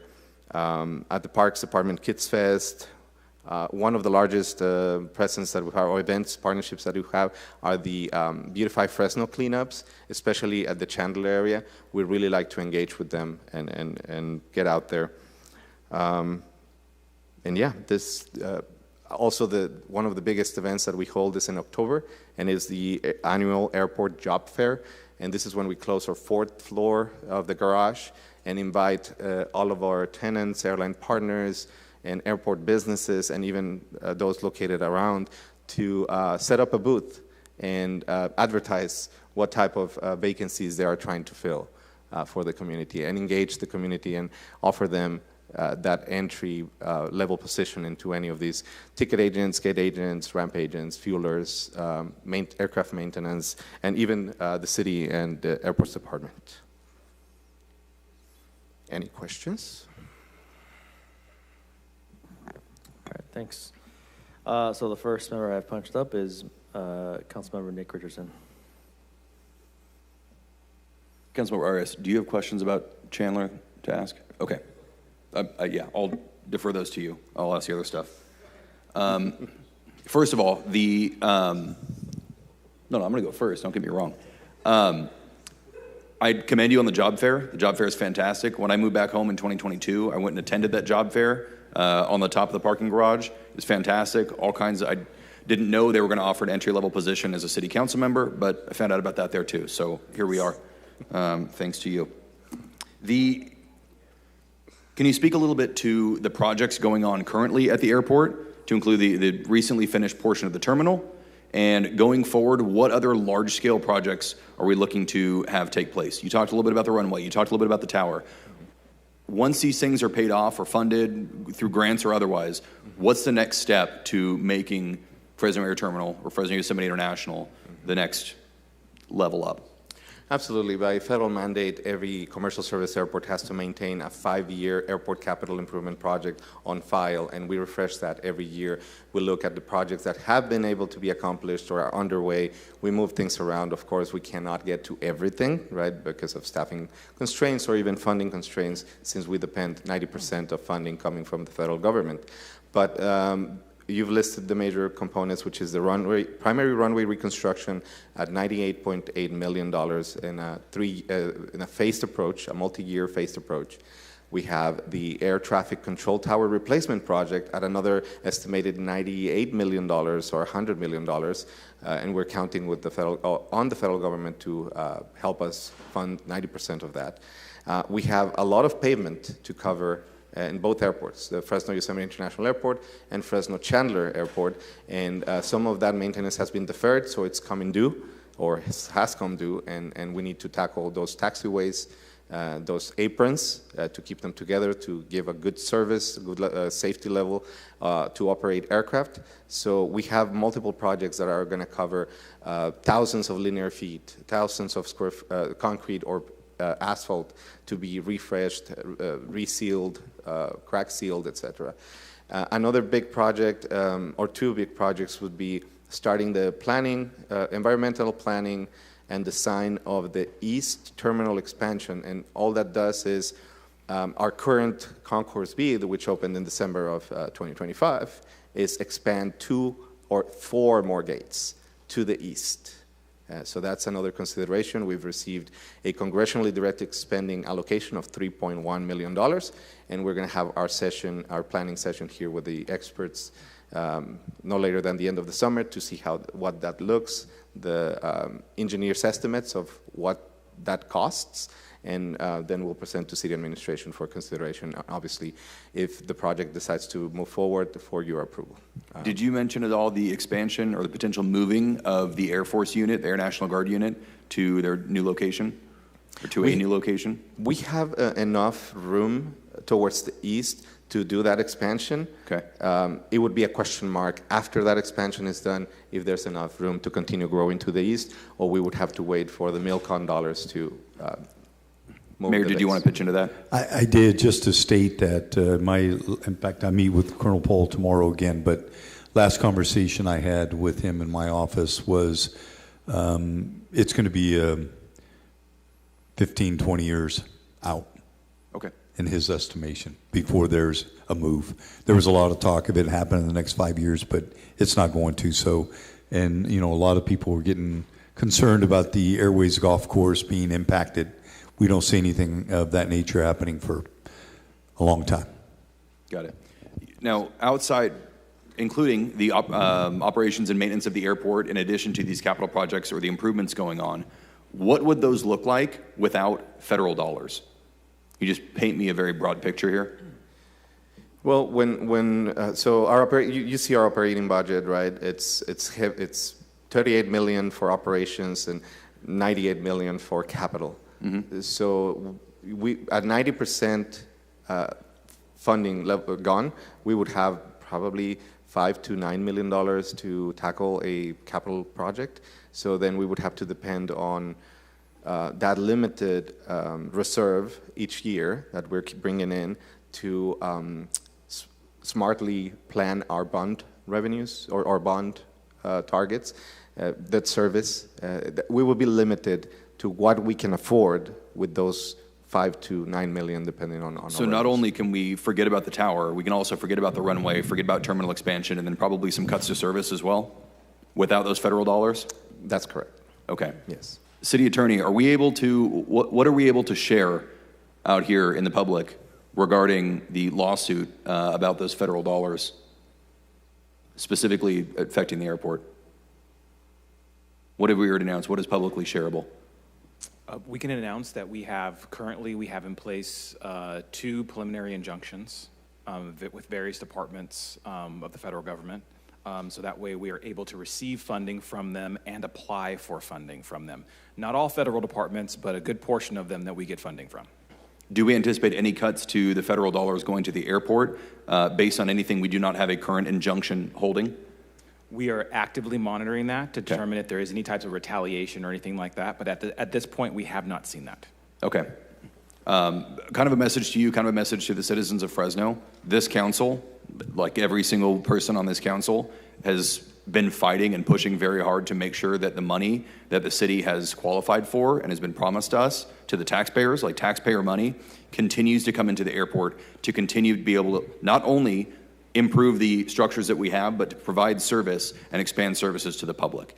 And any member of the public out there who doesn't like that or who's angry, if you don't like money coming to the airport, you can keep sending hate mail. I will continue to frame it. That's okay. The taxpayers of Fresno, it's our job to make sure their tax money makes it back to them and to make sure your airport continues providing excellent service. So thank you for that. And we're excited to see where the rest of that lawsuit goes. The other thing I wanted to talk about, and I kind of preheated you on this as well. We heard from Fire last night, and they talked about the ARP positions, the 6 positions that are there, but really it's 2 with 6 people cycling through, right? They've got their captain position, they've got their engineer position. With the expansion of the terminal, and I understand we had a whole study of the classes of airports between the B and C moving up, whether it's traffic, whether it's increased size of aircraft, which the new runway is not extending, correct? It's not extending. It's not going to affect the class of aircraft that can land there or the weight of the aircraft at all. No. So with that, what's going to have to happen for us to get more firefighters at the airport? 2 people to control an aircraft fire is, from experience, it's a gamble. It's not just 2 people, though. Well, okay, with the reinforcements from Station 10, by the time they can get there, of course. Well, Station 10 is like literally like 100 feet away. Okay, Yeah, maybe but exaggeration. Yeah, okay, but I just want to make it's not just 2 because that sounds a little dire. But go ahead. Yeah. So, aircraft rescue and fire. No pun. Little dire. Aircraft rescue and firefighting services. It's a very specialized unit. Yes. And is governed and highly regulated by the Federal Aviation Administration. So we are exceeding currently with what we have. We're exceeding the requirements. In terms of personnel or equipment? In terms of equipment. So the personnel, it's more than sufficient to run the equipment that is regulatory mandated to operate a C index. Because we have 2 vehicles of 3,000 gallons each, and they both carry foam, and they both carry the dry cam and the Halotron. I don't think I'm alone in wanting to see more reinforcements at least another position there. I don't think it's just me. So the public safety, #1 priority. The best customer experience includes the foresight to have the capability to respond to the unexpected, the unthinkable. I think we're in a great position because we are a city-run airport. We have a very well staffed and equipped ARF station that is supported not only by Station 29, which is the 144th. We have a mutual aid agreement. They respond to all of our emergencies. That's another striker with another cadre of firefighters and water and foam. And we also have Station 10, which is 100 yards away from the airport, plus the immediate support, the automatic aid that Fresno Fire supports. Like City Manager White said, it's not just 2. We have 3 shifts. Of 2. 2 each to maintain the 24/7 operational requirement. And adding another position, that means we're adding 3 more firefighters. And at the current cost, that is about $950,000 per year that we would have to compute into the airline's rates and charges, which in any environment, and when they're not requiring us to have it, the first thing that they're going to say is, I don't fly Fresno in an Index D aircraft. Okay, So- are there periods of time at the airport that is heavy flights and periods of time that are lighter flights, meaning not in weight, but in flight volume? Yeah, operationally wise, we have the morning banks where everybody goes out. Sure. Right, we have the mid-morning banks when everybody comes back, and we have every single gate occupied. And having 10 gates, that means 10 aircraft, but they're staggered. So at any given time, we could have 2 or 3 aircraft either arriving or departing at the same time, obviously spaced by air traffic control. And then we have the mid-afternoon and the night flights when the runs, right, remain overnight, everybody comes home, or the outstation in this case, the spoke. And they all stay at the gates to be ready for the 5 or 6 a.m. Even with a high volume of operations, what dictates what the Federal Aviation Administration upgrades the ARF index is the larger aircraft, more than 159 wingspan and beyond. Francisco, can you elaborate on what the capabilities are of the 144th in terms of fire rescue or response? And is that 24 hours a day? That is also 24/7 because of the alert mission. And they have, as far as I know, they have the Striker and they have a smaller vehicle, and they have to staff those 2 vehicles, and that complements what we have. So they also have 2 people on 24 hours a day at minimum? At least. Okay. At least 2 people. Likely more. Yeah. Okay. I don't think I've chewed all of the peach meat off this peach pit yet, so I'm going to continue hounding you about this. I'm not sure what the solution is. I think there's probably a way that between the balancing the flight volume throughout the day and balancing the needs or the desires of the firefighters that are there to keep us safe, I think there's something better we can get to. I'm not sure what it is. I'm not going to make a motion right now, but I think there's a way that we can continue distilling this down. So I appreciate your answers today. Thank you for the work that you do. Council President, that's all I had for now. Thank you, sir. Great. Councilmember Vang, you're next. Thank you very much, Council President. Good afternoon, Interim Director. And just a few comments and then a few questions following that. The Fresno Yosemite International Airport serves the Central Valley from Bakersfield to Merced, total population of nearly 1.5, close to 2 million people. That's huge.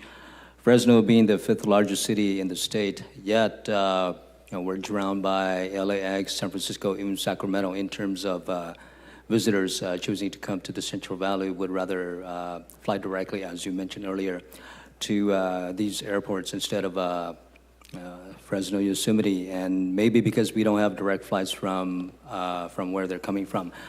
But my question is, Fresno Yosemite do have flights as far east as, is it Atlanta? Do we have direct flights from Fresno to Atlanta?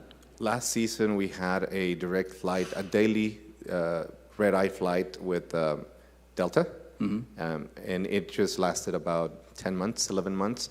Unfortunately, Delta shifted strategy. They want to continue growing in their transcontinental Pacific flights and then across to Europe. So they had to reallocate the resources, aircraft time, pilot time, flight attendant time, to that strategy. The aircraft was, or the route was performing fantastically, higher upper 80s load factors. It was very convenient. You would take the flight at midnight or 10:30, 11 p.m., get there early morning. You could have a full day of meetings or business or even recreational, and then hop in the flight at night, Eastern time, and be here by, again, 10 or 11. We are continually talking to Delta to bring that service back. And obviously, we have studies, our catchment area, our leakage area, or focus destinations like Minneapolis, the largest Hmong community in the United States, and Mary, the second largest community in the States, which is Fresno, and have that connection. So we're continuously advocating for those routes and trying to make sure that they understand that the business is here, the need is here. But yeah, unfortunately, right now, Atlanta is not on the board to come back in the next 12 months. But maybe as Delta continues to shift the strategy and realize that the domestic needs attention, we could have it back. And as well, we market that to other carriers. But Delta has a stronghold in Atlanta, for sure. Yeah, you are reading my mind in terms of where this conversation is going. But right now, we have a direct flight from Fresno Yosemite International to Chicago O'Hare?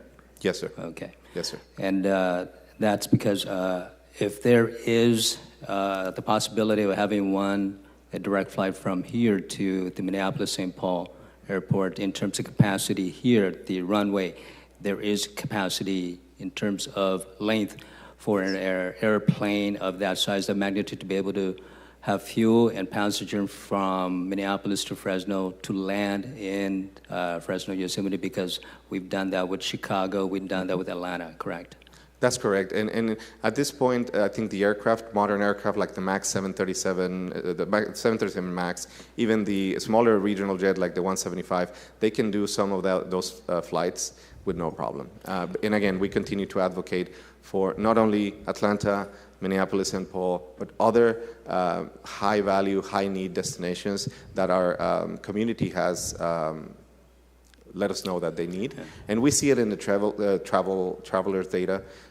They're connecting to those markets. So we're trying to offer the nonstop destination. It's just finding the right carrier that has the right strategy. Right. And I think we're getting close to that. Francisco, can you elaborate on I heard a couple questions about what aircraft we can accommodate. Isn't it true our runways can accommodate any aircraft? Yeah, at this point, with our primary runway being 9,500 linear feet with a Cat 3 instrument landing system, we can accommodate 99.8% of the fleet, and that just only excludes basically the Airbus 380, because that would be too heavy, too monstrous to serve.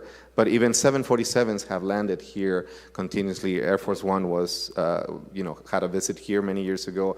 The Air Force continues to send variants of the 747. So wide bodies, intercontinental aircraft, we can serve them all in our primary runway. Even our secondary runway, it being 8,000 linear feet, it could have a little bit more of a restriction on weight when they leave. but landing is not a. What about once the new runway is complete with concrete? That would even, asphalt can take the beating, but then instead of having an asphalt runway in perfect condition for 10 years, we'd probably have to resurface it in 5 years. Moving to a reconstruction in full PCC gives us 40 years of lifetime for that runway. And it is exciting time for Fresno Yosemite. The parking space capacity has increased. A new terminal, a new security system, a new tower will be going in, and the runway will be improved greatly. And so this is exciting time. Now, there are 2.7 million passengers on an annual basis or this past year, that comes through Yosemite International Airport. Of those, do we know how many of those are visitors and how many of the 2.7 are from the valley going elsewhere? We have a very nice split of 1.1 local and 1.3 visitors. Okay. That's the estimate, the rough estimate that I have right now. Okay, those are very positive numbers. There are more visitors coming to the valley, which means that they will walk through FYA. When they do that, hopefully they will spend their tax dollar here. First and foremost, people moving to Merced or elsewhere. And so 1.3 million from last year, that's a great number. Now, yes, we have seasonal flights right now to other areas of the country and international flights. How often do we have those seasonal flights, and at what time of the year do we have those? So Chicago would be considered a seasonal, even though that it's basically active 10 and a half months of the year. Chicago goes away when it gets really cold, really bitter over there in Chicago. They stop the operation for about a month and a half. They do bring the Chicago flight for select dates around Thanksgiving and Christmas, but definitely January is no movement on Chicago. Part of February is no movement. Dallas, Love, Southwest has initiated seasonal flights during the summer. So our peak season is summer travel. So that's when Atlanta came on board, May of 2025 or 2024 to 2025. And Chicago peaks seasonally during the summer, high capacity load factors. Dallas, high capacity load factors. And our international flights are very consistent year round. What we call the VFR, visiting family and relatives, or friends and relatives, my apologies, is very strong year-round. So both Aeromexico and Volaris have a continuous presence at the Fresno Yosemite International Airport year-round. Yeah. And finally, getting back to what you touched upon, the Hmong population. Fresno has the second largest Hmong population in the United States, Minneapolis, St. Paul. The Twin Cities have the largest. And as we know, during the Christmas season, post-Christmas, we have the Hmong New Year, which draws historically over 100,000 visitors. And some of those are from the upper Midwest, in particular the Minneapolis-St. Paul area. And right now, there is no direct flight from Minneapolis-St. Paul to Fresno. And so many of those travelers will have to connect elsewhere. Mm-hmm. And that may be discouraging for them to come. And so if we can entice them to have conversations with Delta and other airlines to have seasonal flights during that time of the year, so the travelers from the Minneapolis-St. Paul, and if they do come, majority will be visitors, not from the valley. And so I know that you are in conversations and trying to get that done, and having conversations with prospective airlines to even perhaps experiment to see if that's feasible from an economic standpoint for them. And I'm hoping that it is, so we can have this seasonal flights, not only for the New Year, but other events that takes place here in the Central Valley that will entice perhaps a region of the population of the United States to have seasonal interest here in the Central Valley. Because if we have one additional visitor that sets foot at FYA, that passenger will more likely contribute to the tax dollars here in the Central Valley, and in particular here in the city of Fresno. So I'm looking forward to having the conversation with you further and in greater details, and hopefully other airlines are doing studies and paying attention, and looking forward to having positive progress in this area. So thank you very much for the presentation here today. Thank you, sir, and we'll continue presenting that case, and happy to meet with you and the mayor, present any updates. Yes, and you have, and I appreciate that, sir. Thank you. Thank you. That's all I have, Council President. Thank you. All right, thanks, Councilmember Vang. Any additional comment? I don't know if anyone punched up. I do, Council President. All right, go for it. First, Director, I want to say thank you. In my time here, you and Henry have done an amazing job, at least when it comes to Chandler in my district that I've dealt with. When I first arrived, the attitude by the airport in general, and I think the city manager can attest to this, was that you guys were your own city and you were operating independent of the city. So there was a lot of, you even had your own police department, your own police chief. I remember walking in a couple of times and seeing unhoused people in the baggage claim area. There was a lot of, in my view, mismanagement of the operation of the airport, and specifically in Chandler. Chandler had been ignored for a long time, especially the curb appeal. And I remember being told, well, we can't spend money outside the airport, but Yosemite Airport looks amazing on the outside. And the airport does invest money on curb appeal. Since then, you've gotten a new operator of the restaurant. You've seen improvements on the curb appeal. The overall facility, which is a historic facility, is one of the best maintained historic facilities we have in the city's inventory. And that's critical and important to me. I know the customers at Chandler Airport are probably the most difficult, entitled, and overall characters that I've ever encountered. But yet you and the former director have always dealt with them in a respectful manner and an open, transparent manner, and I do appreciate that because it does make our job easier to be supportive of the airport's direction as it grows. Specifically on your budget, Director, a couple of questions. How many vacancies do you currently have? I want to say we have about 37 vacancies, yes. Is that normal, City Manager? City Manager. So it's okay, I'm testing her. 37 vacancies. Does the attrition target apply to the airport? It does not apply to the airport, and that is their natural attrition at this point in time. So 37 is kind of market normal? It's sitting a little high right now because of a new class that we need to advertise for and bring in, which is for our baggage system, which is a brand new system. But yeah, usually, you know, our services aides, which are permanent part-time or limited part-time, sorry, it's we rotate through them, and it's hard to create a qualifying list and then bring them. Custodial is also a hard list to fill. Yes. I think the question is, are we holding vacancies intentionally, or is this just a matter of natural attrition?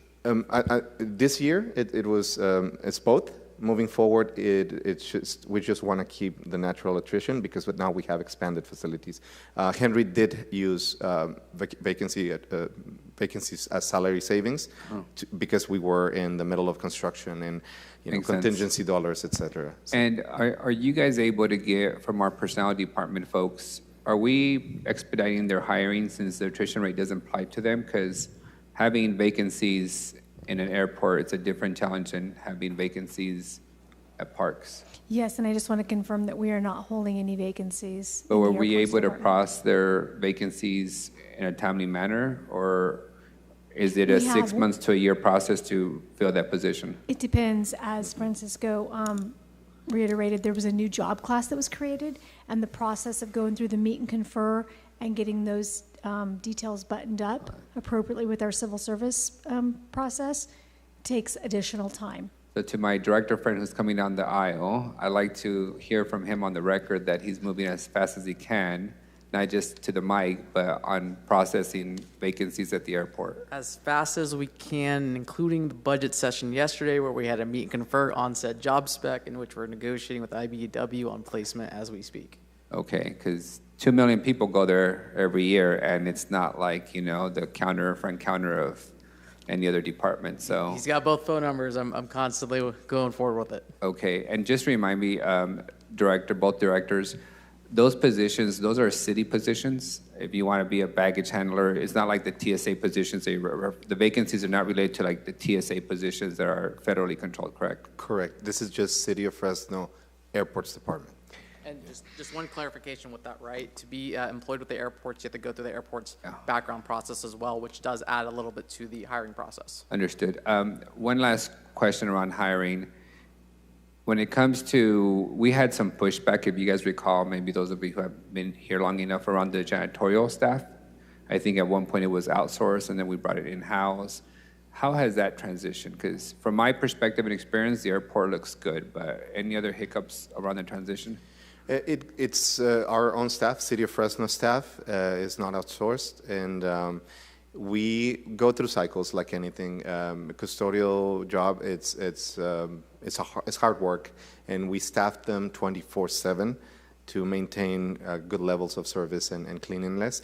So we go through certain seasons where we lose a couple of people, and then it takes a time to generate a qualified list, interview. But I do want to say city administration and other departments like Personnel Services Department are very supportive of airport when it comes I remember now, I think there was a director, I don't know if it was Henry, somebody else was recommending outsourcing janitorial at one time.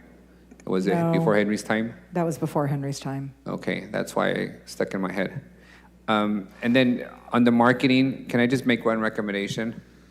Can you somehow rotate the mayor's message beyond the mayor? Because I think that's really hurting your ability to market. I know he doesn't speak any other languages besides English. If you're returning, welcome home. Yes, it's over and over. I mean, I get PTSD every time I hear it 10 times in 1 minute. I mean, if you go to the restroom at the airport, you've heard him like probably 100 times just at the urinal. So can we improve that marketing? Is it not enough?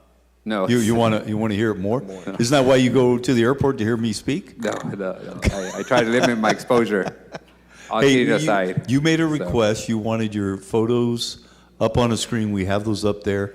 Your marketing is plentiful there. Yes. We had to remind the mayor that the city owns the airport, not the mayor. So we had more than one photo up there. Director, thank you again for your leadership. Your staff has been great. I don't have any complaints as a customer or as a policymaker around the airport for the last few years. So thank you. Thank you, sir. I appreciate the support. All right, council, any additional questions, comments for airports? All right. Are there, I mean, I know you talked about the trends and sort of the sharp increase and now leveling out of our traffic through the airport. Given that, I mean, are there any airlines currently interested in adding new domestic or international routes? Especially now with the expansion nearly complete? Yes, air service development conversations, the airlines like to keep that very on the wraps because it's proprietary.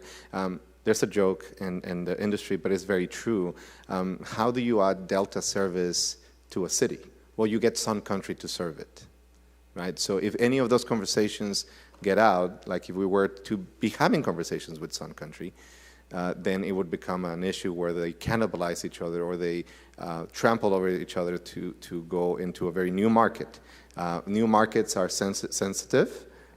We have a limited business case to be proven, limited PDUs, we call passengers each way daily.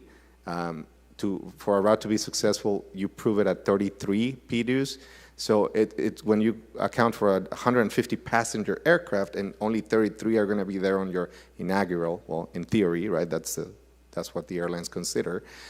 If another airline comes and takes half of that, that's why we keep them very private, and we wait until there's the signatures are dried in the contract to then announce it and have a celebration, and obviously the council can relish on that PR. But yeah, there are multiple conversations. I actually thank the city administration for allowing me to move the budget hearing to today because I was in an air service development conference, one of the biggest in the nation, in the city of Chicago, Monday, Tuesday, and half of day yesterday. So I flew in last night, and I had 7 conversations, really positive, that I hope to continue advancing in the next 12 to 18 months, which, it's better than other communities that have to wait 5 to 10 years to announce a route. So I will keep you posted. You flew in on direct flight? I did not, because there was a thunderstorm, a very big thunderstorm coming to Chicago, so I had to relinquish my seat on the 8 p.m. Central to Fresno, and I hopped on LAX to Fresno. Got it. I see. Otherwise, I wouldn't be here right now, I think. Sure. Yes, exactly. How many direct flights do we have now? 17 or 18? I think we have, so there's 8 airlines and 14 destinations, if I'm not... 14? 12 or 14 destinations. Okay, that was a little more than that. Yeah, with Atlanta being gone, and then San Diego, it shows up twice in the map because of both Southwest and Alaska. Denver shows twice because of Southwest and United, etc. Yeah. Got it. Okay. Yeah, that makes sense. Yeah, I mean, I agree with you, Director. I mean, I tell anyone who will listen, there's no reason you shouldn't be flying out of Fresno, right? Correct. I think those days of driving somewhere to get to your, take a flight somewhere else are long gone. And I tell residents, if you want to see our options expanded here, you need to use our airport. Exactly. Right? Fly local to support local. Create the demand. So that goes for anyone who's listening, any resident in the city. Use our airport, and we'll continue to all help grow it. And obviously, it's been working because of the progress and the growth that we've experienced, and the options that we do have, the airlines that we do have. So yes, sir. Yes, keep it up, and appreciate your work. Thank you. All right, Council. At this time, we'll move over to public comments, some additional public comments with respect to the Airports Department. If there's any member of the public who would like to speak on this department specifically, please, I'll invite you to take some additional time. Come on down.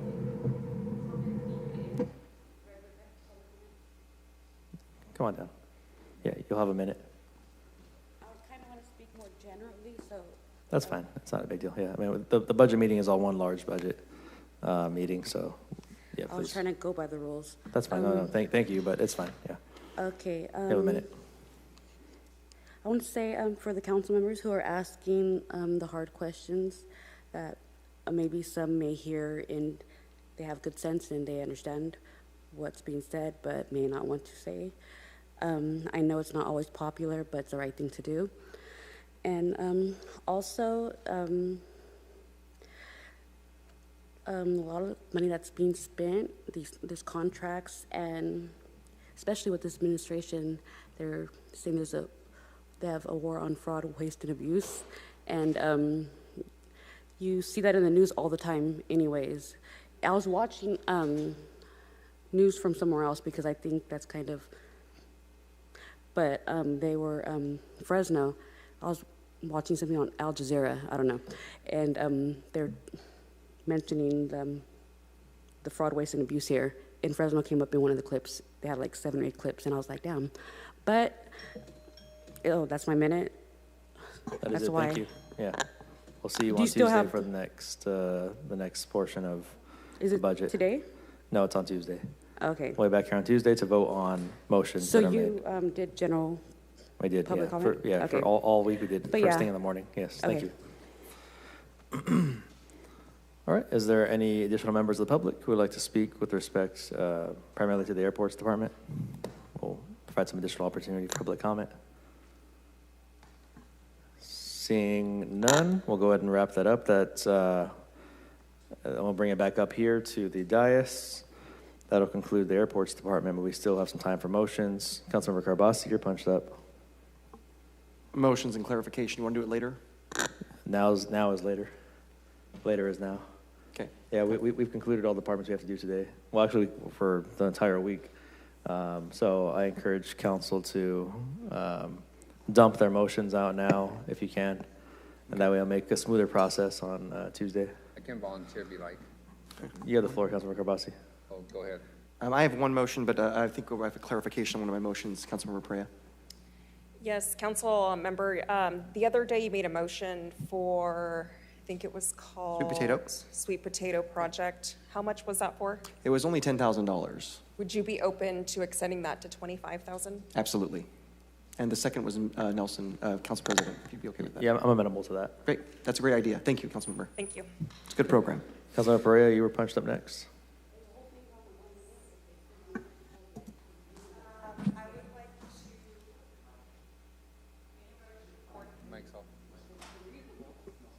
I would like to make a motion for $200,000 for Casita Feliz to provide health care services to city Second. residents. $120,000 to assist with the reopening of the EOC's LGBTQ Center. Second.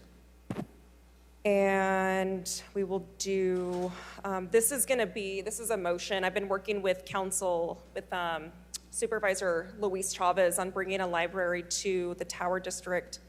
And so at this point, we're just looking for a location. I do want to set aside $30,000 for partnering with the county to open a library in the Tower District. And I will work with him over the next several months to find a home and to work with the county on logistics, but it'll be similar to the one we have over at the Mosqueda Center. That's all for now, Council President. I support having a library in the tower. I was curious what kind of, I guess, what the expenses on our part entail, since it's primarily a county. $30,000 is a placeholder for now, but we're going to do some research to get a little bit more insight on how it's operated at the Mosqueda Center. Nothing is free, yeah. You anticipate some expenses towards it. Maybe.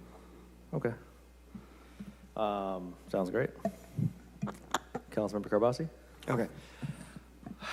So we talked a little bit about the issue with Riverside Golf Course, the potential opportunities for expansion, a driving range or a building. I think the building probably is a long-term goal. The driving range is something that could probably be completed within less than a year and have programming on, and it's not as big of a price tag. They're very similar to what they have in their facility in Visalia, just a little bit smaller because there's not as much space. One of the reasons why when we talked about this a month or two ago, we requested the memo before budget is because we know there's going to be a lot of negotiations. It's complicated. And we were hoping to make some decisions at this time before we get to this point. Like particulars with what the share of the concessions are going to be for the city versus the vendor to make sure we're getting a good deal overall. But I don't know if we're going to get there, and because we're kind of running out of time for motions, what I'm going to do is I'm going to make a motion as a placeholder to allocate $750,000 from the capital reserve, or the reserve fund for Riverside Golf Course, toward the expansion or new facilities at the golf course. Second. Okay, and hopefully we can, once we get the memo, we can work that out and the number goes down. That'd be great. Because I think we have over currently $2 million in that fund. I know we have tree trimming and a lot of other responsibilities. We don't want to deplete the whole fund. And I've requested $200,000 for first tee as well. So, okay, the next one, good idea, council member. I will say this, I am hopeful that we will work with the county within the city of Fresno to have another library in West Fresno. The only one we have west of 99 right now is the Highway City Library. It's a rather small one. So I'm gonna allocate $25,000 as a set aside to work with the county to find a site possibly for design or those expenses to have another library in West Fresno. Second. Thank you.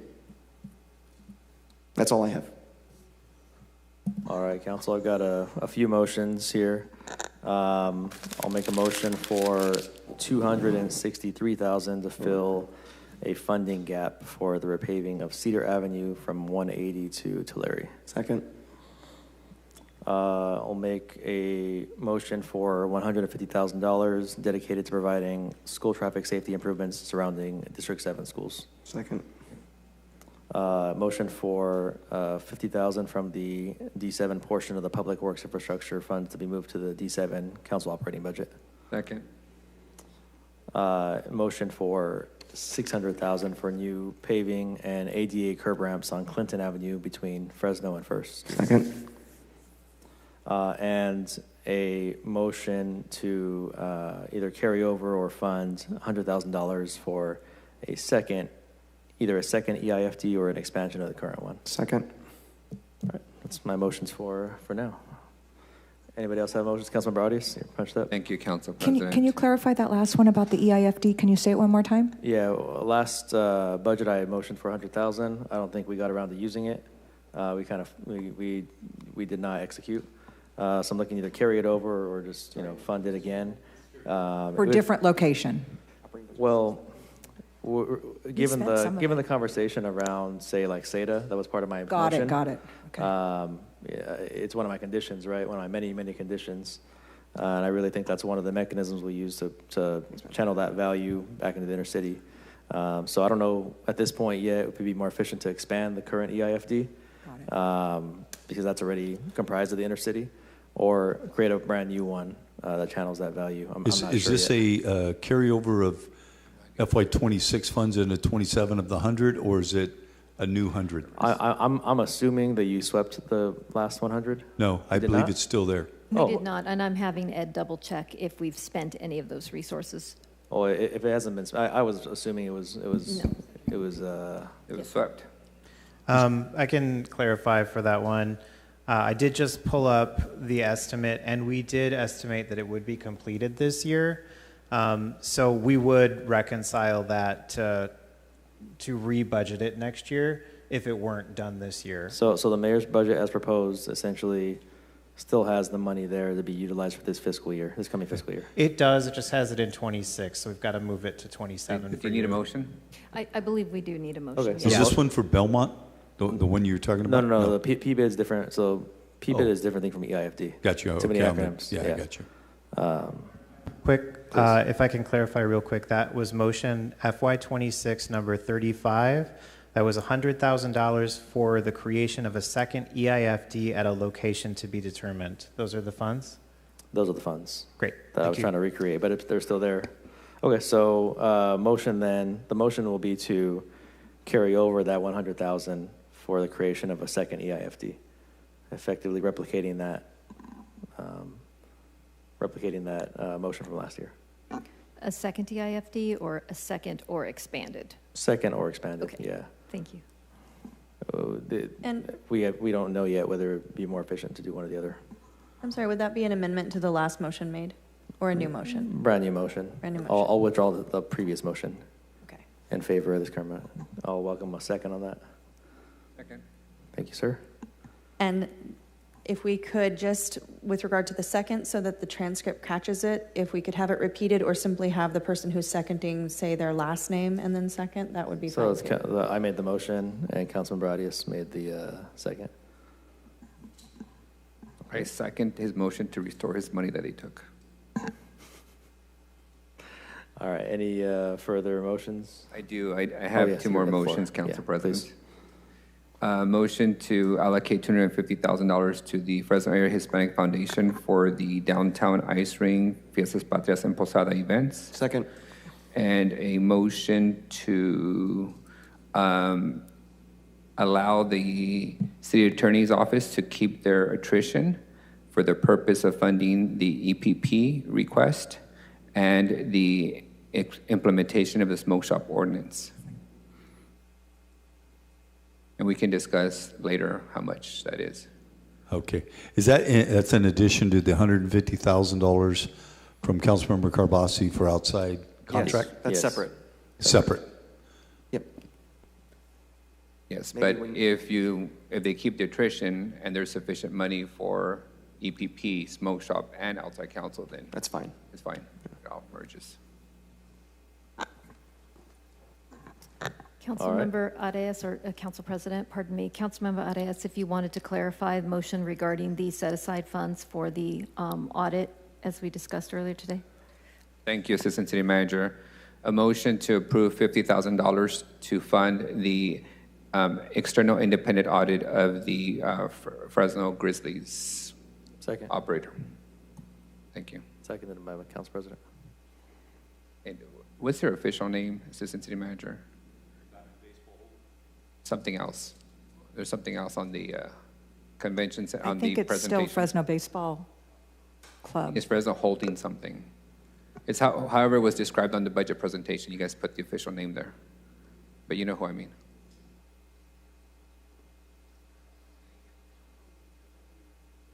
All right, council, any additional motions? Any additional comments? Is that really it? Did we get through all the hearings? I'd like to motion to remove the mayor's audio recording from the airport and replace it with Georgianne's. I'll second that, Mayor. He was looking for a taker. Yeah, you don't want that, trust me. Everybody be quiet and sit down. Welcome to the airport. This is where airplanes live. That was a fake motion for the record.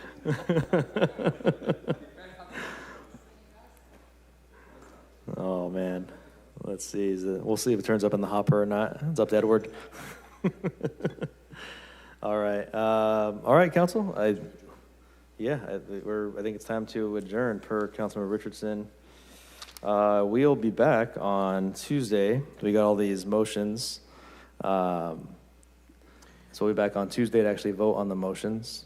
Yeah. I actually have a couple more motions, but I'm waiting for some RFIs on cost estimates. I had two I was waiting on. So I'll get with the administration on those. But hopefully Council President, do you want to just make them now for the record and then you can withdraw them on Tuesday if necessary? No, I have zero frame of reference. It was with respect to the road diet I had asked about earlier in the week, as well as the funding gap for the Clinton and First property acquisitions for Radio Park. Those were the two estimates I was waiting on. I'll make a motion for an unknown amount of, to be determined amount of dollars to fill the funding gap for the property acquisition in the southwest corner of Fresno, First and Clinton, for purposes of expanding Radio Park, given the record level of investment there currently by us. We were talking down here. Did you give an amount? No, to be determined. I'm waiting on you all for the amount. Placeholder for Council President, I do have to. I'm sorry, I do have to amend my motion on Tetsi Wells. Sure. Staff just told me that City Parks Department's estimation is not $2 million, but $2.1 million for the construction of the Tetsi Wells Park improvements. You want to revise that motion? Yes, I'd like to make a motion to amend my motion from $2 million for the Tetsi Wells Park improvements to $2.1 million in accordance to the park's estimate. Who was the second on that? Anybody remember? You were. Oh, it was? Okay, I'm amenable to that.